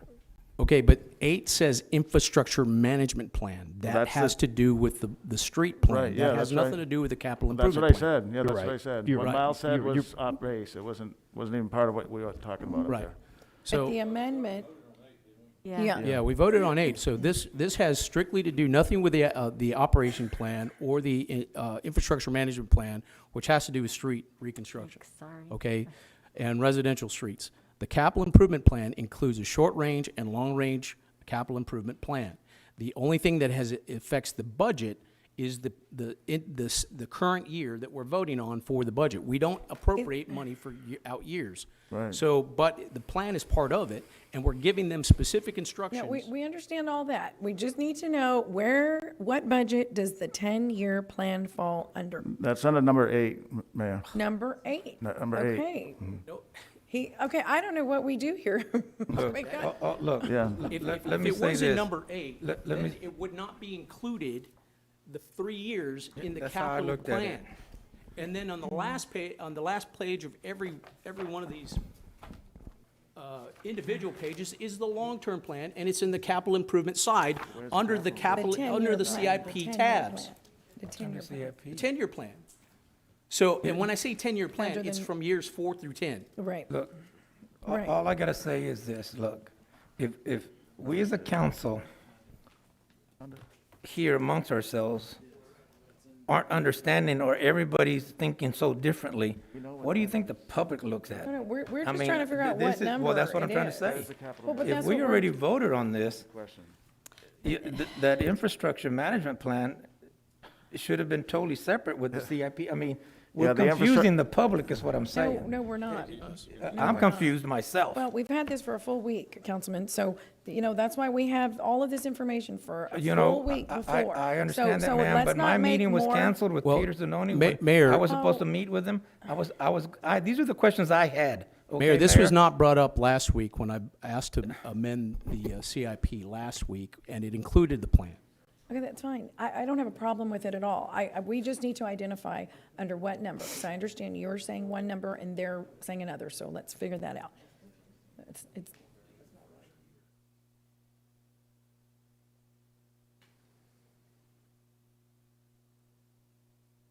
Well, Madam Mayor, I call for Councilman, question. do you have a comment? call the question. Councilman Pesley? Go ahead. I don't understand why we're pulling the $220 million. We're not advocating that we're gonna spend that money. No, we're not. No, sir. All that is a place mark for what this council has agreed over several meetings since I've been here and before, over where this council is headed with respect to a certain project. That's correct. And the funding has been identified, it has been approved, and it's just like you borrow money from the bank. In certain instances, you take deposit of that money whenever you want it. Right. Whenever you vote, in this case, whenever you vote to do that.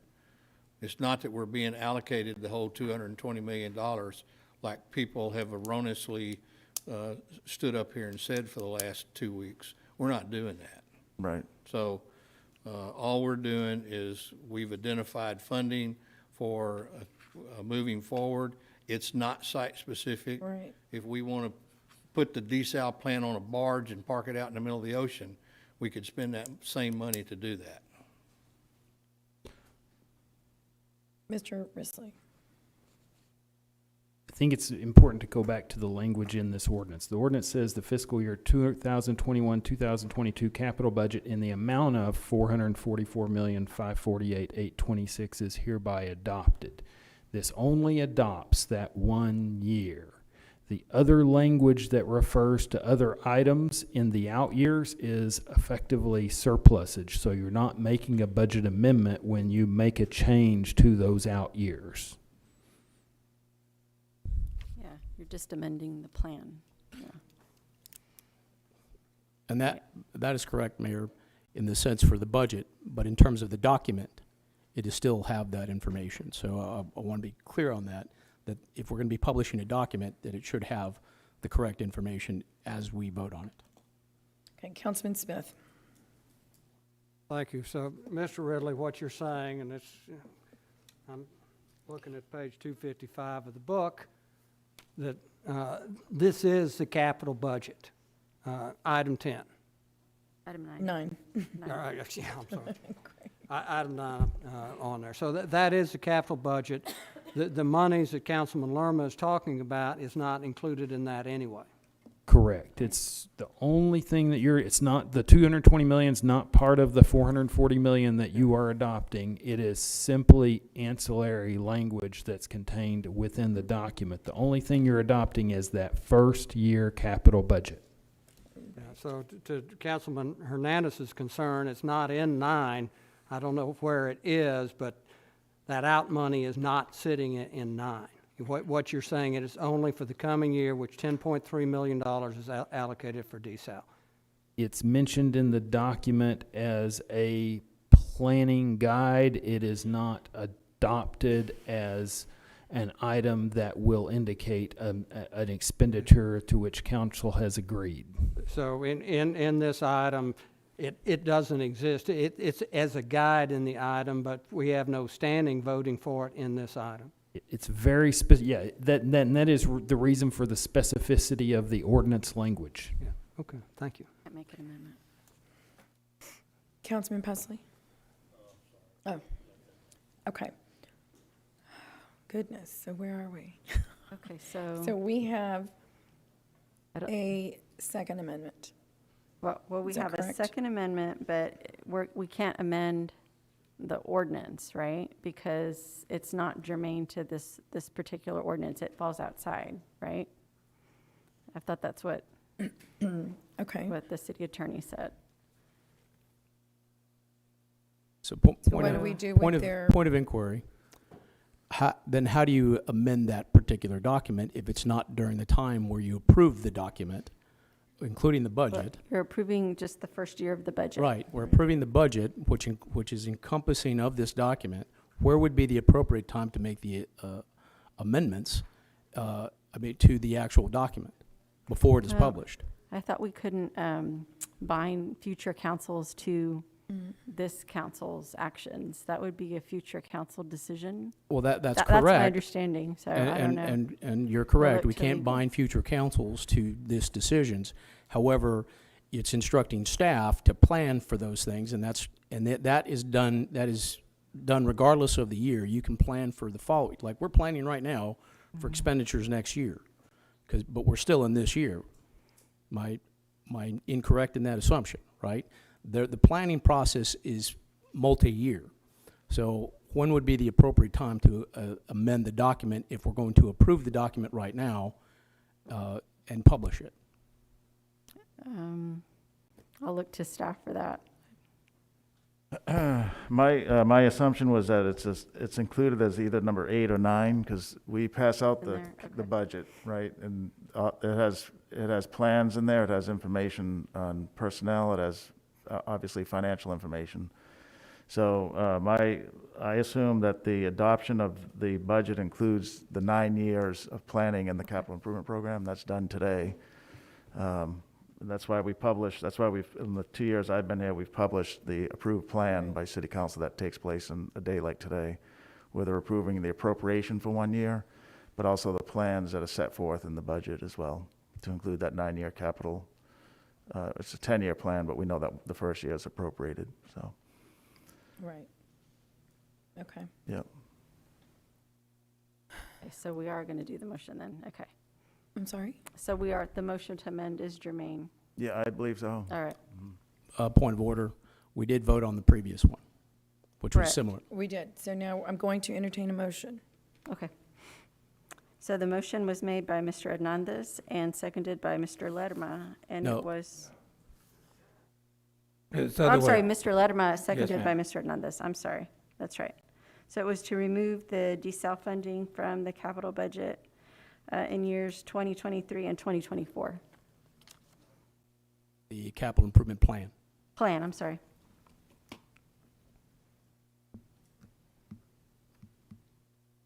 Okay, so would you like me to do a roll call vote, Mayor? Yes. Okay, so for passage of the motion to amend, Councilmembers Molina? No. Pesley? Smith? No. Barrera? No. Hernandez? Aye. Hunter? So this is the only time that we'll have a chance to, that's what okay. No. Okay, you said no, Mr. Hunter? Okay. No. Lerma? Aye. Martinez? No. Guajardo? No. Okay, motion fails. I move for approval of the capital budget of 440, whatever it was. 444,000 million, sorry. I second, and Okay, sir. Mayor, I just have one quick question. Yes. When we get, It's your turn. thank you. So, is our code enforcement is involved in this budget, right? Yes, yes, sir, code compliance, Okay. yes.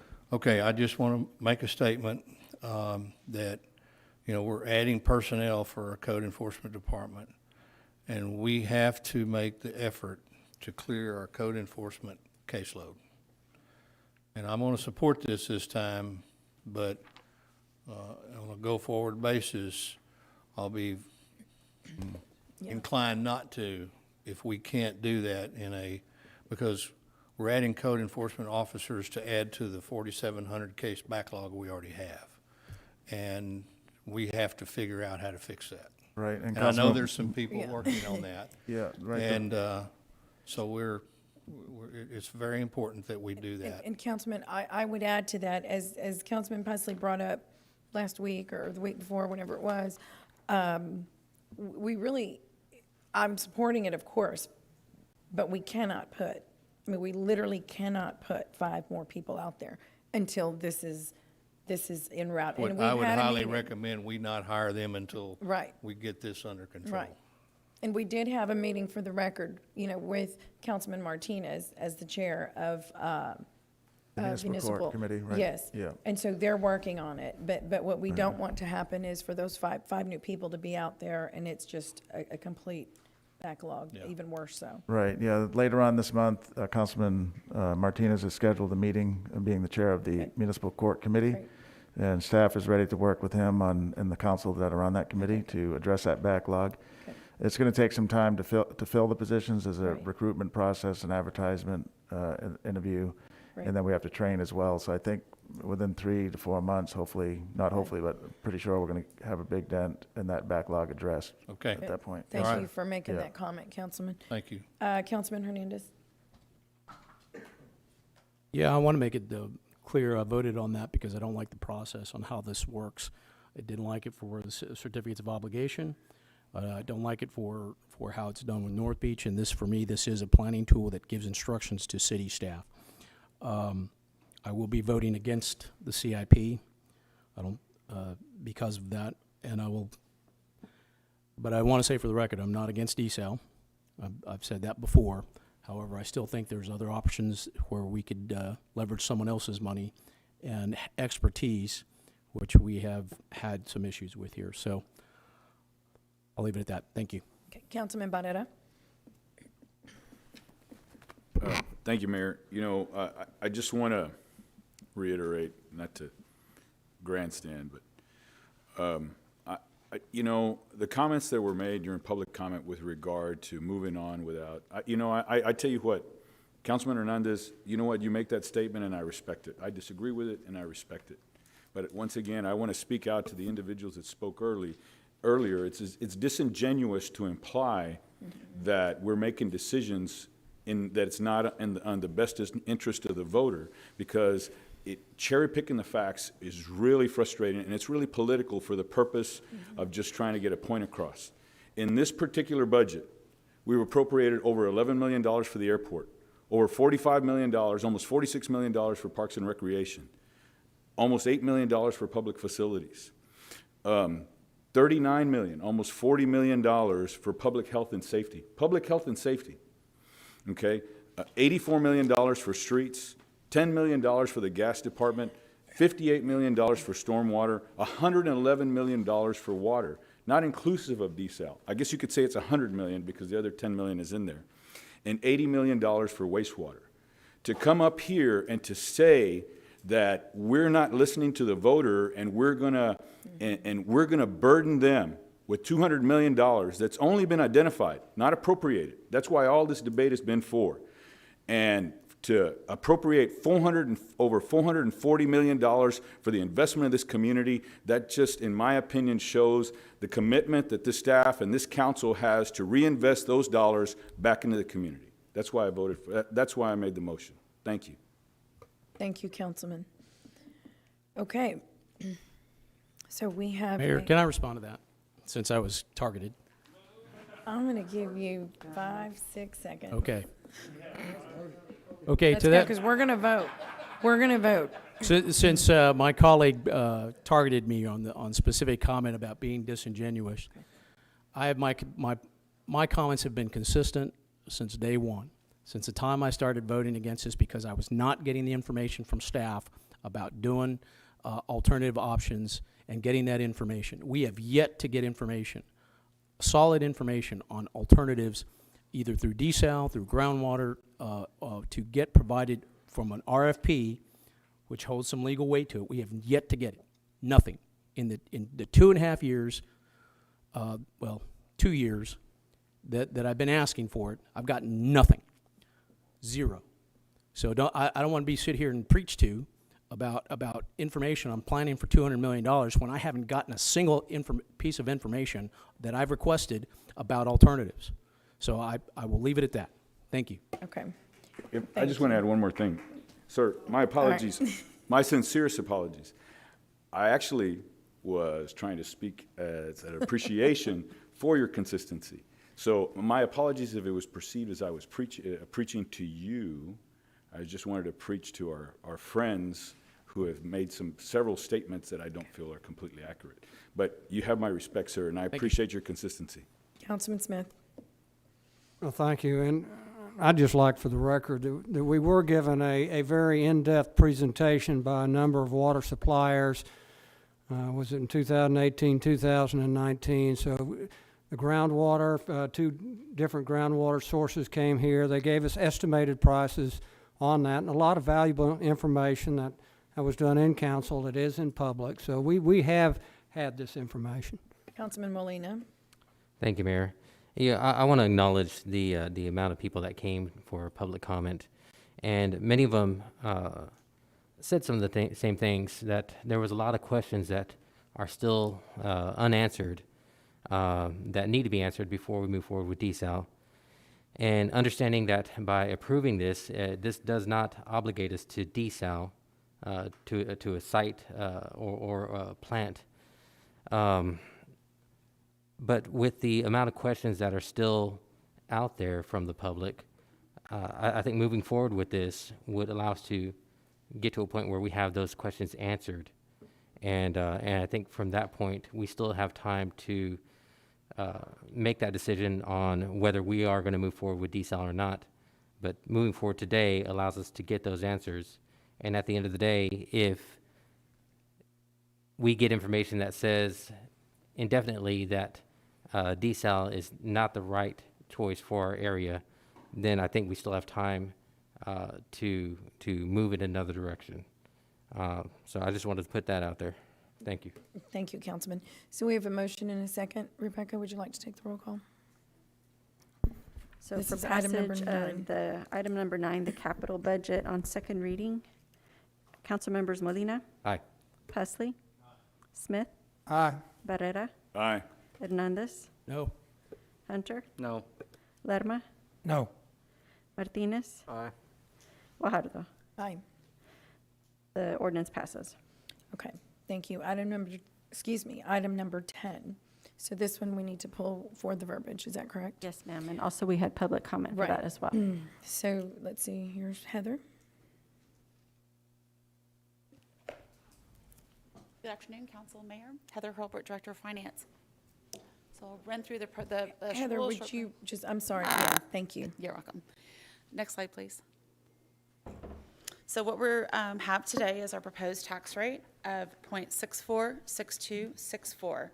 This tax rate is the same tax rate that we've had actually for the past 2 fiscal years. Can you repeat that, please? It's the same tax rate, 3 fiscal years, that we've had for the last 3 fiscal years, so the tax rate is not changing. What it does do is it does produce more revenue than we had last year, because we have new additions, new properties, new improvements that are on the tax roll, along with increases in appraised values for existing properties.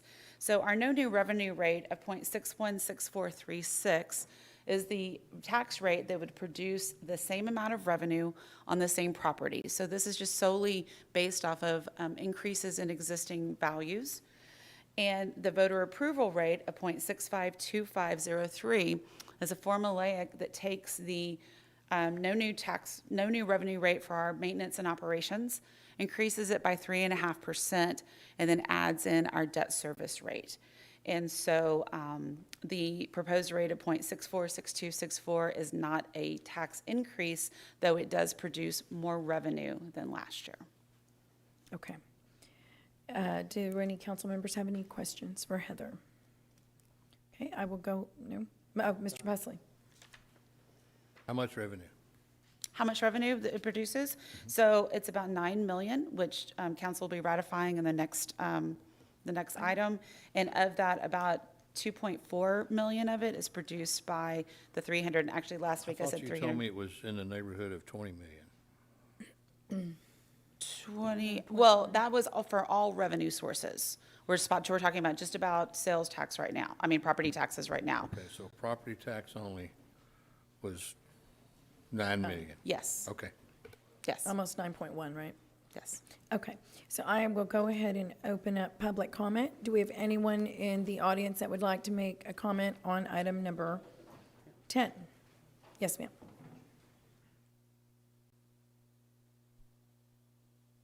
Hi again.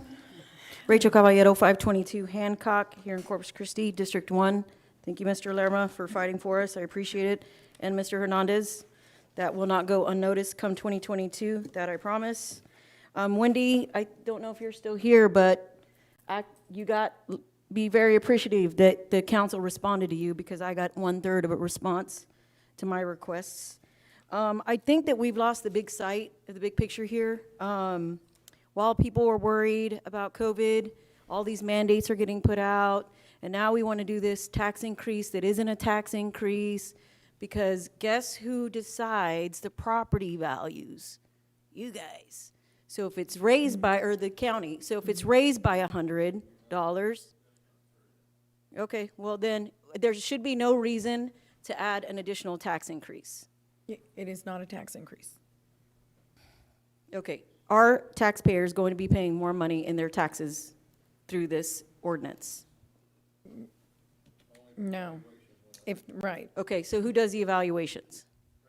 right. Okay, who runs the appraisal district? No, it's not about educating me. You guys are jumping through loopholes here to try to say that it's not an increase, but it is an increase. Okay, what's your question? I have no question. I think that it is The wrong. I think appraisal it is district morally sets wrong. evaluations. They submit those to every taxing entity in Nueces Okay. County. We don't. It is morally wrong to implement any kind of additional stormwater fees, taxes, an increase in taxes, whether you guys increased it, whatever government entity increased it, during a time of economic, I don't even know what to call it right now. Nobody knows up or down if things are gonna be more expensive next year, and you guys are doing this on the sly. And it is, the margin is right below the ability for voters to approve this, and this is wrong. Now, you guys can make the facial expressions that you want back there, but at the end of the day, if I don't understand it, chances are they don't understand it either. All we see is increase. We see a new stormwater fee from, I ask all of you guys that are sitting here, that are supposed to be our neighbors, and that are supposed to be fellow community members, to think about the people, which is the majority of Corpus Christi, by the way, that can't afford any additional fees, any additional taxes. You have somebody making $330,000 a year from Connecticut who is telling you guys, advising you guys to instill these fees when they don't even live here. They're not from here. They don't know our constituents. They don't know the taxpayers here. But yet you're following the guidance of this individual. And this is wrong. You guys have got to become a council that is morally driven, or you will not get reelected in 2022, and I'll make sure of that. Thank you, Ms. Caballero. Does anyone else have any public comment on item number 10? No. Okay, I will close public comment and entertain a motion to approve item number 10. Madam Mayor, I'd like to make a motion, and I'd like to state that this language is dictated by the state of Texas. Yes. With it. And it's very important as I read this language that the tax rate is not changing, as our CFO said. It hasn't changed in the last 3 years. The language indicates differently, but it hasn't. And a couple of quick things. The appraisal district is an independent body subject to state law, mandated by state law. The city of Corpus Christi has 2 board members out of 7. They are the ones that set the appraisals. So we are not changing the rate. If your appraisal did not go up, your taxes didn't go up. If your appraisal goes up, your taxes go up by whatever percentage that is on there. The average, as our CFO said, is about 2.9% across the board. But for people that appraisals went up 15%, they're going to be paying 15% more. For the 100,000 that didn't go up, the rate stayed the same. It's very confusing, as was said up here, that it is difficult to understand. But I'm going to go ahead and read the state mandated language on here. I move that the property tax rate be increased by the adoption of a tax rate of 0.646264 per $100 valuation, which is effectively a 4.84% increase in the tax rate. Is there a second? Second. Any further discussion? Mr. Pesley? Yes. Yeah, Peter, I met with Constance and Heather last week, and something I suggested that may we put in our future budget presentations is a showing of all of the exemptions that are granted each year to tax entities. And it's amazing what that number adds up to be when you start putting it all together. And I think that's important information for the public to understand and know. Okay, that's a good point, Councilman. Councilman, we'll do that. Okay, we have a motion and a second. Rebecca? Okay. To call roll. So for passage of ordinance number 10, Councilmembers Molina, Aye. Pesley, Smith, Aye. Barrera, Aye. Hernandez, No. Hunter. The reason I knew this was 3 votes on this particular topic is because I have voted for the previous tax rate every time, and I feel like it is my obligation to continue that. Although I do want to give y'all an applause, not just to the council, but the city staff, because y'all have done an excellent job. But it's kind of hard to go against a vote that I've kept up for 5 years. But I'm very proud of y'all, so thank you. If there ever was a year to vote for it, this would be it, but it's not going to be me. So thank you. Yeah, thank you. Okay, so that's a no, sir? Okay. Lerma, No. Martinez, Aye. Guajardo. Aye. The ordinance passes. Okay, thank you. Item number, yes, sir. No. Oh. Item number 11. Good afternoon, Mayor and Council. Eddie Houlihan with the Office of Management and Budget. Last tax item. Item number 11 is an ordinance ratifying the property tax increase reflected in the 22 operating budget that will require raising more revenue from property taxes in the fiscal year 21 operating budget in the amount of $9,095,758. As has been mentioned, the property tax, the rate to the taxpayers remains the same at 0.646264.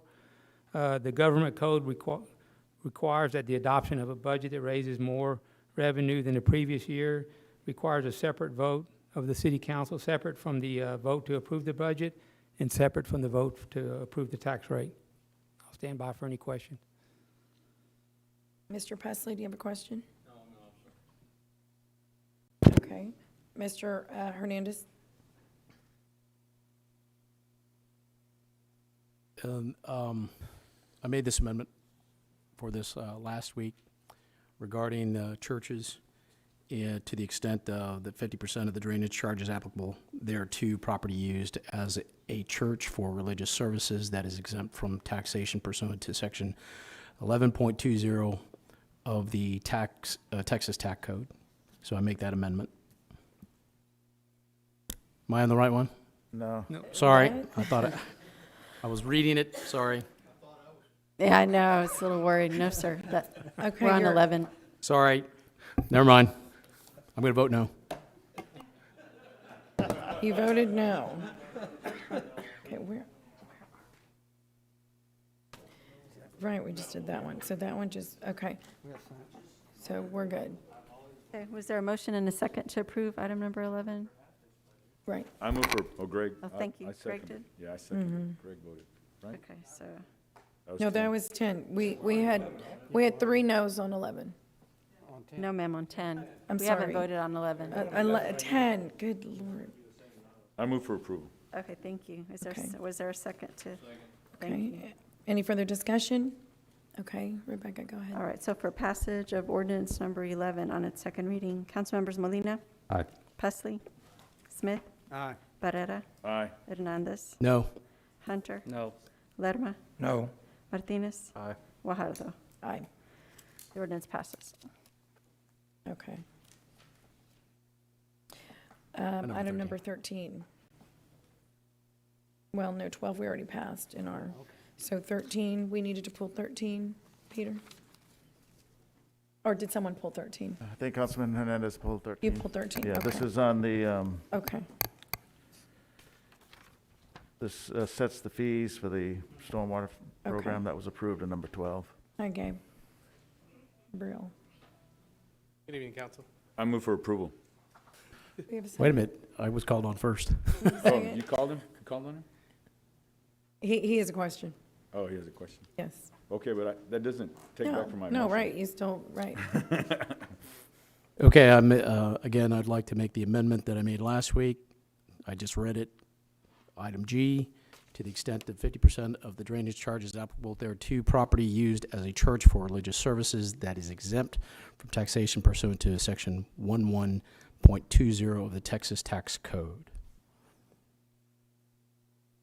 And that is to give churches 50%, I guess, for 50% discount on the stormwater fee with regards to, and the reason I say that is that, you know, churches tend to have large parking lots and they tend to have large facilities for people to congregate, and all their monies, most of the money that they receive is through donations. So I want to say that it is I don't want to tax somebody for being a Christian or Jew or something or other than that.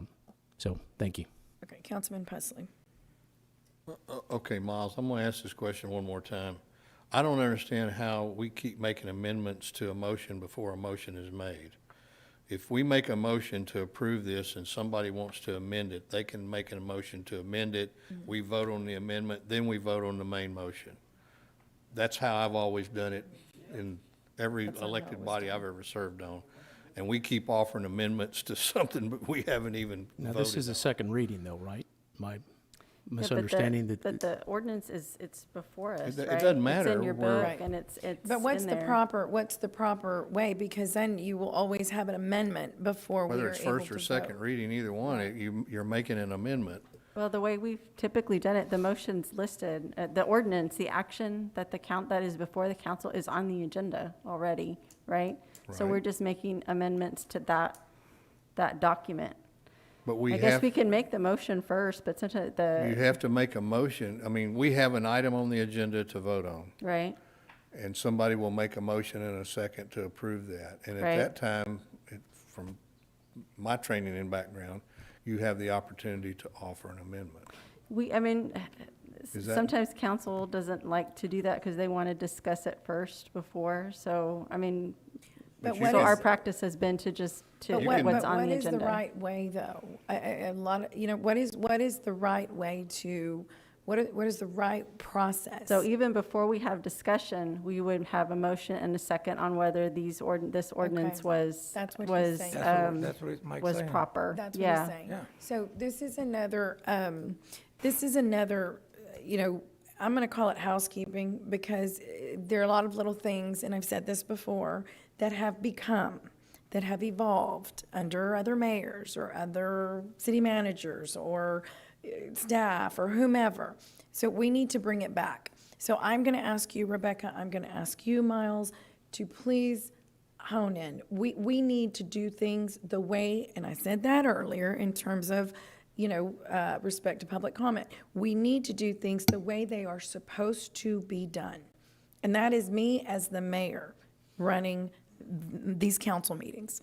They need to be done, they need to be run, and I need your help, the way they're meant to be.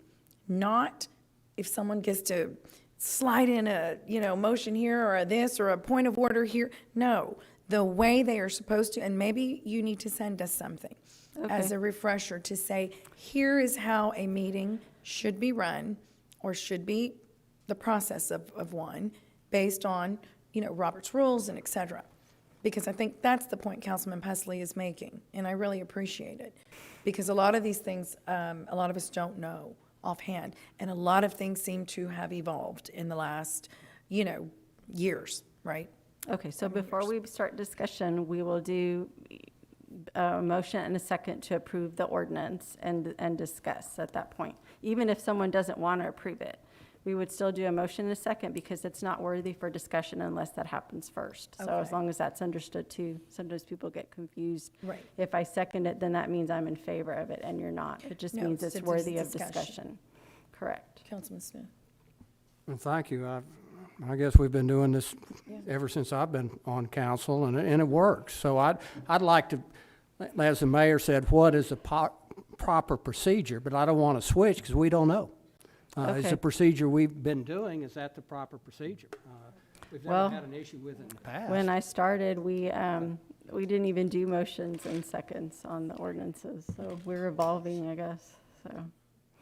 But that's good information, Well, I mean, if we if want to it's follow not- the policy. You know, I've not ever served on an elected body where you did first and second readings. You know, that is Yes, new sir. for me, but anytime I've ever been involved in it, if you have something on the agenda to vote on, before you can offer an amendment, somebody has to offer a motion and a second to move that item forward, and then you can amend the main motion.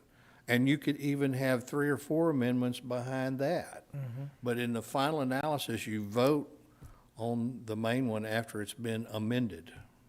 Yes, sir. Yeah, and like I said, we typically, as a shortcut, I guess, it's already there, so we just start making amendments on the main. But with that direction, we'll, if everybody wants to do that, that's what we'll do. Well, I mean, I'm like the mayor, I want to do what's right. Yeah, I want to do what's right. I want to follow order. Okay. And that's it. I don't care what used to be done, what has been done. We need to go by what should be done. All right. Okay, so, Where are we? where are we? You had a motion on the floor, So we have but a there's no motion. second. Had We have a motion. Do we have a second? And, Well, we have to do the main one first, right? So yeah, and I'll we second need a it, motion to approve the main. and then I have a question, Mayor, when it's my turn. Okay. Second, okay, so, So there's a motion and a Counsel- second to approve the ordinance, do right? you have a? So No, I know, have but my I think- amendment. No, to I know, the- but is your light on because you have questions? Yes, and I just want to make sure that my amendment gets in there. So if I have to state it again, Well, you may have to. okay. Right. But before we vote, I want to make sure I get the chance to put in amendment.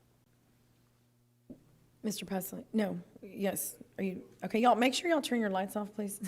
Yeah, I just said I have a question for staff on this stormwater before we. Okay, before we discuss, so we have to have a motion and a second on the ordinance. I made the second. Thank you. Well, I didn't hear, okay. Thank you very much. Okay. Well, we're getting there. Okay, so the question, go ahead, sir. Okay.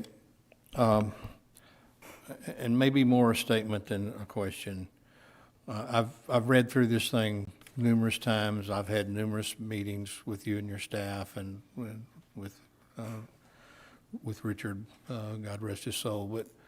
But I still think our residential component of this is too complicated and it's going to be difficult for people to understand, number one, and difficult for us to explain to residential customers. I think your non-residential is very simple and straightforward, and I was hoping that we would come up with something. And I know the tiered process, and I've seen it done for, in my research over the last couple of weeks, it's done for both residential and non-residential in other cities and communities.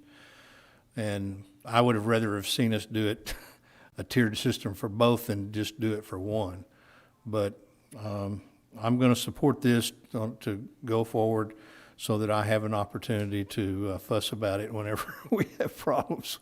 But I think this is something we need to really hone in and make sure. My final comment is, here's a question. Have we implemented a cap for any group, residential or non-residential, with respect to stormwater rates? Yes, sir. There is a 500 ERU cap on commercial or non-residential. 500 ER. And where did we establish that from? That was established prior to, I think, even I started. So it looked at what is the impact to a customer. So at 500 ERUs, you're looking at about $3,000 a month if you had a lower than minimum water bill. So you're looking at about $36,000 a year that would be impacted to those customers. So previous committees looked at that and found that to be kind of the cap at what we would look at for now to be able to, have this be amendable, not erroneous to or erroneous to commercial and non-residential customers. And there is no such cap on the residential side? No, sir. I mean, your tier 3 is 4,500 and above. Right. So there's no necessary or cap to that. Okay. Okay, that's all I had. Thank you. Okay, I think that's all the questions we have, Gabe. And you had, The amendment, right, which I read twice already. So I will, Right. you need me to read it again? And Rebecca, if it does pass, I'll give this to you. Thank you. Amendment to, for the exemptions, under the exemptions heading, this would be item number G, to the extent of 50% of the drainage charges applicable thereto, property used as a church for religious services that is exempt from taxation pursuant to section 11.20 of the Texas Tax Code. And that's my amendment. Second.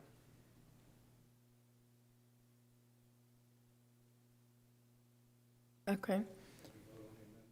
Yeah, well, we're gonna do public, public comment. Does anyone in the audience have public comment on item number 13?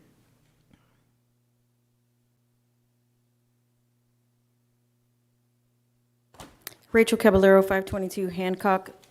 A lot of the correspondence that I've been hearing is that Mr. Zanoni is bringing this to the table because it has not been incorporated here in Corpus Christi, and it's worked in other cities to create this stormwater fee. You guys, I believe, are already have already added a stormwater fee on the utility bills. It's really, really difficult to support a council that does, or city staff that doesn't know what to do with the initial taxes that you guys are receiving. Streets are example, infrastructure is an example, stormwater is an example. Because now you guys are coming back to us with yet more additional fees in a time of uncertainty with the economy and everything that's happening with COVID. So I'm just here to remind you guys, your job is to not implement higher taxes, add more ordinances, and add more fees, but to utilize the current taxes efficiently and effectively and find ways to save the taxpayers money. Corpus Christi is a successful city that has been profitable even through COVID. This is a blatant money grab. That is my comment. If you guys cannot figure out a way to save us money, we're gonna come after you in 2022. And a lot of you guys that are sitting up there right now, you're gonna be one-term politicians. Is there anyone else who would like to make public comment on item number 13? Okay, I will close public comment now. Councilman Smith. Thank you. Can you turn your microphone on, please? Yeah. Are we decreasing water rates? Yes, sir. And with this fees, are we going to be charging any more than we would have? Is it the same amount that we're decreasing water rates? Yes, sir. Okay, so we're not really, we're shifting. We'll see. I think last week you showed us that we're seeing a shift from residential over to commercial, that residential was paying about 66% of the stormwater fee. This reduces that down to about 50%. Is that correct? Well, the residential is paying around 50%, so that would change the ratio back to about 34% for residential customers. So the residential customers net, I'm not talking about each individual because some are higher, some are lower. Are they going to see a decrease in their stormwater fees? Correct. And the net result from residential rates. Correct. And with this, for every dollar we're increasing this, or creating the stormwater fee, we're reducing the water rate by that much in the global sense. Yes, sir. Okay, thank you. And Gabe, in exempting, what happens? So with the exemption that's before you, would be a $250,000 in revenue loss. So we would either have to make that up in a increased rate or decrease Okay, our well, let's say that improvements. one more time, because that's very important. We would have to make that up with our residents paying that exemption. I think you have two options. You can, from looking at our analysis, the revenue impact from this exemption is mainly non-residential. So you could choose to only raise the non-residential rate and keep the residential rates the same, Okay. or you could choose to put it across the board. Okay, thank you. Okay, so we've got an amended. Right. Okay, go ahead and call roll. Okay, so for passage of the motion to amend, Councilmembers Molina? This is for the motion to amend? Yes, With so there was a exemption. motion to amend for the churches, right, to exempt Exempt. churches. Mr. Hernandez gave the specific, but that's basically the extent. 50%, is that right, Mr. Hernandez? 50%. No. No, okay. Councilmember Pesley? No. Smith? Barrera? No. Hernandez? Aye. Excuse me, Hunter? No. Lerma? No. Martinez? Aye. Mayor Guajardo? No. Okay, the motion fails. Okay, so I'll entertain a motion to approve the ordinance as written. Okay, there's one on the floor already. Oh, you did, I'm sorry. Yes, ma'am. Do we have a second? Second? Yes, Wait, there was a motion and a Thank you. second on Any the further floor. discussion? Roll call. Would you like a roll call? Okay, so for passage of ordinance number 13 on its second reading, Councilmembers Molina? No. For the whole ordinance, No, sir? that's for the original. For the original ordinance. It's without the ordinance as proposed. Understand. Okay, gotcha, all right. Councilmembers Pesley? So I looked at you. What? Okay. All right, Smith? Aye. Barrera? Aye. Hernandez? No. Hunter? Aye. Lerma? Aye. Martinez? Aye. Mayor Guajardo? Aye. The ordinance passes. Okay. Okay, so item number 15, and that was pulled by staff. Mr. Zanoni? Yes, ma'am, we just have to make a recommended change, and Eddie's going to explain it. We've met over the weekend with the housing developers, so when Al Raymond negotiated that 4-year phase-in, one of the items wasn't necessarily included in that conversation, that being the inspections that the city has done for free when new subdivisions are built. And so it was about an $800,000 impact in year one. And working with the developers over the weekend, we said, let's spread that one out over 4 years as well, Oh, similar okay. to all the other ones. Okay. So Eddie has a slide. If you can put that slide up, we can show the council, Eddie. Go to item 8, go to the PowerPoint for item number 8. The budget PowerPoint. Here we go.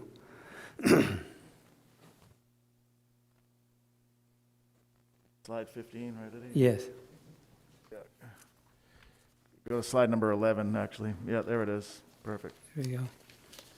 So over the weekend, there was discussions held on the development services, that was the fee that was going to reimburse the engineering inspections for the public infrastructure, for roads, utilities. And what the conclusion, the result of that meeting was that the fees were decided to be phased in as the other fees as the development services went back and looked at a week ago. So the current fees that they have is the construction fees for a public improvement without plat. The original proposed was $350 an acre, and the new proposal is half of that, or $175, and the remainder over the next three years to get to, in year 4, to get to the proposed amount, the original proposed budget amount. And then the plats, non-preliminary, with the original proposed was $450 an acre. That was reduced in half. Now it's $225 for year 1. And then the surcharge for any plat with lots exceeding 24. The original proposed was $50 per lot over 24. The new proposed is 25, half of that. And then you can see some various scenarios there at the bottom with a kind of a medium size in Calico Estate at 24.6 acres with 126 lots. The original proposed would have had that development paying $16,350, and now that would be just half of that, or $8,175. And the Rancho Vista, which is a kind of an example of a smaller development of 9.4 acres with 76 lots, they would have, with the original proposal, would have paid $7,100. With the new proposal, which is half of that, $3,550. And then with one of the larger developments, Gemini Acres 1, with 73.9 acres and 81 lots, large lots, they would have paid originally $36,150. Now the new proposed rate would be $18,075. So I'll stand by for any questions you might have on that particular. Councilman Smith. Thank you. I'd just like to thank staff and the development and the builders community for coming together on this. I mean, it's just music to my ears when you hear the community come up and said, we worked this out. This is a complex issue on there, very detailed, but we're working together as a city. Thank you, staff. Thank you, Wendy, for working this out. Sure makes it easier on me. Thank you. I think that's all the questions, Mr. Houlihan. I will, open up for public comment. Is there anyone who'd like to make public comment on item number 15? Okay, I will close public comment and entertain a motion to approve item number 15. Motion to approve. Do we have a second? Second. Any further discussion? All in favor, say aye. Aye. To amend, Motion to, right, because we're amending it up Oh, prior we to are second amending, reading I'm sorry. to Yeah. It include. could So be we now yeah. have can a we motion. change that? Well, no, we have to have the motion, the main motion first, which we just did. So now we need a motion to amend. Okay. So moved. Okay, Second. correct. Right. Yes, sir, prior to second reading. Okay. That's right. We'll go ahead and do roll call. Rebecca? Okay, so for passage of the amendment, as stated by Mr. Houlihan, Councilmembers Molina, Aye. Pesley, Smith, Aye. Barrera, Aye. Hernandez, Aye. Hunter, Aye. Lerma, Aye. Martinez, Aye. Guajardo. Aye. Okay, so the amendment passes, so now we do need to pass the ordinance as amended. Okay. Well, there's a motion already on the floor, so. Do we have, who made the motion? Greg did. Okay. Yes, Do we have a ma'am. second? Right, yes, Gil. Mr. Pesley did. No, I did. Oh, I'm sorry, Mr. Hernandez did. Do we need to do roll call? Can we just do all? You can do, on this one, you don't need to do a roll call. ma'am, Okay. if you- All in favor, say aye. Aye. Any opposed, say no. The motion passes. Okay, and that will take us over to section N, public hearings, items numbers 22 through 24. Item number 22 is a zoning case 0821-06, City Bakery, District 1. Good afternoon, Mayor, City Council. Nina Nixon Mendez, Assistant Director, Development Services. This is a zoning change from the CI Intensive Commercial District and RM3 Multifamily 3 District to the CIH Intensive Commercial District with a historic overlay and RM3H Multifamily 3 District with a historic overlay. The purpose of the zoning request is to designate City Bakery as a local historic landmark, and the applicant is the City of Corpus Christi. The property is located along the east side of 19th Street, south side of Coleman Avenue, and north of Hancock Avenue. To the north, south, and west are small tracts with a mix of residential and small commercial uses, and the property is .3165 acres in size and is platted. The proposed rezoning is generally consistent with the adopted comprehensive plan and does not warrant an amendment to the future land use. The proposed rezoning to the historic overlay would bring the structure under the protection of the Unified Development Code sections 3.15 and 3.16, which would require the Landmark Commission review before any major alterations were made to the exterior of a building or demolition of the structure would be permitted. Based on the review criteria identified in the Unified Development Code, the property does qualify for historic landmark status under number 2 and number 5. The property is character, interest, or value as part of the development, heritage, or cultural characteristics of the city, state of Texas, or the United States. And then number 5, the property exemplifies the cultural, economic, social, or historic heritage of the city. City Bakery was an important family business in the neighborhood that developed around St. Joseph's Church. Antonio and Juanita Gomez operated the Mexico City Bakery on Air Street, and their daughter Emma and her husband Santiago Rivera would continue the baking tradition with City Bakery. In 1962, the city directory listed City Bakery as owned by Santiago and Ms. Emma Rivera. The bakery building is a one-story building, mid-century commercial block style, constructed circa 1962 of cement block with a masonry brick facade. It has a flat roof with a slight parapet, and a mansard-style shingle canopy was added to the storefront. From the 1960s to the 1990s, City Bakery hosted a variety of customers because it was the hub of the neighborhood, thus establishing itself as a culturally and socially important place, serving breakfast, hosting celebrations, and even holding LULAC meetings there. And the bakery was supported by local residents, along with those attending St. Joseph's Church. The Rivera's children also learned and helped with the family business. The business continues today under the ownership of Barbara Handy, who consents to this historic rezoning. 34 public notices were mailed. 5 were received in opposition by the Edward Shell Foundation. I stand by for questions. Again, Landmark Commission, Planning Commission recommend approval of the designation. Great, thank you. Well, this is a personal initiative of mine, and I'd like to recognize Elias, right, Castillo, they're here with us today, the family. We're very proud of what grandparents, great-grandparents, what that bakery represents. And that's why I moved forward this initiative, because I know your family, Barbara, all of them are very, very proud of what that represents, and I think that it should be a historic placement here in Corpus Christi. So we thank you, and we thank you for those butter biscuits, most of all. They're so good.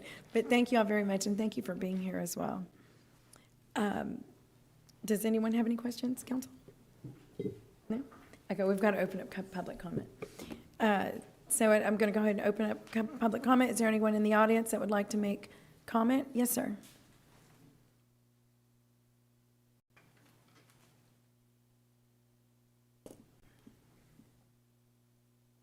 Hi, my name is James Klein. I live at 3501 Monterey Street.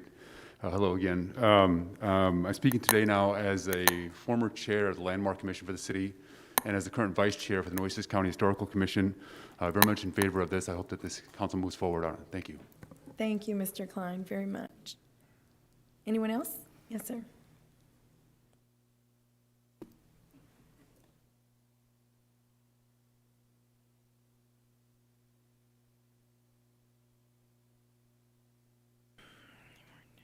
Thank you, Mayor, Council. I just want to initially just say thank you for the consideration. It means the world to my family. I'm a 5th generation, started by my great-great-grandparents.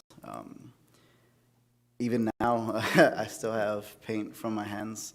I just personally, along with my brother, repainted the entire exterior.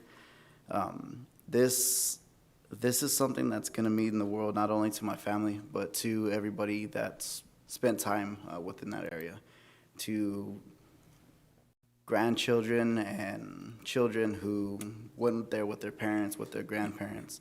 The memories of just going there, walking even on a hot day where you get inside and you're just happy to be in some AC and just spend time with your family. All those things, if this was to be approved, this is recognizing not only the family, but again, those memories and those histories that everybody does have.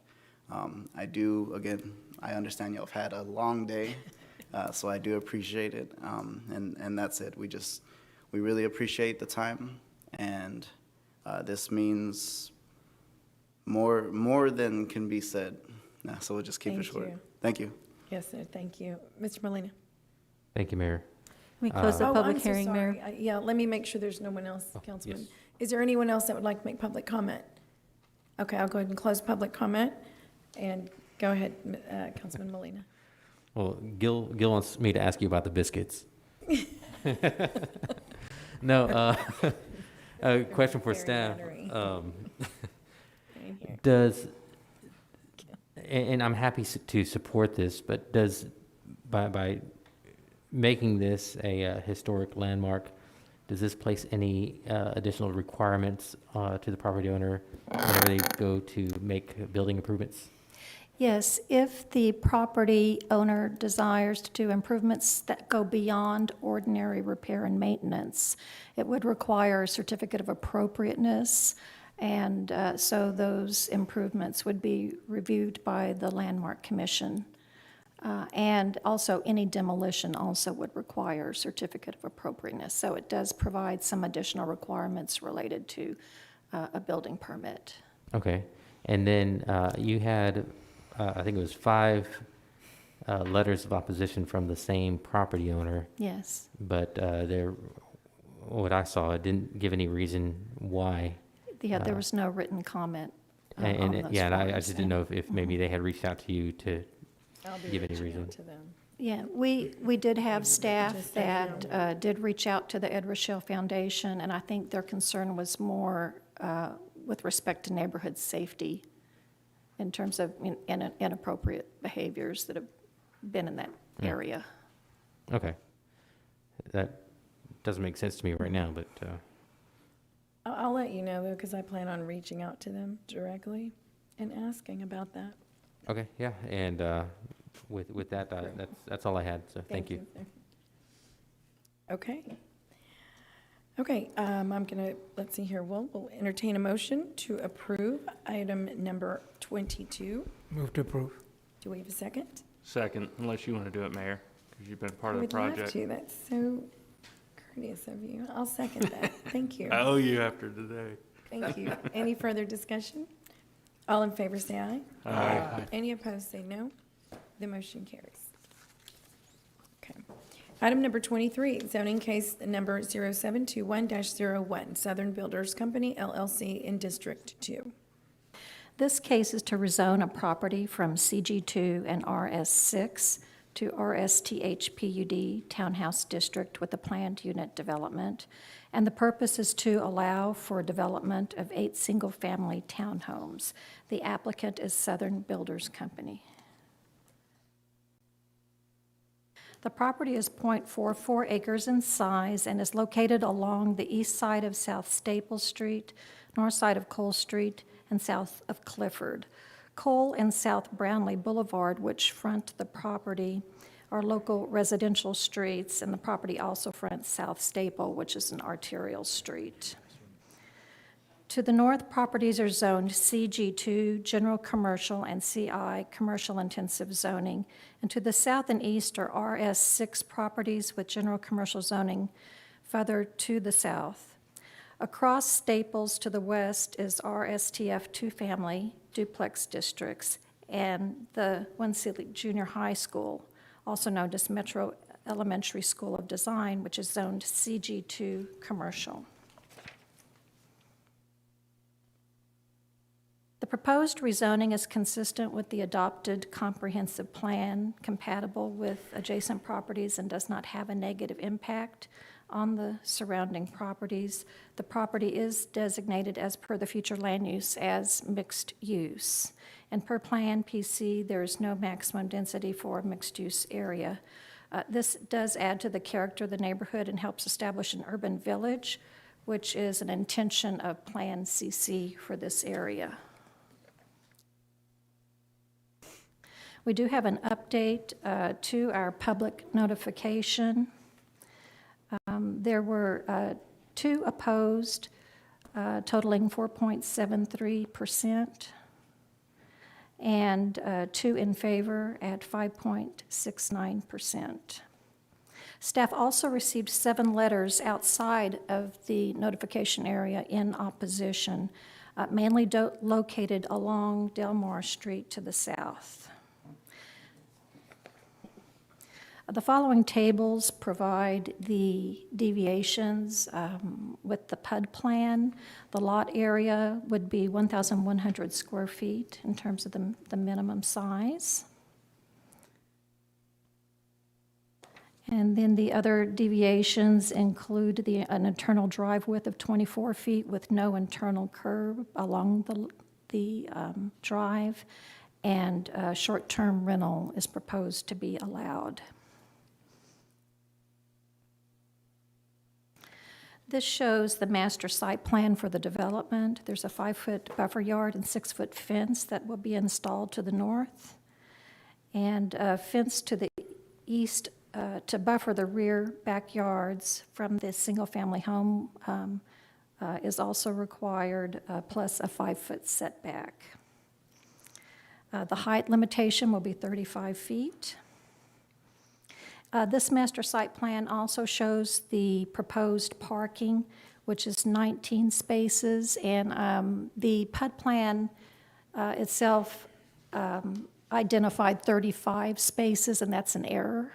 So we will be providing a local amendment to correct that error in the PUD plan so that it's consistent with the site plan. Planning Commission and staff recommend approval, and here you can see the conditions related to the PUD plan, and that includes sideways along the frontages to be rebuilt to city standards. Again, placing the solid waste collection at a point that's accessible to our solid waste vehicles, and landscaping per the Unified Development Code. And again, the amendment that we would like to offer related to the PUD plan is that the development guidelines for the residential lots be changed, and this is related to the parking, to from 4 guest parking spaces to 2 parking spaces, and from 32 spaces to 19 parking spaces.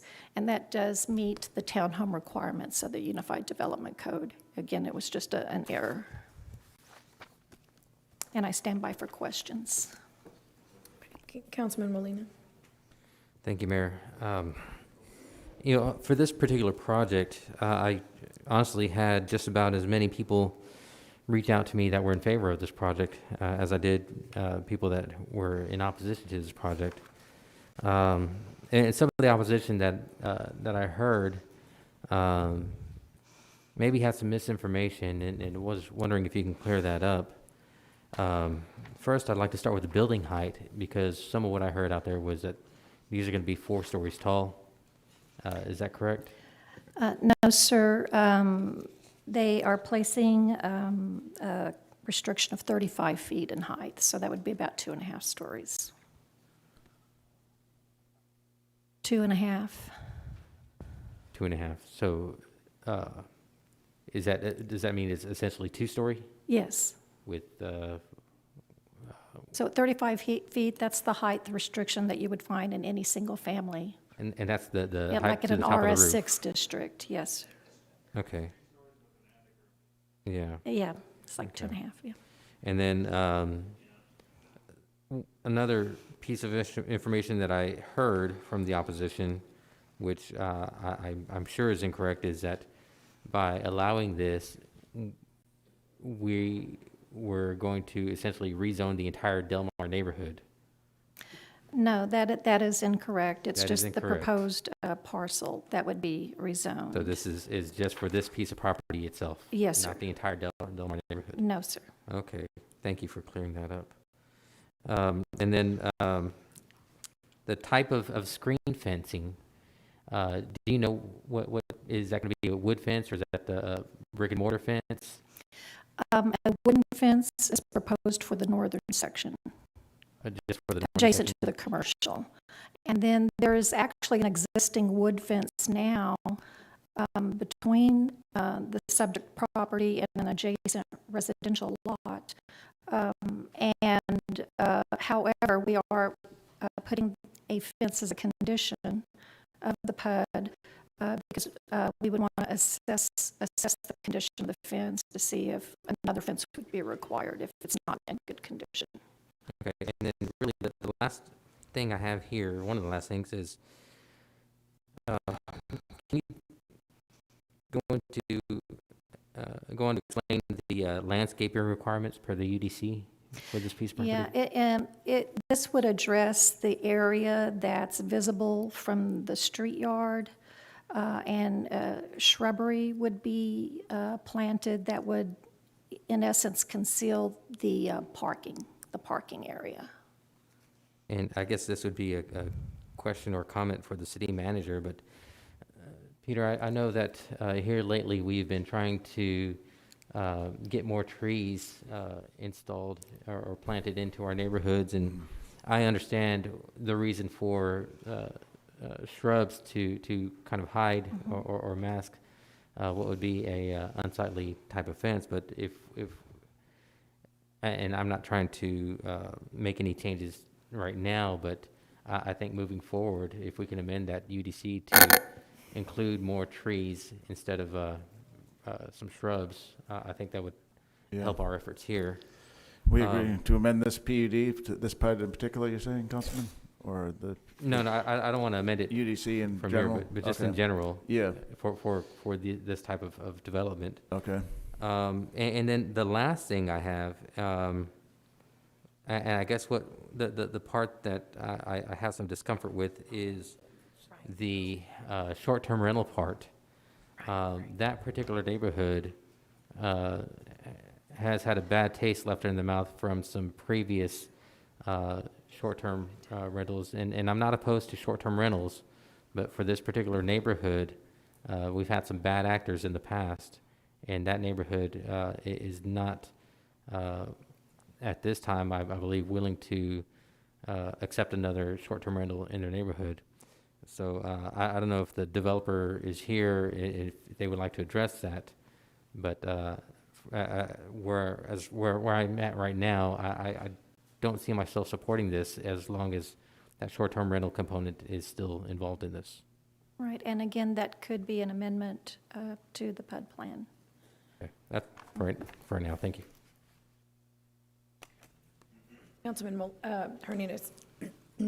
Yeah, thank you, Mayor. I had the same question on short-term rentals, not necessarily on the short-term. We don't have an ordinance on how to manage short-term rentals yet, right? We're still working on it, right? We're scheduled for the end of the year. That's correct, Councilman. Okay, and I haven't seen that ordinance or proposed ordinance yet, and so I'm hesitant to allow for short-term rentals until we have some idea of how to manage it. I think even if you don't have this in there, once a short-term rental ordinance is proposed or provided, that would be an opportunity to then begin to allow for that, because there'll be some ability for us to manage it. Specifically, from a renter position, right? They're not not necessarily a tenant, they're a guest, so to speak, and that has to be identified within the short-term rental, because if they're a tenant, then they have some certain legal rights. They can't be kicked out. So I want to make sure that there's some protections on both, not only our side, but also the homeowner side, and right now we don't have any of that. So I tend to agree with Councilman Molina to not include that in there until we have some sort of ordinance in place. Thank you.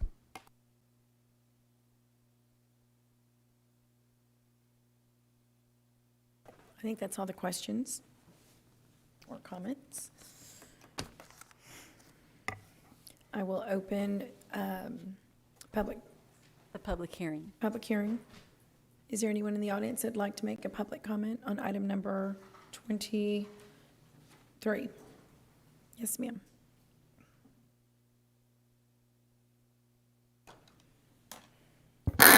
Hi. My name is, hello to the mayor and the council. My name is Sally Gonzalez, and I live at 462 Cole Street, which is right across the corner of Alameda and Cole. I have lived there for about 14 years. When we bought the house, I said it's at a corner, but it's still a very quiet, pleasant, and appealing neighborhood. what has brought me here today was a small sign posted at the corner of Brownlee and Cole Street that said, parenthesis, notice to public hearing, zoning change. July 7th, 2021, time and where all interested parties may attend. I said to myself, I'm wondering what that is, so I decided to attend. Previous to this, I had never had any reason to know about what was involved with any city, street, or zoning projects, or anything else involved with the city, and to the responsibilities I was giving people I was voting for. Everybody here. To actually look out for the interest of the people and not to the big businesses. When I was voting them into office, because like most citizens of Corpus Christi, most of us are just trying to keep up with our day-to-day life, or going to work and raising our family, etc., etc. But this time, the sign was at the corner of my street, so I decided to attend.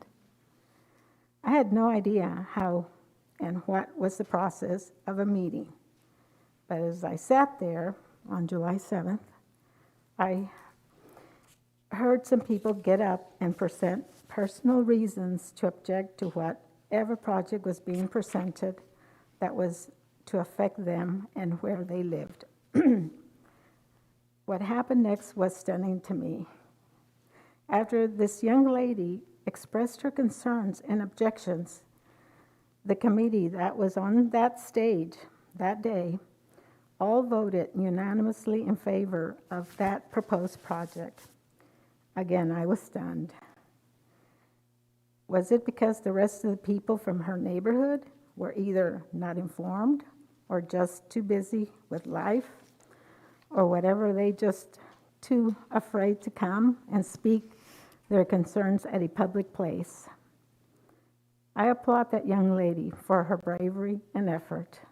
It is known that public speaking is the #1 fear of most people, but for most committees or boards, y'all have experience. So anyway, my main concern, one more comment to it, I didn't realize my little letter was that long, but my main comment is that this quiet little neighborhood, we'd like to keep it this way. We welcome single-family homes to enhance our neighborhood anytime. I've seen in Corpus plenty of other places where this type of HUD or PUD or whatever they call it has a proper place, not our neighborhood. Thank you. Thank you. Is there anyone else that would like to give public comment? Okay, I'll close I public don't know if comment. the applicant's here, Mayor. Oh, I'm sorry, the applicant? I don't know. Or- If they care to speak. Okay. Oh, this was yours. I'm sorry. Hello, my name is Belinda Annette Garza. I live on the 400 block of Cole Street. I am here representing my mother, Gloria B. Garza. She could not make it today due to her chronic illness. I am here to let you know that we have been residents on Cole Street for over 55 years. I have lived there my entire life. My parents were probably the second Hispanic family in that neighborhood, and we continue to live there. Now, my mother really wants to live her final days there in a tranquil, quiet, residential neighborhood.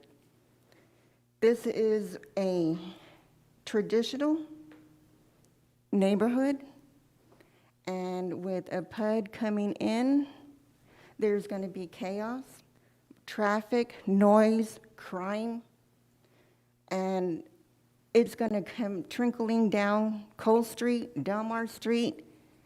It's not going to be the traditional neighborhood that I grew up in. My neighbors that have been there 20, 30, 40, 50 years, it's all going to change. These are our lives, these are our homes, and it means everything to us, and it should also to you. In all this, it would disrupt our everyday living, our livelihoods, our peace of minds. We do have elderly neighbors, I do, and they're going to be afraid to even walk their dogs in the neighborhood because of all the chaos that's going to be created. Now, you may not seem, or shall I say, it may not seem that there not may be any chaos, but there will be. And the parking situation, where is it going to trickle down to? Our neighborhoods. We're not going to be, we don't know who's going to be coming in and out. I mean, this is going to change our way of living, the tranquility of the neighborhood. The tradition of the neighborhood will be changed forever. Now, it was mentioned a minute ago that there was not going to be any impact to the area. It's going to. It's going to have a great impact.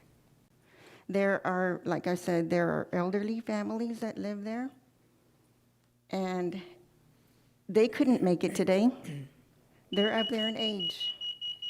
I just wanted to say that this will affect everyone in that area, and it will not be a traditional, tranquil area.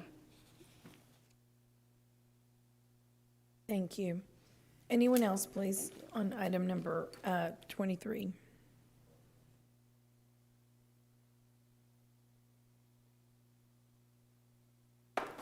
Hello, Mayor, City Council, thank you for your time. My name is Paul Trotter, and I live at 529 Cole Street. I live directly across the street from where this proposed development is to take place. I've been here since 1 o'clock. I know you guys are tired too. I can see it on your face. I have a very personal attachment to my home in the neighborhood. I've lived there 33 years. My youngest son was born in this house. My wife had a home birth. We had insurance, but she wanted to do it, so we went ahead. Anyhow, it's the Delmar neighborhood, as Mr. Molina is well aware, I'm sure. I understand was the first subdivision ever built in the city of Corpus Christi. It's a very historic neighborhood. The first time someone bought up a large plot of land and partitioned it off, had streets laid and plats laid out for individual homes. The majority of the homes are single-story, single-residence homes.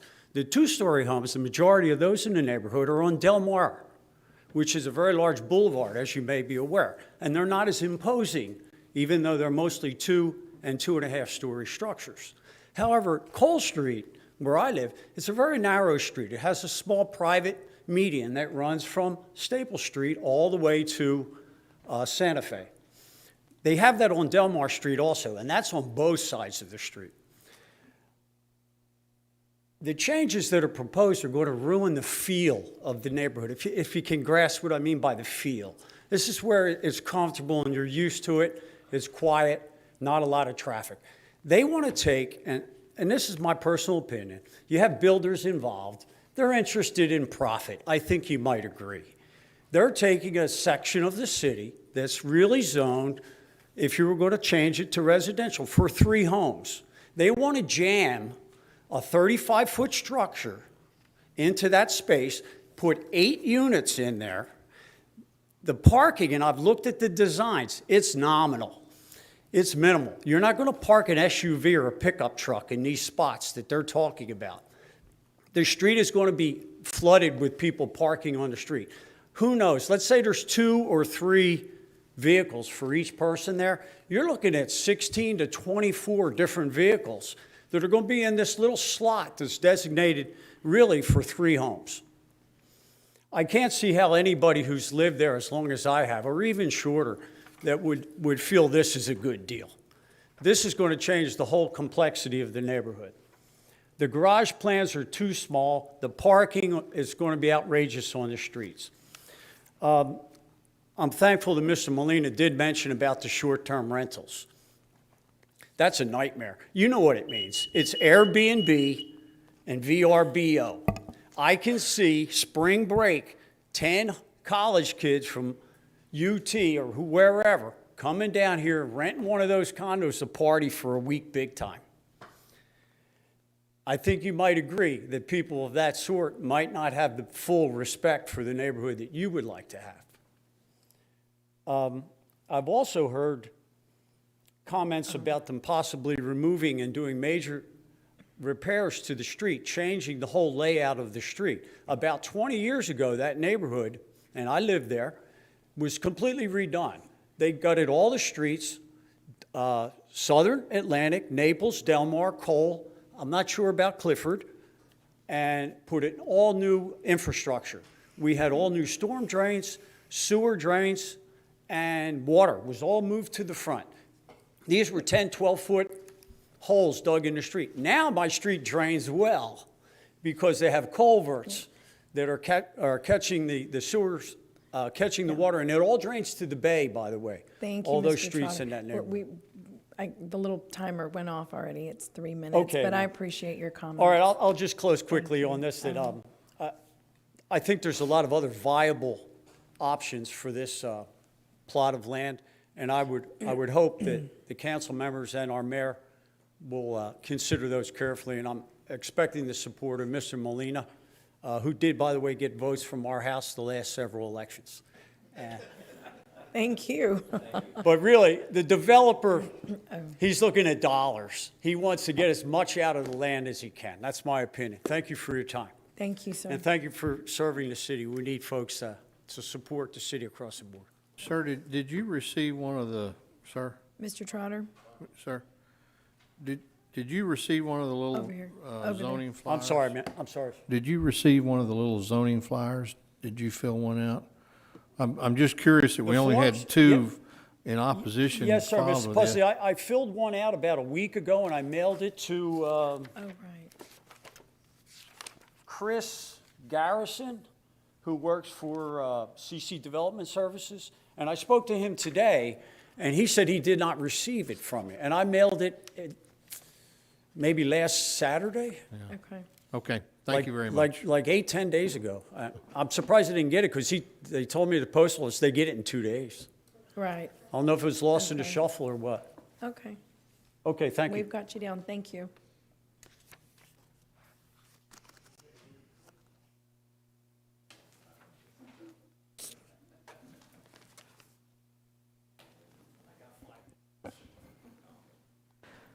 Mayor, City Council, City Manager. I'm Lee Brame. I reside at 505 Cole Street. I lived there all my life. The Delmar neighborhood has been around for a long time and hopefully will continue to exist for a great many more. It is a reliable, self-sustaining, and stable neighborhood. It is a very desirable, safe, established location to live and raise a family.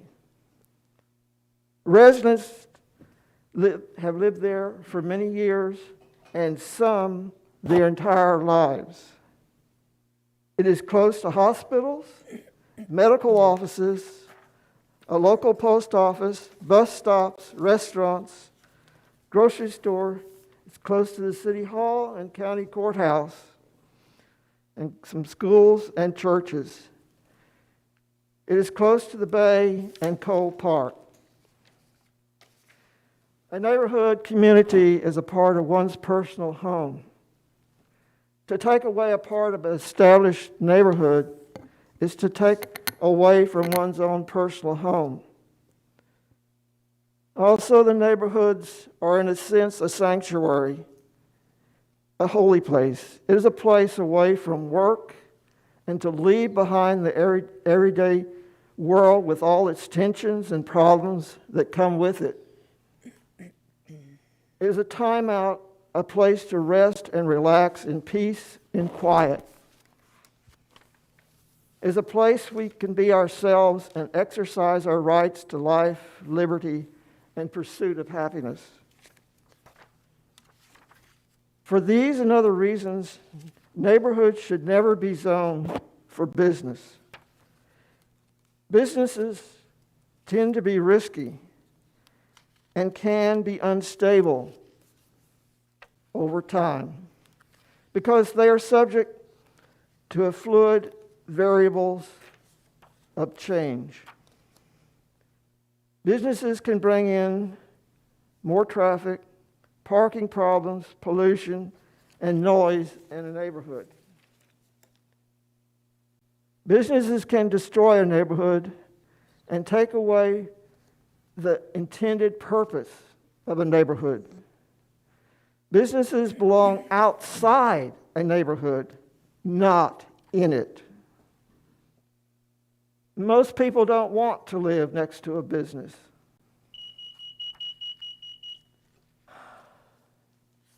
There are other matters to be addressed, and briefly, one is who pays the price for these rezonings, and that's the people in the neighborhood. And the other thing to discuss is the matter of health risk. This PUG is designed for intended use as an Airbnb. And you bring in a lot of people from the outside community. And you can bring in the COVID and then introduce it into the area, into the neighborhood. So basically, the neighborhoods serve an intended purpose for the community. And businesses have their own. But the businesses would interfere in the intentions and the purpose of neighborhoods. Thank you very much. Thank you.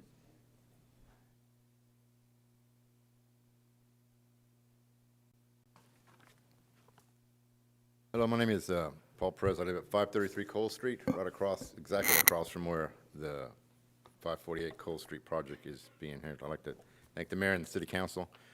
That's what my conversation is about, the 533 Cole. The PUD included the plans shared originally it was going to be 3 cottage style houses, but the utility plans are not announced for 3 cottage style houses. Instead, they call for 8 3-story condos, 20 parking spaces, she said 19, and a 24-foot drive with the same entry and exit, also serving as a fire lane and all the concerned projects.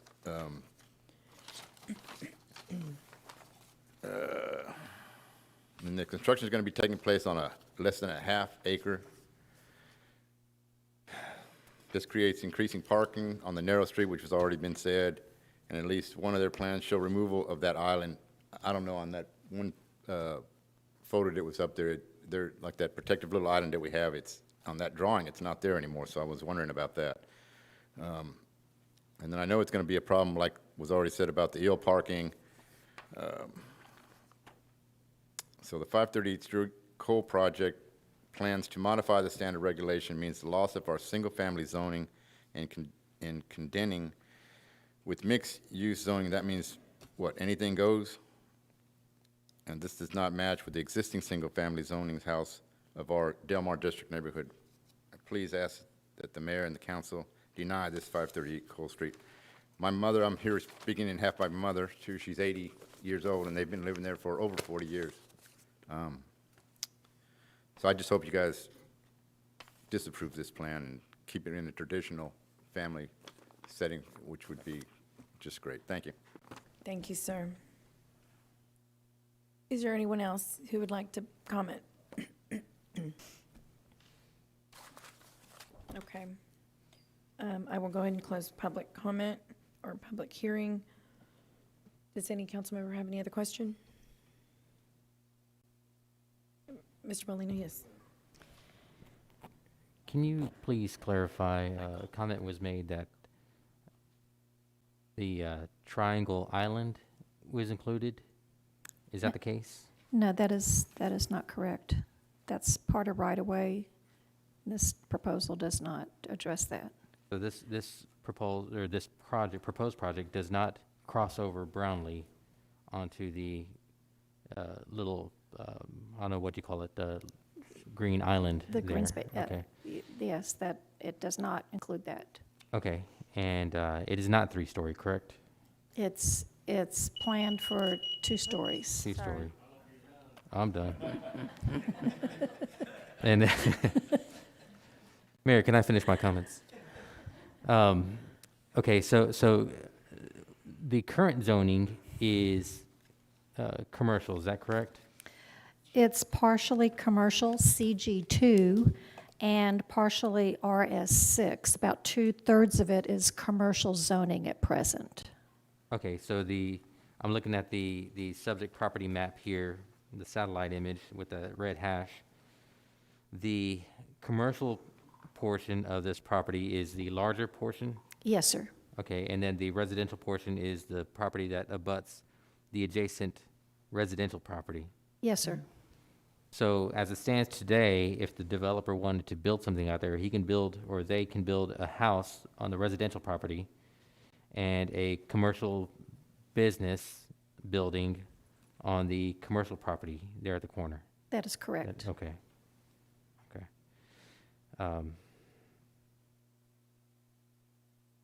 And again, just to clarify, this is for a 2-story, 8-unit townhome property? That is correct. That is proposed. But it has a short-term rental component included? Yes, that is included in the PUD. Okay. That's all my questions for now. Thank you.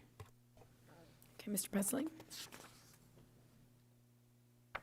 Yeah, Councilman, that was kind of where I was thinking. I'm very surprised this hasn't developed commercial before now. I mean, if you look at all the lots around it, nearly everything has some sort of commercial development on it.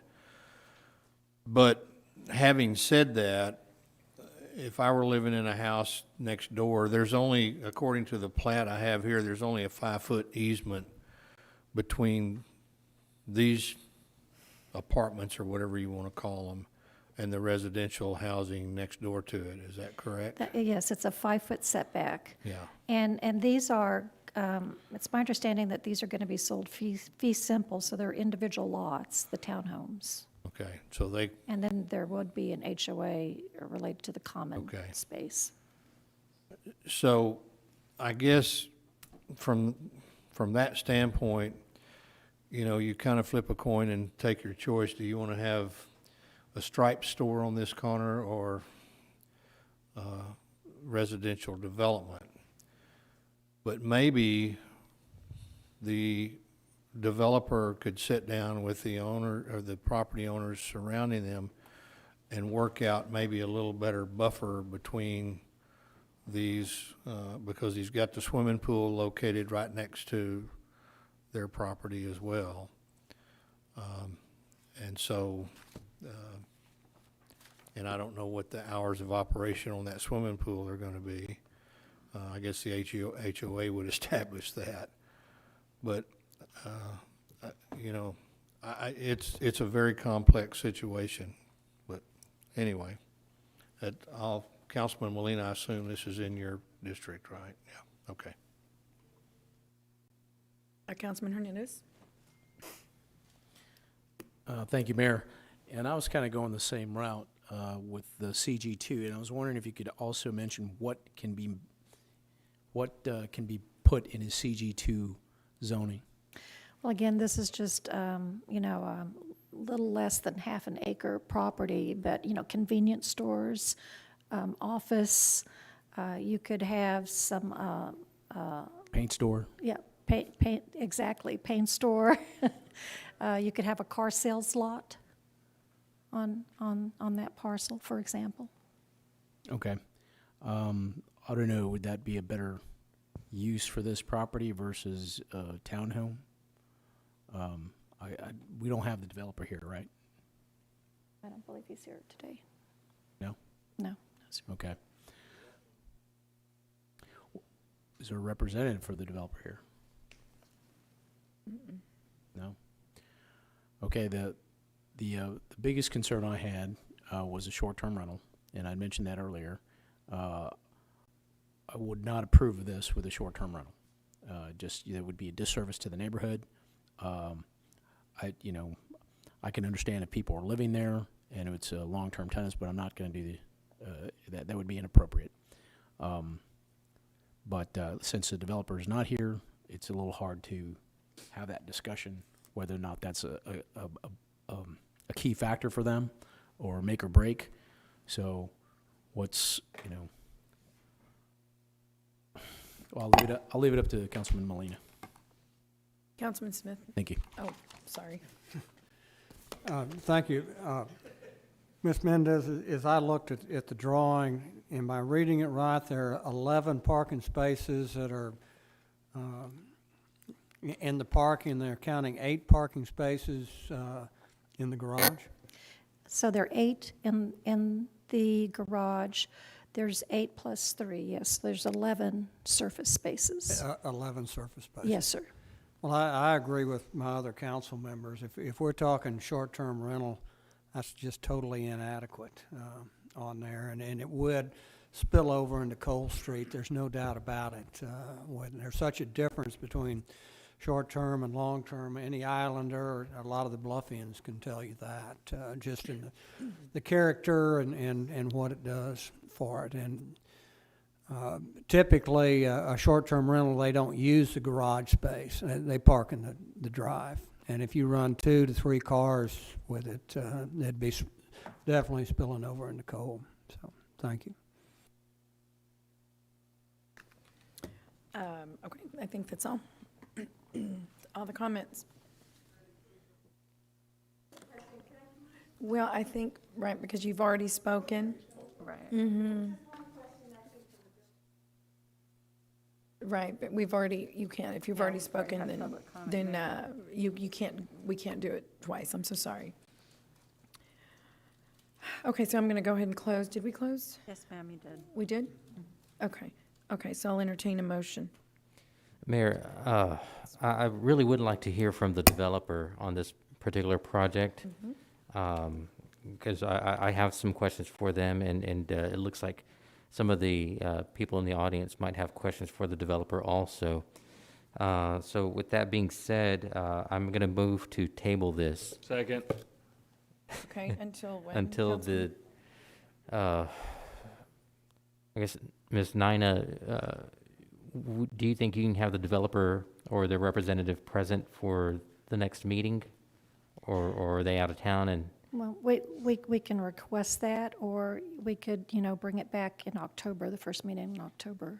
Let's do that, the first meeting of October. Okay. Mm-hmm. Well, yeah, maybe you can meet with them before. Yeah. Okay. Yeah, but- I'd like to do yeah, that. That's fine. Okay, you have you motion to table, and you seconded.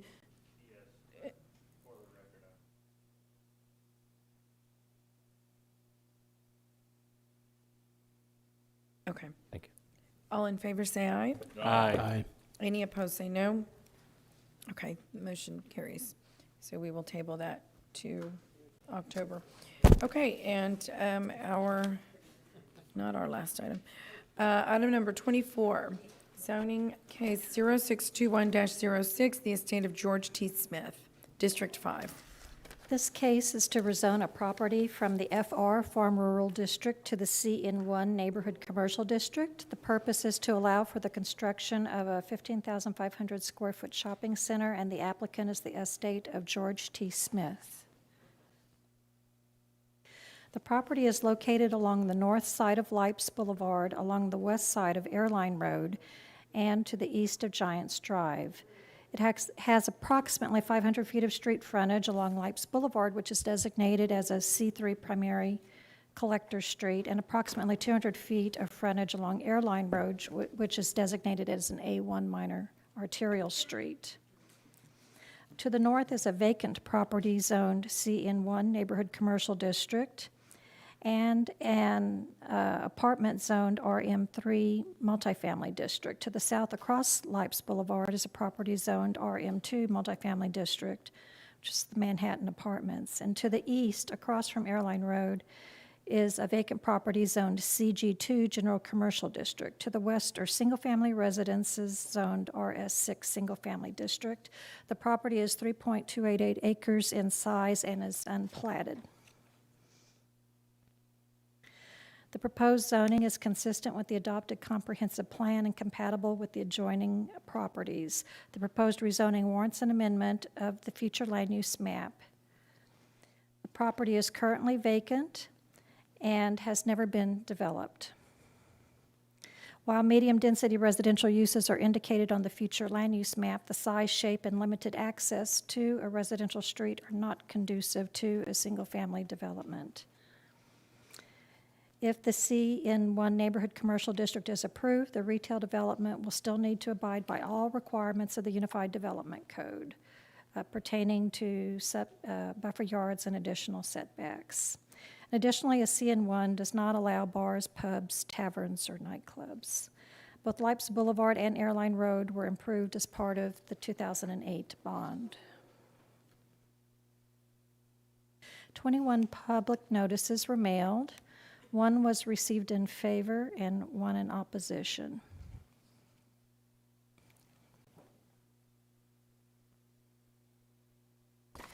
Planning and staff recommendation is approval. I stand by for questions.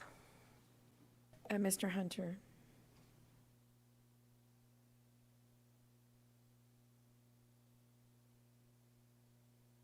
Right. We do. Okay. Okay. Mr. Hernandez. I actually spoke to the person developing this. They're going to have I guess, an Asian market type, I don't know, convenience store, supermarket type, and as well as a restaurant associated with that. But what I wanted to ask a question is, since you do have residents in the back, what type of barrier do you need to have, or what type of fence? Is it going to be a cinder block? What is it going to be? Okay. Well, what's required is a type B buffer yard, and so that's a 10-foot setback buffer, plus 10 points. That 10 points could be a 6-foot solid fence. Now, if there's noise generation, so if there were a dumpster or like a drive-through, something like that, it would require the solid masonry wall, and that would be 7 feet. Okay. So it depends on the site, the proposed site. I would imagine with the restaurant, you're going to have one of the large, I guess, bulk dumpster type right. thing. So my guess is that you're probably going to need that. I think that might be. We'll see how that goes. Hopefully, that'll be the case. I think this is an appropriate use. The property right next to it is also CN1. It is since it is commercial neighborhood, it is not allowed for a bar or that kind of aspect. So I will be approving this. Thank you. Councilman Hunter. No, you're waiting on that.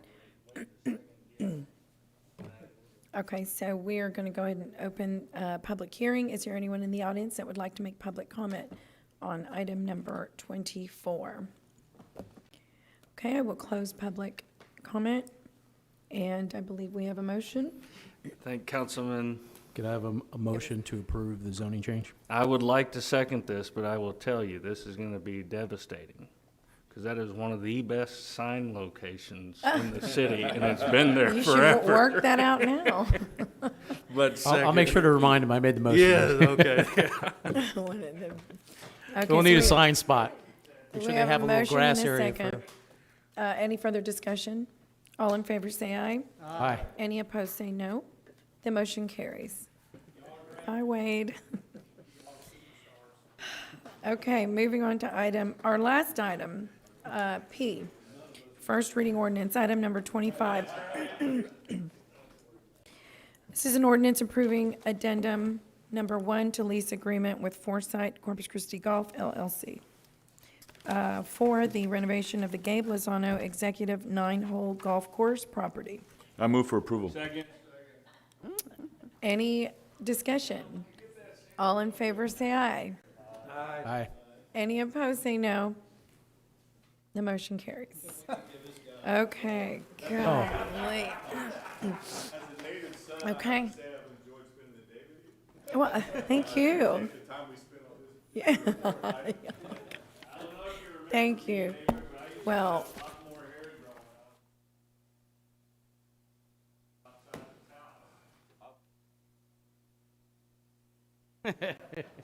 Okay. There being no further business, I adjourn this meeting.